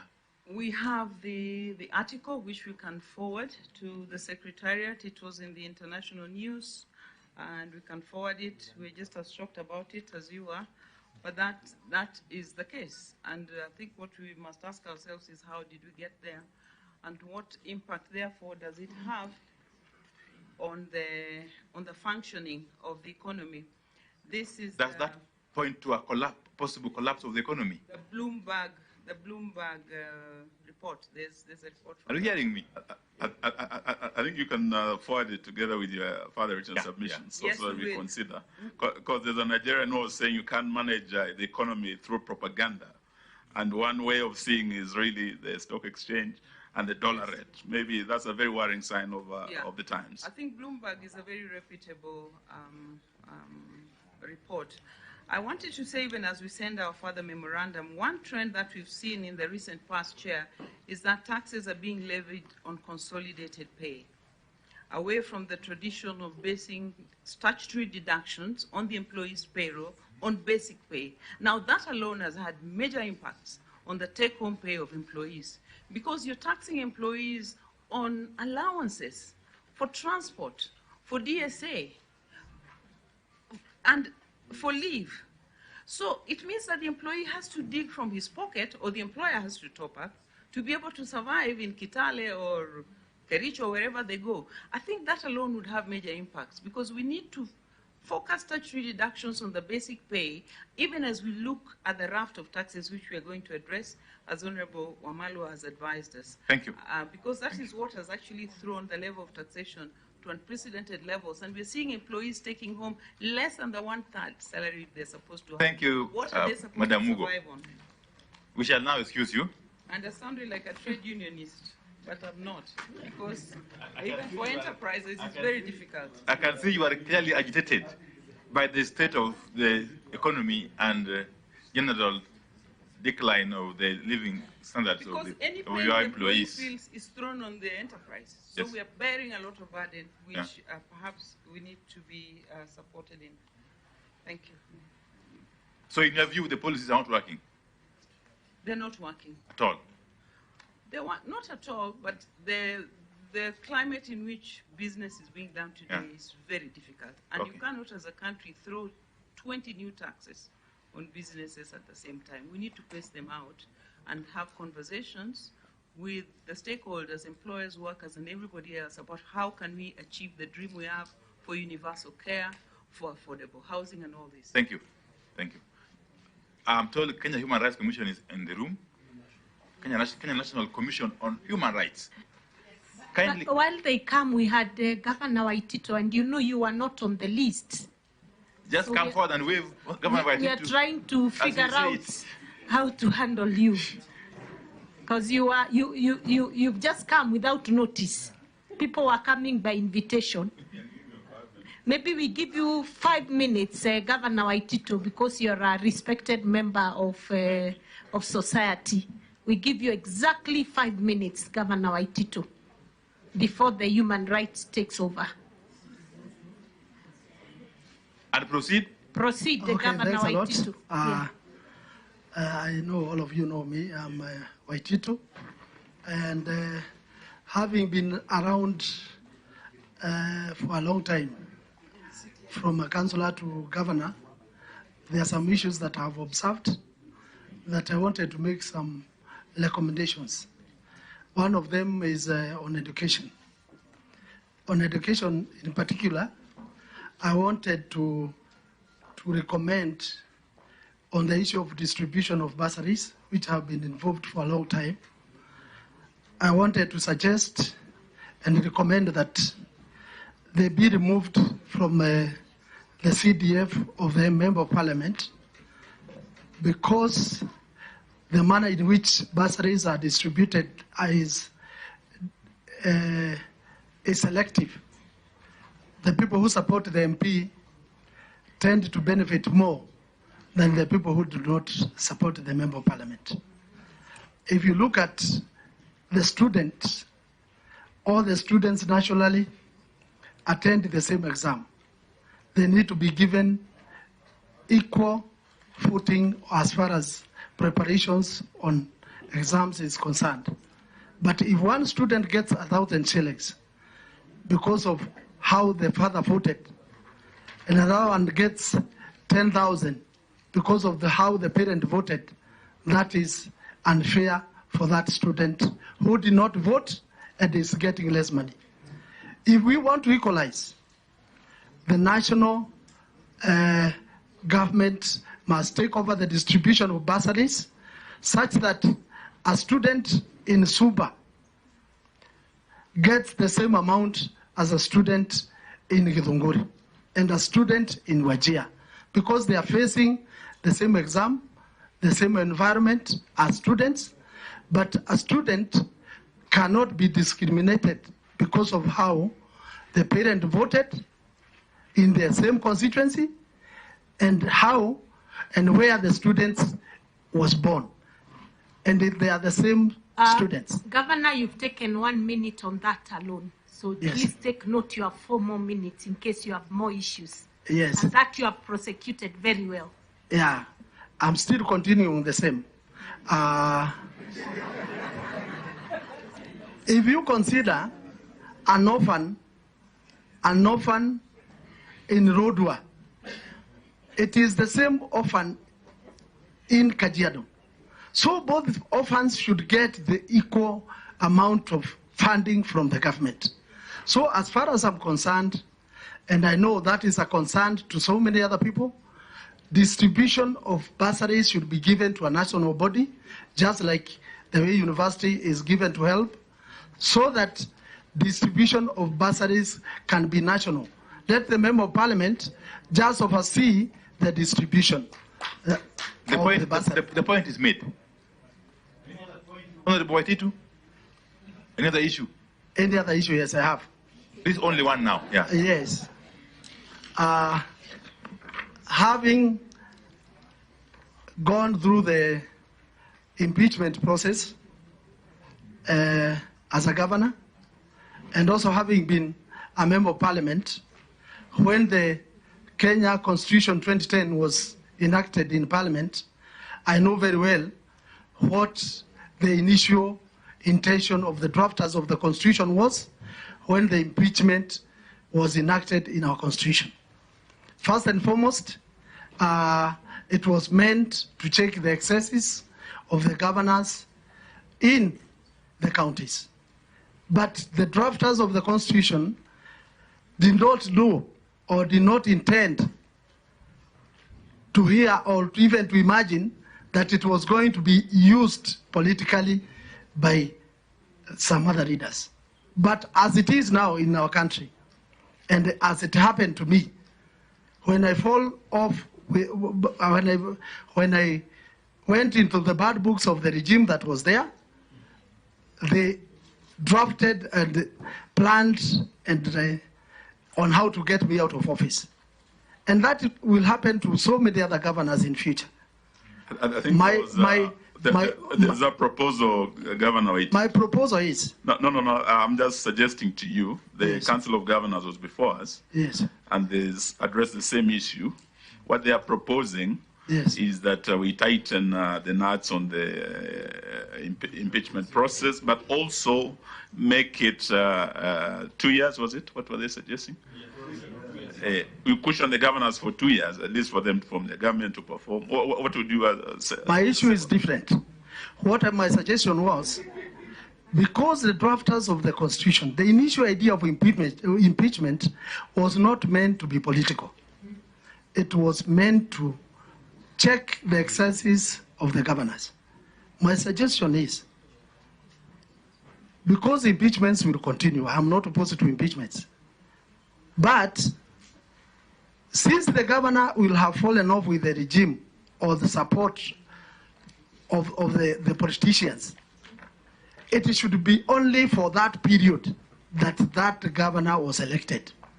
It should not be forever, because you are punished by one regime because you've fallen off with them, and they are, as it is now, as per chapter 6, you are supposed to suffer politically throughout your life. It is unfair. It's for 10 years, Governor. It's not for... No, even 10 years. Why should you suffer for 10 years while the regime that was wanted you out of office is gone, and there is another regime now which is friendly to you? Why should you be affected because of that regime that has gone home? It should be made to be clear. The intentions of the drafters of the Constitution was that impeachment is only to check the excesses of the governors, but not to make sure that you are always politically right with the leadership in the presidency level. Otherwise, so many other governors are going to suffer, and we must make sure that this committee takes care of all the loopholes that has been there in our Constitution. Therefore, my recommendation, together with my other governor who was impeached like me, Sonko, is that this committee makes sure that the impeachment is only going to be for that period that you are elected, when you are not in good books with the leadership that is there in the government. Thank you so much. Thank you, Governor Waitito. We appreciate, and I think as a governor, I want to say it's about time we really relooked at the impeachment process and made sure that it is safeguarded from political interference and misuse, so that we can protect people like you're saying. So I think that's something the committee is very alive to. And Chair, if you have any document, I think we'll be happy to look at it on weaponization of the impeachment process. You raised a very, very salient point. Exactly. In fact, just to tell this committee, I had people have signed an impeachment. They are now looking for evidence to impeach. That tells you something. Yeah. It's really weaponization of impeachment. I think we shall excuse now, Honorable Waititu, and let's hear the Kenya National Commission on Human Rights. That's how it's pronounced. That is exactly it. Okay, thank you. I was checking whether they were here. Thank you, Governor Waitito. You made use of your 5 minutes. Oh, Commissioner Bonai. Yes. Proceed. We agree there's no more introductions. We assume you have been in the room and you've known the panelists. Thank you. But you can introduce yourselves. Just do the introduction yourself for everybody who is here with you. Thank you very much for that direction. Thank you, honorable members and chair. This is the Kenya National Commission on Human Rights. My name is Roslyn Odede. I'm the chairperson of the commission. I'm with my vice chair, Dr. Raymond Nyeris, Honorable Sarah Bonai is a member of the commission, Director Ann, and the members of staff with us. So thank you very much for inviting us. The commission... Just to let you know, you have 15 minutes, so just go straight to the issues. Thank you for the direction.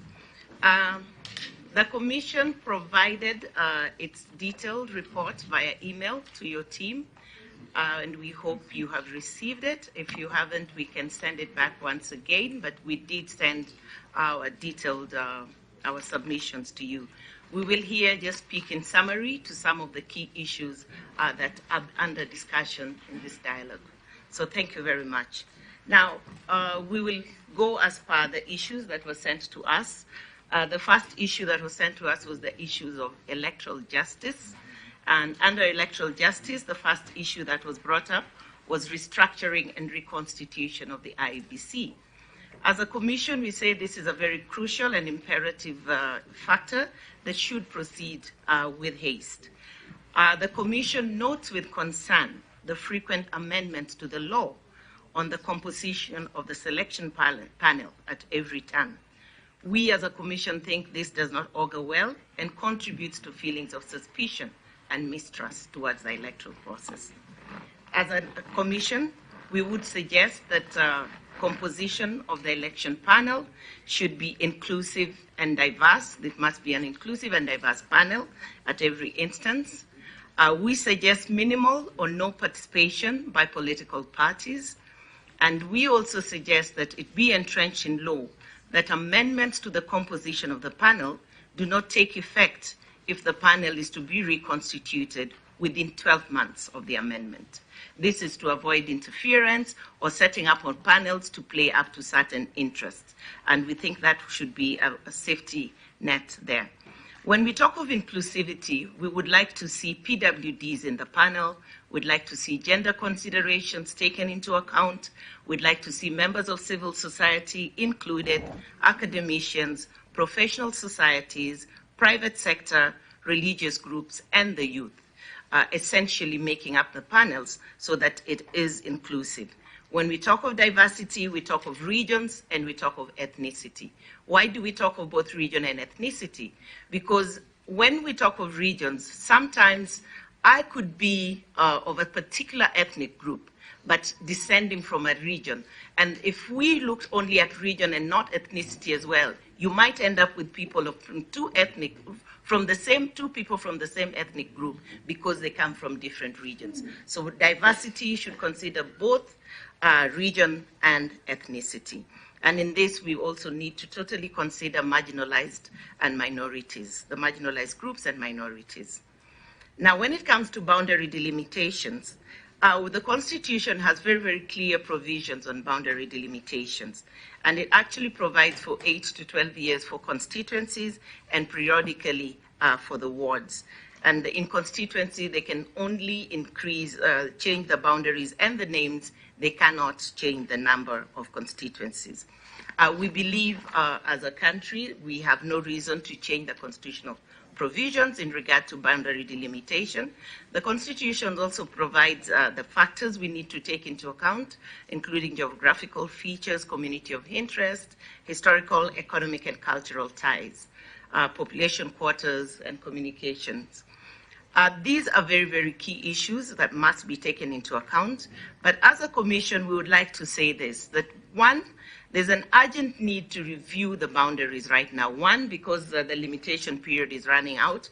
Two, it will also address human rights concerns and cross-border disputes and conflicts that we are seeing around constituency boundaries, especially conflicts over markets and resources. So we think there is need and very, very urgent need for review of boundaries so that these issues can come to the table, be discussed, and be cleared. We also consider that there is need before the boundary delimitation takes place for elaborate, effective public participation after sensitization, civic education, and very, very robust public awareness, because we must carry our people along. It must have a human rights-based approach. So we must go with the people, we must educate them, we must empower them, and ensure that the next boundary delimitation does not injure markets, resources, and does not lead to conflicts, as we have seen in the last 10 years. The other issue under that was the audit of the 2022 general elections. As a commission, we submit that the audit should be solely for the purpose of improving systems and not for reopening of the result that was declared. It should be for the purpose of improving systems and not for reopening of the result that was declared. Our election monitoring report captured several issues and areas that require improvement in our election processes, and these are the areas I think we need to be spending our energy on rather than trying to get back to the result that was declared and has taken effect. One is the need to invest heavily in technology and technology that works for us. We must invest in technology that can enable us to vote from any location, technology that can identify cheating and malpractices, technology that allows us to count the vote as it happens, so that we are able to tell how many people voted so far, what the vote is, so that the anxiety that goes with elections and election result announcement is dealt with through technology. Secondly, we need to take care of accessibility issues for PWDs. Our reports note with concern that these are issues that have not been taken care of in the past, and this is very, very concerning. Our reports captured instances where women on stretchers and women with the elderly women with the crutches had to access voting stations on second floors in buildings, especially primary schools with no lifts. So we need to urgently redress the issue of voting by people with disabilities and provide ramps for them where needed. And in other places also use technology to assist the deaf, the dumb, and the blind. The other thing is we need to improve the registration of voters, the system of registration of voters, to make it more effective and to also capture a lot more of the citizens. We find a lot of people left out by the vote. If you see the number of registered voters vis-a-vis our population census, clearly we have not done enough on registration of voters. We need to conduct public awareness on voter turnout. We saw that at least 30% or more of the population or the registered voters did not turn out to vote, and this is a great concern. Another area of concern is the litigation process, the court processes, the justice system. That also needs a lot of improvement. Some work needs to be done there. We have too many tribunals in the pre-election period, causing a lot of confusion, causing a lot of delay, and causing a lot of anxiety. We also have the Supreme Court challenges, the timelines, the technicalities, and the lack of access to evidence. These are issues that will need to be addressed if we are going forward. The audit should be able to come up with tangible issues, and then we address them. Shorten the time and anxiety in waiting for the election result. I think this is something that also needs to be thought of. The media needs to be managed better as well. We see that the allocation of time to candidates is not equitable, and this needs to be redressed. We need to ensure everybody is given equitable coverage during campaign periods. Everybody is also given fair news reporting. The need for fair news reporting is very, very key. Management of social media, hate speech, intimidation, and fake news, something also that we highlighted in our reports. The other thing is the tackling of election offenses and malpractices. I think this is where the rain beats us quite heavily, because a lot of candidates, a lot of their supporters, a lot of opponents engage in election offenses, which would actually lead to them being barred from contesting. But we don't see the whip being cracked. It is time to crack the whip with more authority in terms of election offenses and malpractices. This may bring some order into the room in terms of how we do things. And then better crowd handling skills for IEB staff. This was noted as a concern into how IEBC staff were handling people in some of the election stations. So that is it for the electoral justice issues.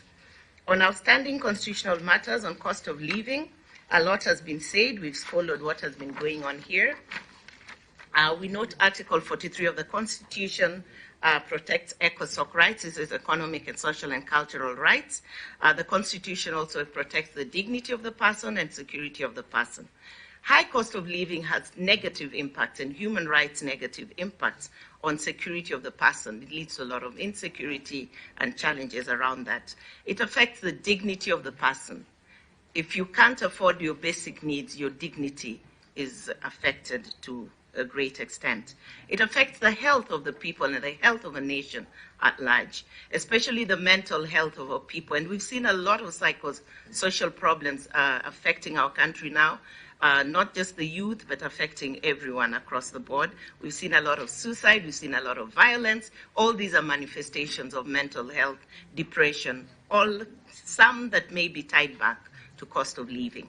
Then it also affects nutrition, food, hunger issues, all that is tied in. As a commission, we ascribe to what has been said here before in terms of taxation, in terms of fiscal policy review and issues like that. But before any of that is done, as a commission, we call for effective public participation on any law or policy affecting the cost of living. We need to carry our citizens along on that. I think that is key. On the two-third gender principle, again, a lot has been said. It's a constitutional requirement that continues to be violated despite court rulings and the advisory by the Chief Justice in the past. The Commission has also in the past proposed amendments to that gender rule and provided us a solution to achieving that through nominations like happens in the county assemblies. Appointments continue to disregard the principle of the 2/3 gender rule, and the weak link in all this is the lack of a clear redress mechanism. There are no clear means of bringing into control an administration that does not make appointments that meet the 2/3 gender rule. Maybe we should amend the law to freeze funding to any entity that does not meet the 2/3 gender rule. That way we'll probably be cracking the whip. We need to hurt a little, and then maybe we will comply. But it is time you give the citizens of Kenya gender equality, gender parity. I think it is time. On issues of governance, promoting national unity and inclusivity in public appointments, Article 10 speaks to our national values, and these are the issues we are speaking to here. The president and elected leaders are supposed to be symbols of national unity. But we see that we have a lot of hate speech, a lot of negative comments coming from persons in leadership, divisiveness coming from persons in leadership. We have severally, as a commission, highlighted these instances and called on NCIC to act. And hopefully we, as a commission, believe this dialogue could lead to more tolerance and compassion for one another. We hope that we can all be peace ambassadors going forward. Let's exercise empathy for one another.